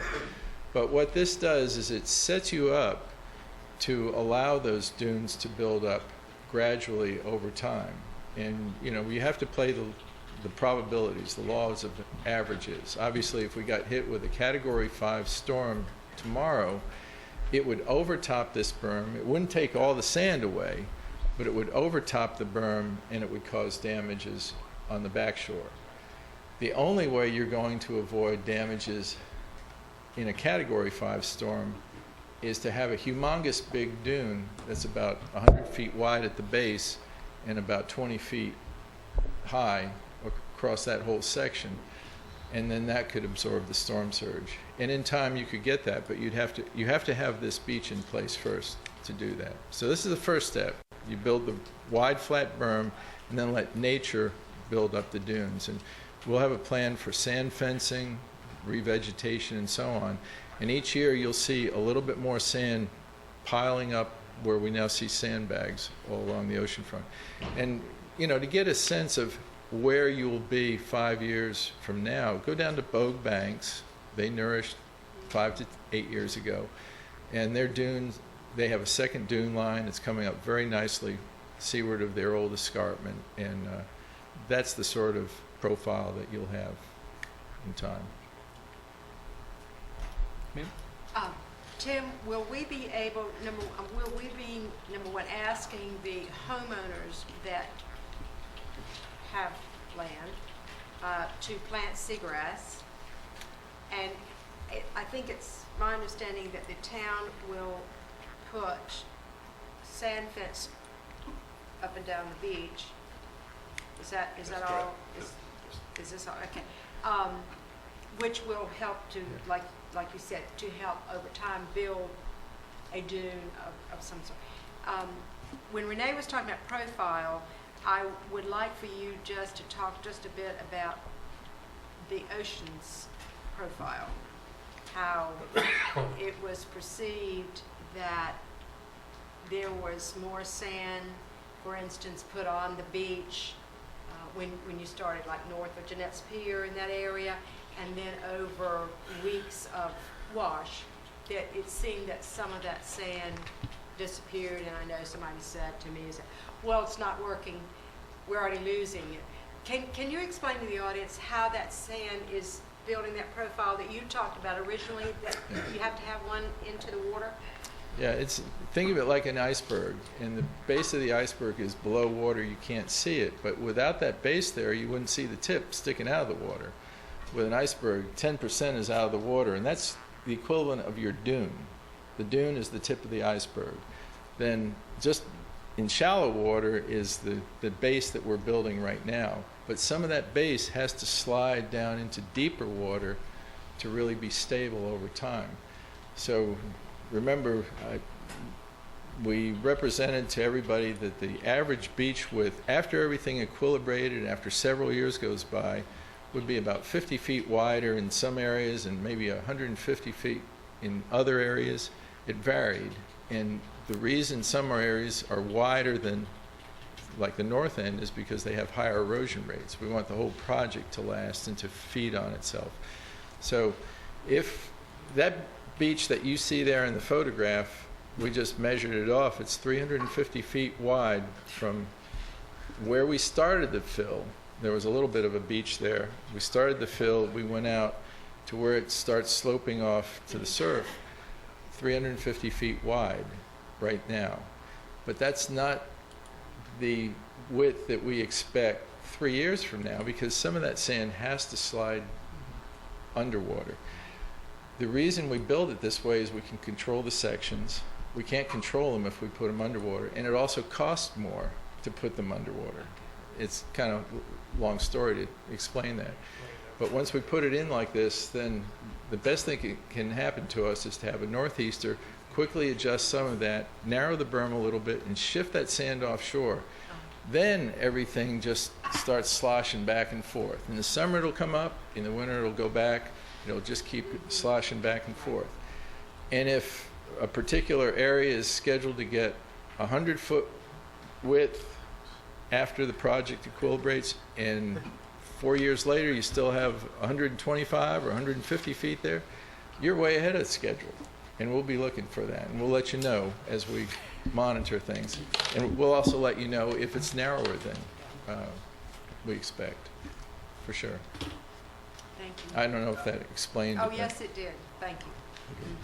Other questions for Dr. Connell? Dr. Connell, thank you. Y'all have done you should be very pleased. Everything that you said would happen has happened, and we expect that to continue into the future. All right, Great thanks. job. You've been great to work with. Okay. Yes, sir. Also wanted to echo what was said earlier about a thank you to the police department for a great national night out, and also this year fire played a little bit more of a role, I think, and I think that was nice to be able to have that participation. So kudos to those guys on a job very well done. And also wanted to thank Alan Massey and Mark Bernard and Carolyn and Michelle and Roberta and all of them for what so far, I know we got a little bit more to go, but it's been somewhat of a seamless transition, and they've done a really good job, and I think they've worked with each of y'all to try and make sure that the interruption was minor, and so far I've probably jinxed it, but anyway, I just want to tell them thank you. Mine just went out. Also wanted to tell you we had talked about getting the recycle bins at the beach accesses. They are in place now. I think we've got about 50. Is that right, Russ? 52. So we have those spaced out through the different various beach accesses. I wish Connor Winstead was still here. A week from Friday, next Friday, will be his last day with us. Hard to believe that summer's almost over and it's time for him and others to go back to school, but he has been a tremendous blessing and a wonderful addition to our office, and I want to thank this board for allowing this to happen. I'm sad to see Connor go, but as I told him last night, it's time for him to go because he's about 2 weeks from probably taking my job. The kid is amazing. So he's been a wonderful, wonderful asset. I've got two things that I'd like to talk. I don't know if we want to. One of them, I'd like to be able to ask that you put this on your future agenda, be it the August or mid-month if we have one, or the first meeting in September. There's been quite a bit of interest here lately from various cellular companies, not cellular providers, but they're actually. We had a proposal that came from AP Wireless Infrastructure Partners. Kildo Hills has received one. We also got some questions from Atlantic Beach. So this has kind of been a newly resurfaced topic with cell tower sites. But what this is a proposal for purchase of our monopole and also to broker some of our cellular tower leases.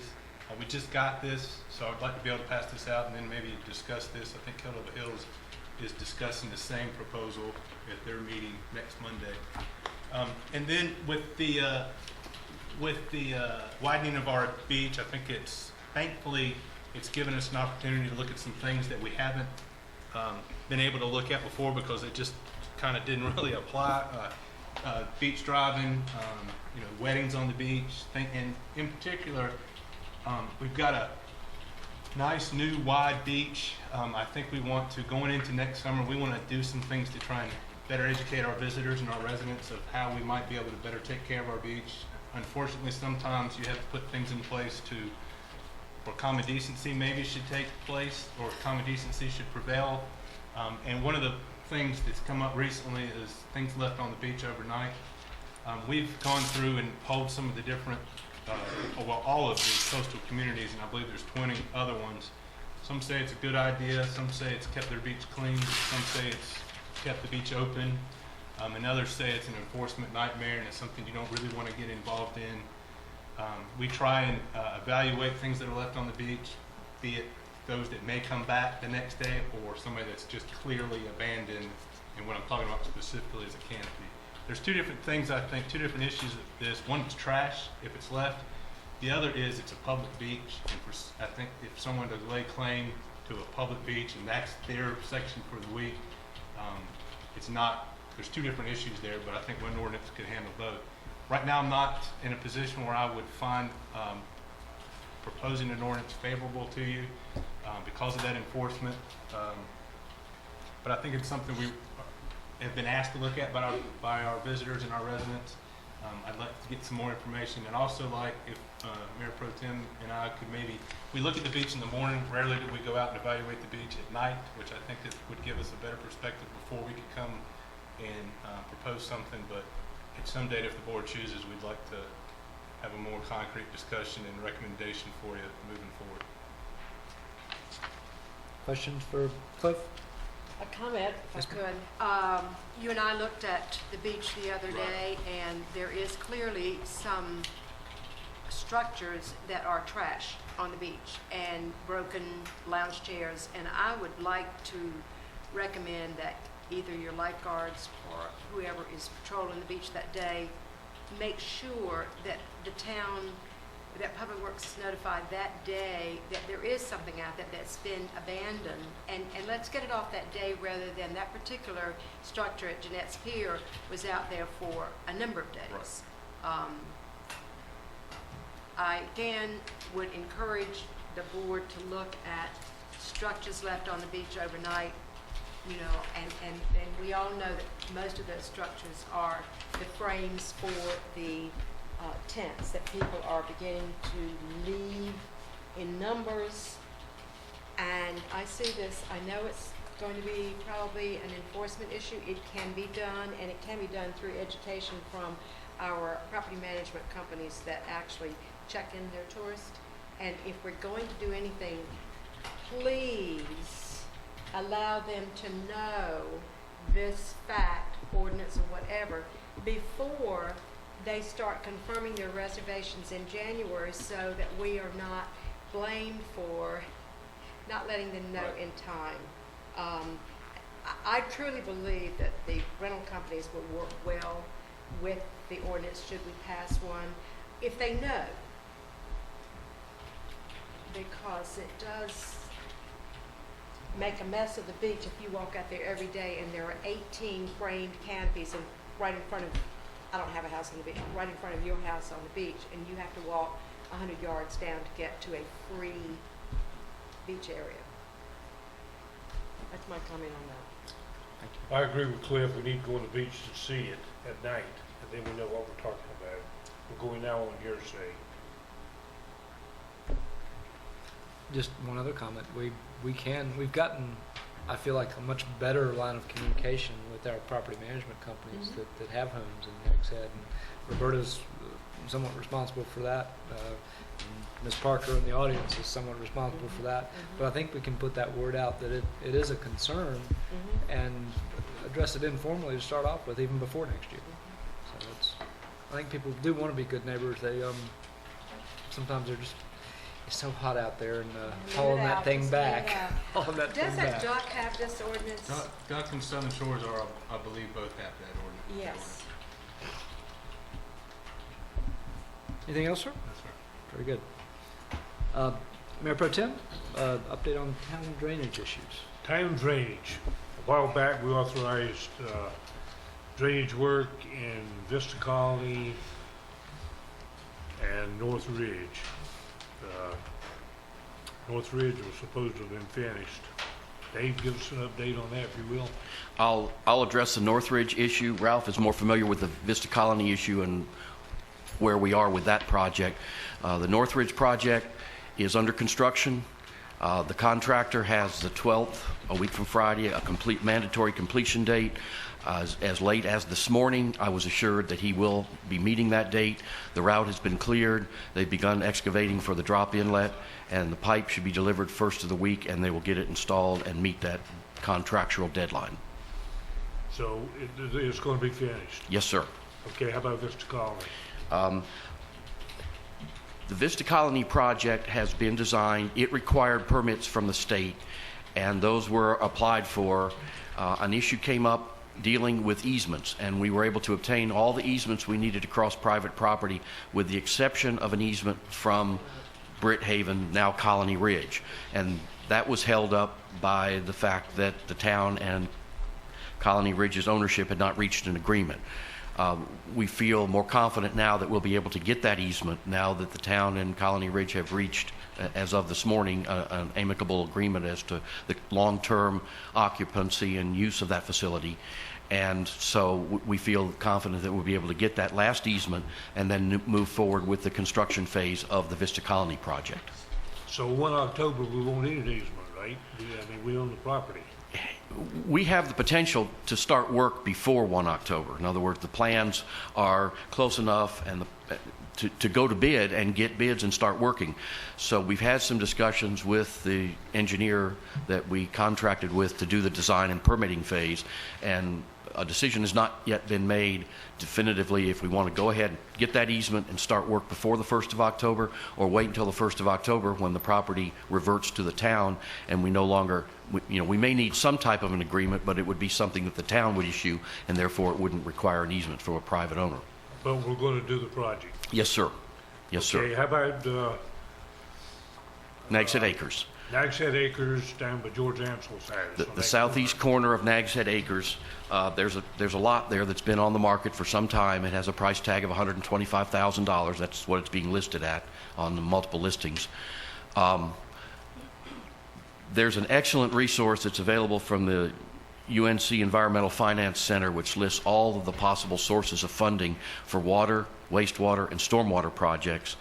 And I have contacted all of the agencies that indicate they do any type of stormwater grants or loans, and without exception, every one of them has responded, including Damon Tatum with the Clean Water Management Trust Fund, calling me instead of just sending an email, that they do not have funds available to purchase land. So therefore, if the town wanted to consider acquiring that property for two purposes: one, to keep it out of development so it would not be filled and built upon; secondly, to potentially create some kind of a wetland or a stormwater retention and infiltration basin, we would first have to acquire it through some means. Now, if the property owner was willing to donate it, that would certainly be an option. But the recommendation that I would make to this board, if you want to consider acquiring that property, is that we have it evaluated for its usability as a stormwater collection and infiltration area. I live in that neighborhood, Cliff lives in that neighborhood. We know that that lot stays wet a lot of the time. It's not wet now, but we are also at the into a several-month drought, and it would be unfortunate to evaluate it now and say it's going to work great for stormwater and then get back to a more normal rainfall pattern where the groundwater table comes up and there's very little holding capacity there.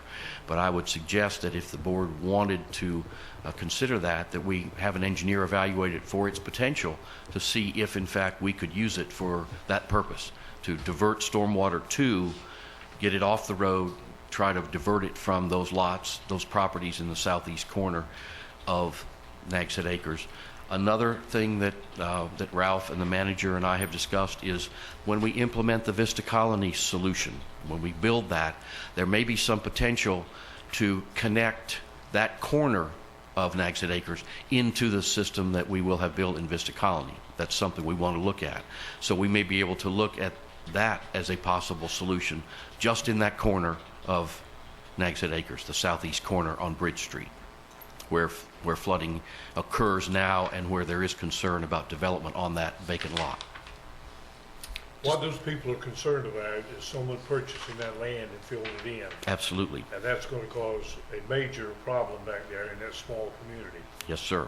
with flooding. As you know, sometimes it floods all the way up to George Amsel's porch.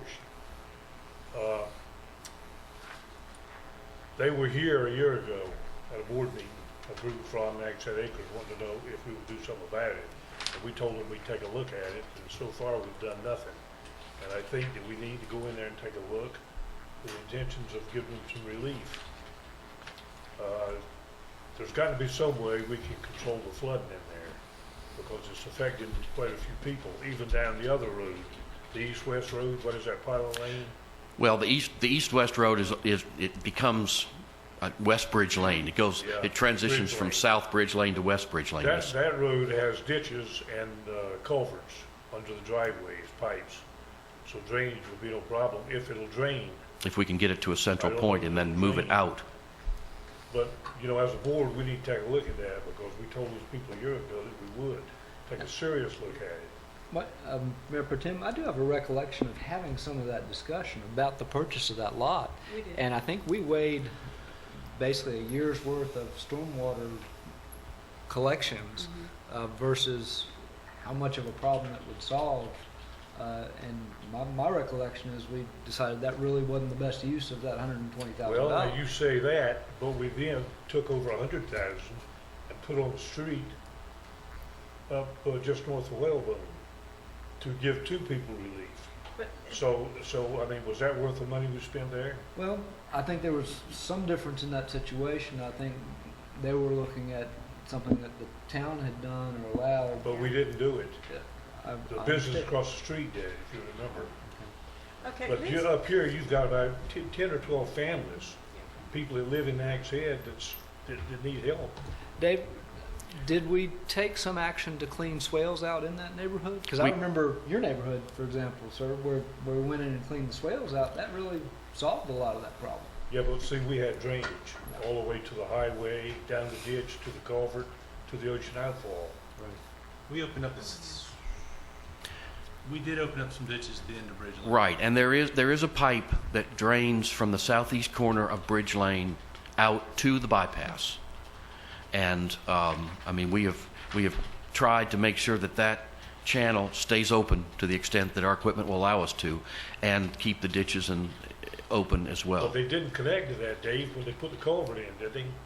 Under the multi-use path? Yeah, it's connected. So why don't it drain? Because the pipe that comes underneath the bypass where the multi-use path is, it is about 18 inches higher than the pipe that comes out of Nags Head Acres. It's always been that way. When that pipe was put in, when the pipe was put in across the bypass, they couldn't lower it any lower. There was a pipe there. They came in, they replaced the pipe, DOT did.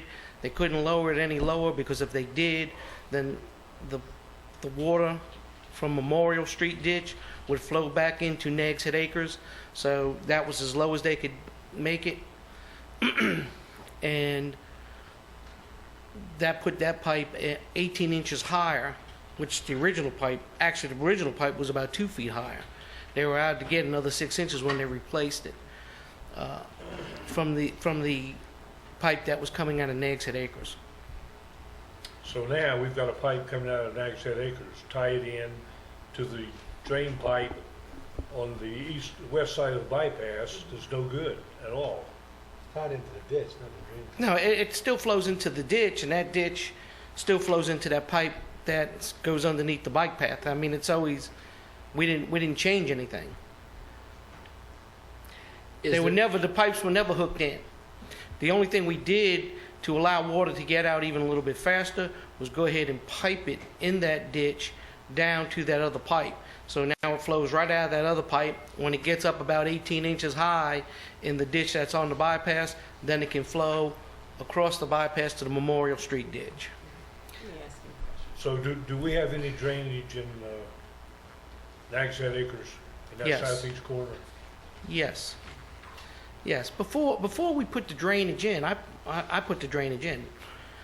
Before we did anything, there used to be about 18 inches of water that stood above that road. Where George Ansell's lot is now was completely underwater. When Mr. Hoffman's house and those houses were, they would get 6 to 8 inches of water inside their garages.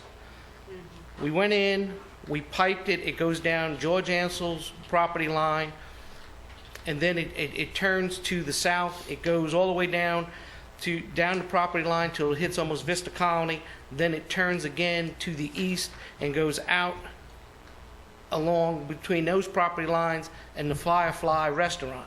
That's where the pipe comes out. Used to come out into the ditch. We went ahead, we built another catch basin there, and then turned the pipe to go to the north So we wouldn't have to keep cleaning that ditch out, so it would move even as fast as it can move out to get to the pipe that flows underneath the bypass. And that's all that had been done, in Nags Head Acres. But like I said, before we did that, there was 18, 20 inches of water that would stand in that southeast corner all the time after every heavy rain.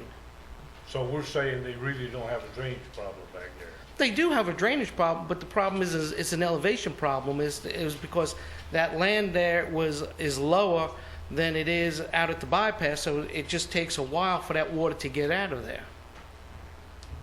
And the other thing, the other issue is we have a drainage problem there when there's a storm, when there's a bad storm, the water still lays there. Just like it does when you go over to Vista Colony, Wayne, as you go down that road, if you go through those people's yards, you're right there in Vista Colony too. Water just, it's a height thing. And that's the reason why I said from the beginning, man, this is just me, and I guess maybe it's because I'm a fireman, but I always said, put pumps in there, pump that stuff out of it. I said, get pumps on wheels, pump it. One time we were talking about putting the pump in there, and then we dropped it. And, we found out we could not pump that water out of there. DENA, for the water quality, would not allow us to pump the water out of there into a ditch that flowed into an ocean outfall, which everything How are we pumping water? How are we draining water out of North Ridge? We don't. We don't, and that's the problem. What are you doing with the water in North Ridge? The water in North Ridge is basically it soaks back into the ground. So we have no drainage in North Ridge except what? What are we doing in North Ridge? In North Ridge, I don't know. Dave is doing that. He's got a pipe in it. We met with DOT probably 2 or 3 years ago to discuss various neighborhoods. Vista Colony was one, Northridge was one, and DOT informed the town that if we could prove that there was an historic connection between the drainage in a neighborhood and the bypass, even if that connection had been degraded. In the case of Northridge, there was a ditch, a very clear ditch that ran from Lookout out to the bypass and emptied out into that ditch that had grown up over the years and was no longer functioning, that the town could reopen that. And that's what we're doing. We're pulling a cork out of the bottle from the area on Lookout in the bend of the road that traditionally floods badly, and that will be connected in along Lookout and Cuddy Sark, which is another area that has lots that are lower than the level of the street, to begin getting that area to drain. So the first step is to get that connection to the bypass ditch reopened, and that's what this project is doing. And then we'll work our way upstream, uphill, within the town's right-of-way. We asked people some time ago, we sent letters out on Lookout and Cuddy Sark and asked them, we told them we were getting ready to put swales in, and there was a lot of opposition, but I think there's been enough change in time and people have seen what can happen if an area doesn't drain adequately, that once we get this cork out of the bottle, we can begin developing a swale system that will allow that water once again to move out of that section of North Ridge. And there are other localized areas in North Ridge that do flood, but I think this is the area where the largest concentration of flooding is occurring, is along the north-south portion of Lookout, which is the part that goes down to the cul-de-sac, and the parallel section of Cuddy Sark that's one block to the north. So you're saying there's nothing we can do with Nags Head Acres? Is that No. correct? Well, what Ralph has indicated is that when we get the Vista Colony project complete, which we have under design, and as soon as we get the necessary easements, we'll go to construction. And when that is completed, there is a potential that we may be able to beneficially use that system to handle some of this drainage that's in that critical southeastern corner of Nags Head Acres, tie the two in together to where we can help get some of that water out faster. I mean, it drains, as Ralph said, it drains out now, but it's slow because the pipe going under the bypass is at a higher elevation than the pipe coming out of Nags Head Acres. But if we can in some way get this into this system that's being implemented in Vista Colony for the northern part of Vista Colony, I mean, they back up one to the other, southern part of the acres to the northern part of Vista Colony, we can extend that with a future project and hopefully get some relief for those people in that corner of Bridge Lane. Commissioner Saddle, did you have a question? I'm sorry. I did. I want to go back to Nags Head Acres. And you have done some work in Nags Head Acres with this pipe that goes out, even though it's 18 inches. Okay, we haven't had a major 3-day rain since then, have we? Oh, we have? Oh, we did, okay. So how did it work, Ralph? Well, I mean, we did that work about 20 years ago. So you've done nothing new since 20 years ago? Right, we had no mechanism to get the water out of Nags Head Acres other than these pipes. Okay. So they cut the ditches and stuff. They did. Yeah, I mean, we cleaned the ditches out and things like that, but to try to get any more water out, there wasn't any mechanism to do that. Okay. In the last big rain, and I remember when it rained and all of Wrightsville Avenue with the school, and I don't remember when that was, how long ago, it's been so long since it rained. Did Nags Head Acres have a big flooding problem at that time, do you recall? The water came out onto Bridge Lane in that corner, and within 24 hours, it was gone. Okay. My question is this, okay, my question is this. Let's assume that that lot that's available is already built upon, because there are residents over there that have said to me they do not want a mosquito lot. They're envisioning a wetland mosquito nightmare. Okay, so let's assume that it is built on. So it's no longer an option to buy and put a garden on it. Is it your opinion, and I think I'm hearing this, that the correction that you are doing for Vista Colony is a possible partial solution to any additional floodwaters in Nags Head Acres? Possibly. But The lot that's there, okay, and maybe it's easy to this way. If we would get a rain today, a 4-inch, 5-inch rain in there, you will have water standing on the road, and it will flow out, okay? If you had a 2-inch rain, the way that lot is, that lot would take that water. My estimation, if you fill that lot, let it be buildable, you fill that lot, if you got a 2-inch rain, you'd have as much water standing there as if right now you would have a 4-inch rain. That's what I'm saying. So if the lot is built upon, would this 2-inch rain flood Mr. Hoffman or Mr. Ansel's house? It would flood the road, at least the road. It would flood the road. Yes, ma'am. That's my opinion. And the swells that we have helped would not take the runoff. It would get the water out of there. It would get there. It would, but it would take time. It would take, like I said, the last time it took 24 hours for the water to get out. But the assumption is that hopefully this correction over in Vista Colony will help ease Will help ease some of it. It won't take all of it. It'll help ease some of it. And again, it's because of the ground elevations that we have in there. Okay. And that's always been the problem with Nags Head Acres in that corner.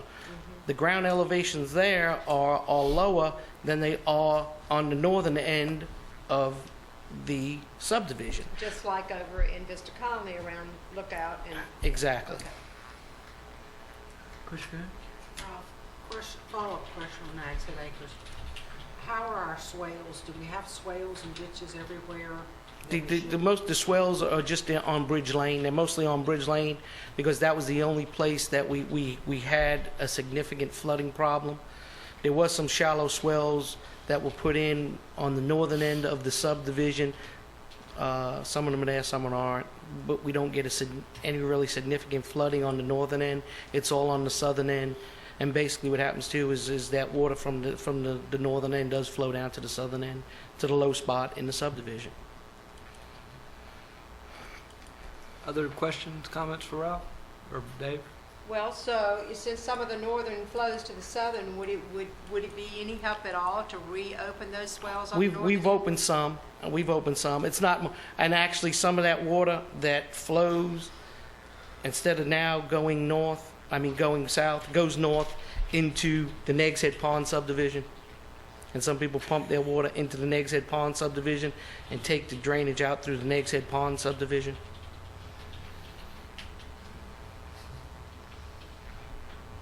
got to go somewhere. It's got to go I somewhere. just thought we just said. So it goes through my yard. And I mean, so like I said, you know, some goes south, some goes north. And again, we've had this discussion with homeowners. Why are we allowing the Nags Head Acres water to run into the Nags Head Pond drainage system? So, But it does a good job. It drains the water. yes, And it does. And it's not a problem to anybody that lives back there. It drains right down beside my house, Yes. it drains across the road, it drains out to the highway, and Yes. it drains the land, so it's not I a mean, problem. the Nags Head Acres system works very well. It's just the amount of water that system is taking, it just takes a while to do it. If you go there today where we haven't had a significant rain, if you go in there and after a significant rain, you could go there and stand, and I've taken residents in there and showed them because they kept saying the water's not going anywhere, the ditches are stopped up. I would take them out and show them the grate that we have in there, that the water was boiling out of the grate about 6 or 7 inches out of that grate, and flowing out of the pipe and over the top of the pipe to get out through that pipe through the bypass. I mean, the system works as well as it can work with the size pipes and stuff. It was just, I mean, it was a design to go ahead and do something at the time to help relieve some of the water in there. But it never was designed, and never, I don't think, meant to design to take a significant storm water and keep every drop of water contained in the swells. But the main thing, Ralphie, is that we've got water draining. Yes, sir, it Over drains. time, it takes a pond today to drain. Yes, and it takes Nags Head Acres about a day to drain. But you can watch the water that's draining, and people are satisfied that the water's draining. And I think that's the problem in Nags Head Acres, because nobody walks out to the bypass and sees the water draining out. Where's it draining on the bypass? It comes right out where Fireflies is, right there on that property line between Fireflies and the other. If you walk there, you'll see a grate. And then the pipe goes down about 40 feet to where the pipe that comes across the bypass is, and that it comes out of that pipe right there. And that's where it drains out of. You know, like I said, you can walk to your corner and look down the ditch and see it running. In Nags Head Acres, everything's underground until you get right out there to the bypass to where it's coming out of that pipe going into the other pipe across the bypass. So I can tell these people in Nags Head Acres that once we finish Vista Colony, we hope to get them some relief through Vista Colony. We will help to get some relief. Again, with the elevations of the ground and what we're doing, it's not, if we have a significant rainfall, you're still going to get some water ponding on the roads. And that was... Ponding on the road's not bad. I mean, it's... Well, but when you got 6, 8, 10 inches of water on the road, it's not draining. No, you're right, and it's not. And the last time I seen that much water on that road was Isabel, and in about 2 days, it was off the road. That was the last time I seen about 6 inches of water, 6 or 8 inches of water on that road, because we brought out some barricades and barricaded that corner off. Thank you very much, Ralphie. Dave? I think what brought this up, we're seeing the real estate signs go back up on that vacant lot, and that created concern about development and field. And I think we've got a few answers to give back. Is everybody satisfied with that? I don't think it's feasible to build a stormwater system that's going to drain 5 inches of water in less than a day. I mean, it's just, you spend too much money to do it. And I don't know that buying that lot would improve this situation significantly, and may create its own set of problems with mosquitoes. I don't think it would, because the lot is so low now that it would take quite a bit of field to even build on it. We can legislate all we want, but we can't overcome the laws of physics. We've got a lot of neighborhoods that are lower in elevation than what would have been perfect. Mayor Pro Tem, anything else on your agenda, sir? No, that's it. Thanks. Commissioner Green? In your packet, you'll see attached an email from a lady just north of Gold Street about the traffic hazards of cars coming out trying to make a left-hand turn from Gold onto Highway 12. There are also a couple photos that she enclosed, both looking south and looking north from Gold Street. I will tell you, if you look at this photo this morning, as I came up to the boardroom, there was another truck parked in there, and the back of the truck was about even where that trash can is. So there was no visibility at all coming hardly out of Gulf Street. What causes me some concern, number one, is the number of accidents she's reported almost seeing. Thank goodness people stop in time. But two, Gulf Street has a stoplight. We encourage truck traffic to come into Gulf Street and out of Gulf Street at a stoplight. But we're not concerned about the site triangle per se. And that rental house, just the blue house that's sticking out does not reflect the rental house where the little red car and the truck are parked. That driveway is fairly steep. It has very limited parking, extremely limited. This picture doesn't show the normal traffic patterns in that driveway that I've observed after she brought it to my attention.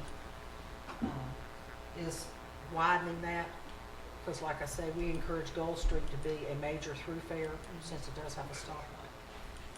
So what I'd like to do is ask the police chief to bring us back a recommendation after he checks it out. I'm not trying to put you on the spot today. No, ma'am. I know we talked about it before, and what I would like to do is just that. You can see that it appears that this cottage has really kind of made a little parking area in the DOT right away. Another picture, the one before it, kind of shows a little outline of a flower bed kind of around the parking area. If you can see, it's almost like they've made that little area, and it is in the DOT right away. What I'd like to do is approach them about trying to come up with some new suggestions or ideas on parking, and then come back to you with a solution, whether it be signs or. And I'd appreciate that. I know the previous owner, this house has just switched hands. The previous owner kind of policed it a little bit more because he was here, but I don't know where the new owners are from, if they're here all the time, but the other owner kind of kept it clear of traffic by just virtue of his being here and limiting the number of cars, the number of people in the house and so forth. Well, maybe some education for the current owner, and tell them about what the past owner did, or the previous owner, and see if we can get some compliance that way. And if y'all allow me the opportunity to come back at your next meeting with some recommendations. It looks like to me, Renee, if that one red car was removed, it would give you because I was by there this morning, it would give you the visibility that you need. Well, and you can see just based on the right-of-way somewhat, the truck is halfway on private property, halfway in the right-of-way. Right. The red car is totally in the right-of-way. Right. But I'm just saying, if you remove that red car, I don't think there's. I visually saw that as a correction to but the it problem. changes every week, so your You're right. education- I mean, Yeah. can't remove that It's car going every to week. change every week, so it's maybe something that we have to take an action on. But I would like the police chief to give his recommendation. Yes, as he ma'am. moves forward. And I would imagine that home was built before we instituted some stricter parking standards. It's got room for about 2 cars without getting into the Yeah, right. it doesn't have a lot of room. Yeah, it's pretty maxed out. Everybody satisfied with food?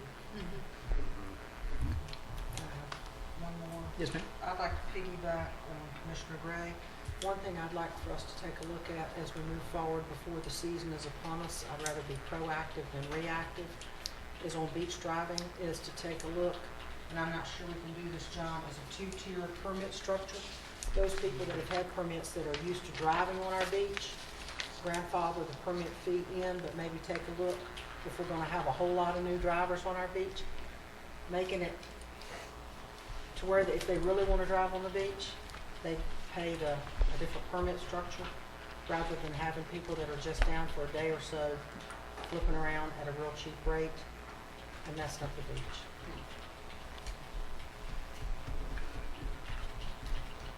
That way we're keeping those people that are committed to driving on the beach, but what I don't want to happen is have the spillover from areas that are now closed south of us onto our brand new beach all winter long, becoming disruptive to the beach. Do y'all think we'll see, I mean, because of the fact that our beaches are only open to driving from October 1st through May 1st, doesn't that eliminate a lot of the summertime crazy people? I think you're going to see a lot more people interested in driving that haven't wanted to drive in the past because our beaches were so narrow, they were closed in so many places, a lot of people wouldn't pay the permit fee. I think you're gonna see that rationale gone, because we're gonna have a beach that will accommodate a whole lot more vehicles that will be able to meet each other instead of having to go up. I think the dynamics of our beach are definitely gonna change now that the condition of the beach has changed. And I'd just rather see us be proactive with that. Is there a question I can ask John on Yes, ma'am. their comment? Please. John, is there any way to regulate the type of vehicle that is allowed on the beach? I think if the town has a, you could regulate the type of vehicle as long as there is a rational basis for treating different vehicles differently. So you could regulate by size, number of wheels, that kind of thing, if you had a rational basis for doing so. Can't say you just want Fords and not Chevys. That's correct. That's correct. You could only say you don't But, want but you 2 could, tires. if you wanted to, without reason, you could possibly say not permit, oversized tires. I'm just grabbing, because I can visually see some of the vehicles that Wayne is referring to down at the inlet.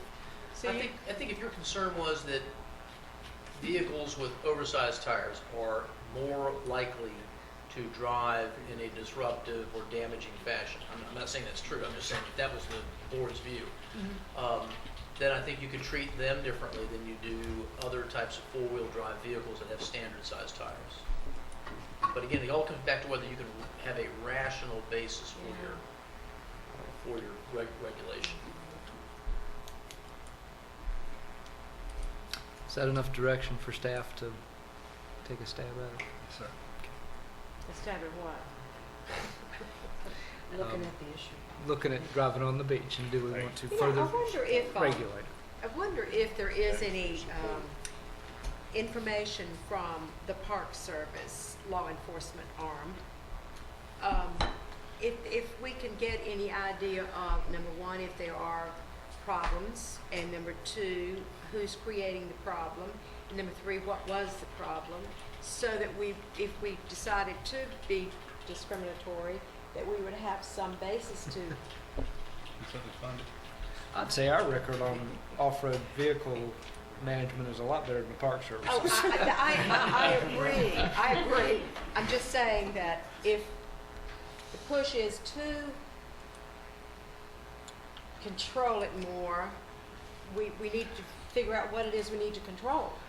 Is it the little old lady in the four-wheel drive Ford, or is it the big fellow with the oversized tires on the Cadillac? But we've got more data than they do, really, and because they don't have any idea I what's know, out but there. I'd like to know what law enforcement Yes, ma'am. issues they've I had. apologize. I don't That's want to what be I'm picking saying. at you. Are you picking at me?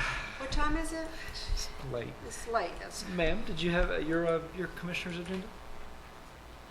Oh, Mayor, I'll remind you that I finished mine a long time ago. In fact, on my agenda so long ago he was here, I wanted to say thank you, Connor Winston, for being here, for almost taking Cliff's job but leaving in time. He was the biggest help for a couple of things that I did, and he is just, and I'd like to see him to be able to come back. I mean, not to take your We've job already checked away. for his He's just, his break schedule and when he might come back at fall break or Christmas. So we've had good interns, but I will say that Connor is right on up there. So, I finished right there. Thank you, ma'am. That was the fastest I've ever heard you be. Well, that's because you gave me the opportunity to talk before. Commissioner Romali? Yeah, I would just like to relate to the staff, what a fine job, through the summer. I realize we're just, 2/3 of the way through, but the staff has done a magnificent job, particularly since we've had the beach nourishment issues and several other issues. The police department has done an outstanding job. We've had, and the fire department, we've had, as usual, our overbearing number of accidents, and which we take care of. And I wanted to say to the DOT crew that was here this morning that I can't wait to see the 3-lane bypass with the hardened turnaround in the middle. Yeah. Did median? Median, yeah. That's why they didn't approve the 1995 one. Oh, yeah. But no, I think the town staff has got to be commended for Yes. the outstanding job. they Yes. do. And tell them that the end is in sight. Yes. Yeah. August 3 today. And that's all I have. is Mayor. August 3. Thank you, sir. Two things on mine, just in general. Sand fence is probably the best investment an oceanfront property owner can make right now. To put your sand fence out there, go ahead and get it out. It'll start catching sand. When the wind starts to blow, it'll catch a lot of sand.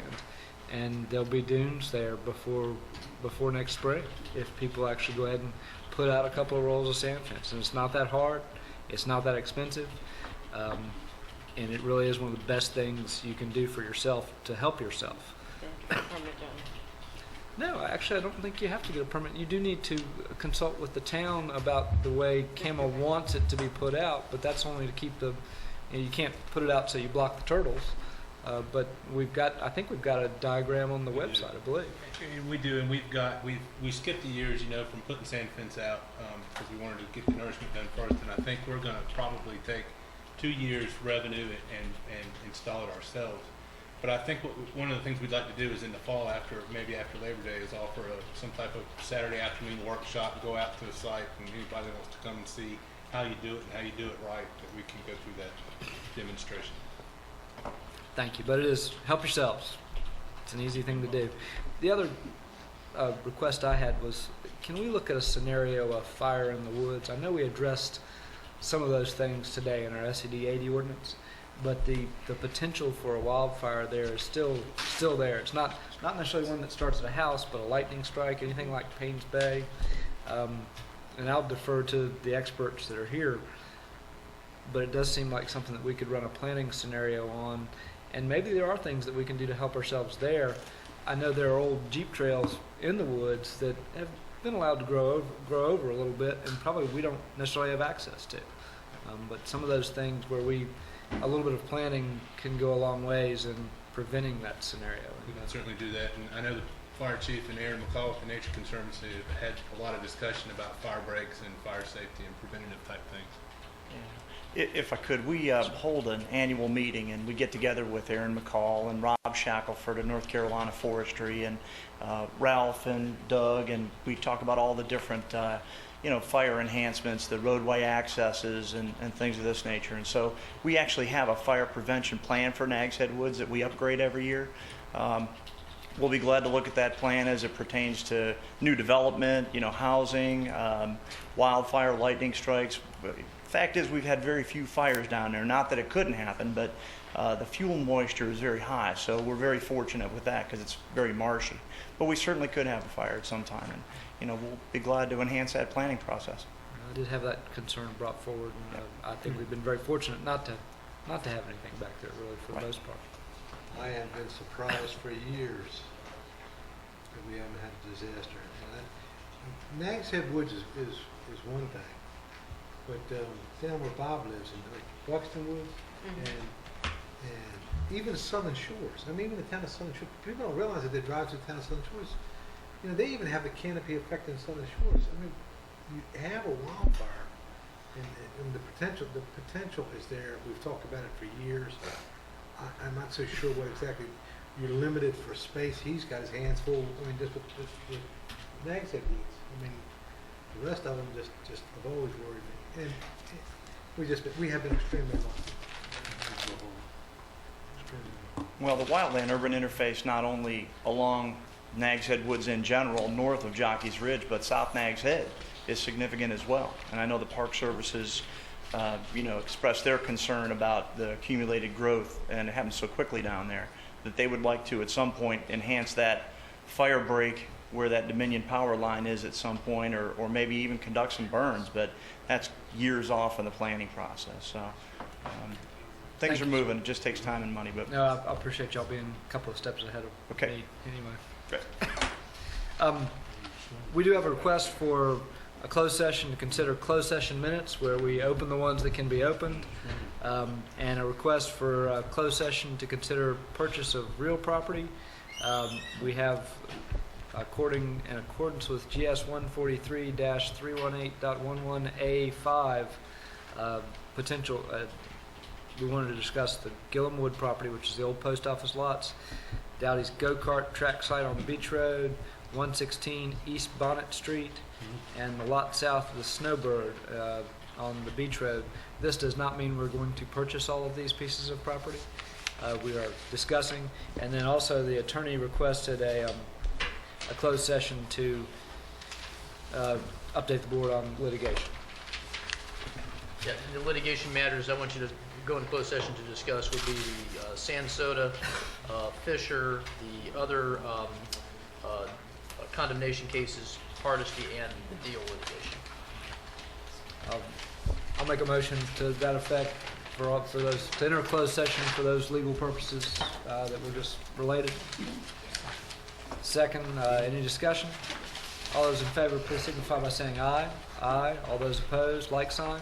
And we're going to go into closed session for a short while. It should get a little cooler. It's after 4 o'clock. We're going to come back into open session after a brief closed session. I'm going to ask the attorney to report out from that closed session. Mr. Lyden? Yes, sir. The board did take a few actions in closed session. It did approve closed session minutes for the last 6 months. It also took action to open certain closed session minutes from the last 6 months while sealing others. The board also gave some direction to the board's negotiating agents with respect to the acquisition of some real estate, and the board did give the attorney's direction with respect to some of the litigation matters that we discussed in closed session.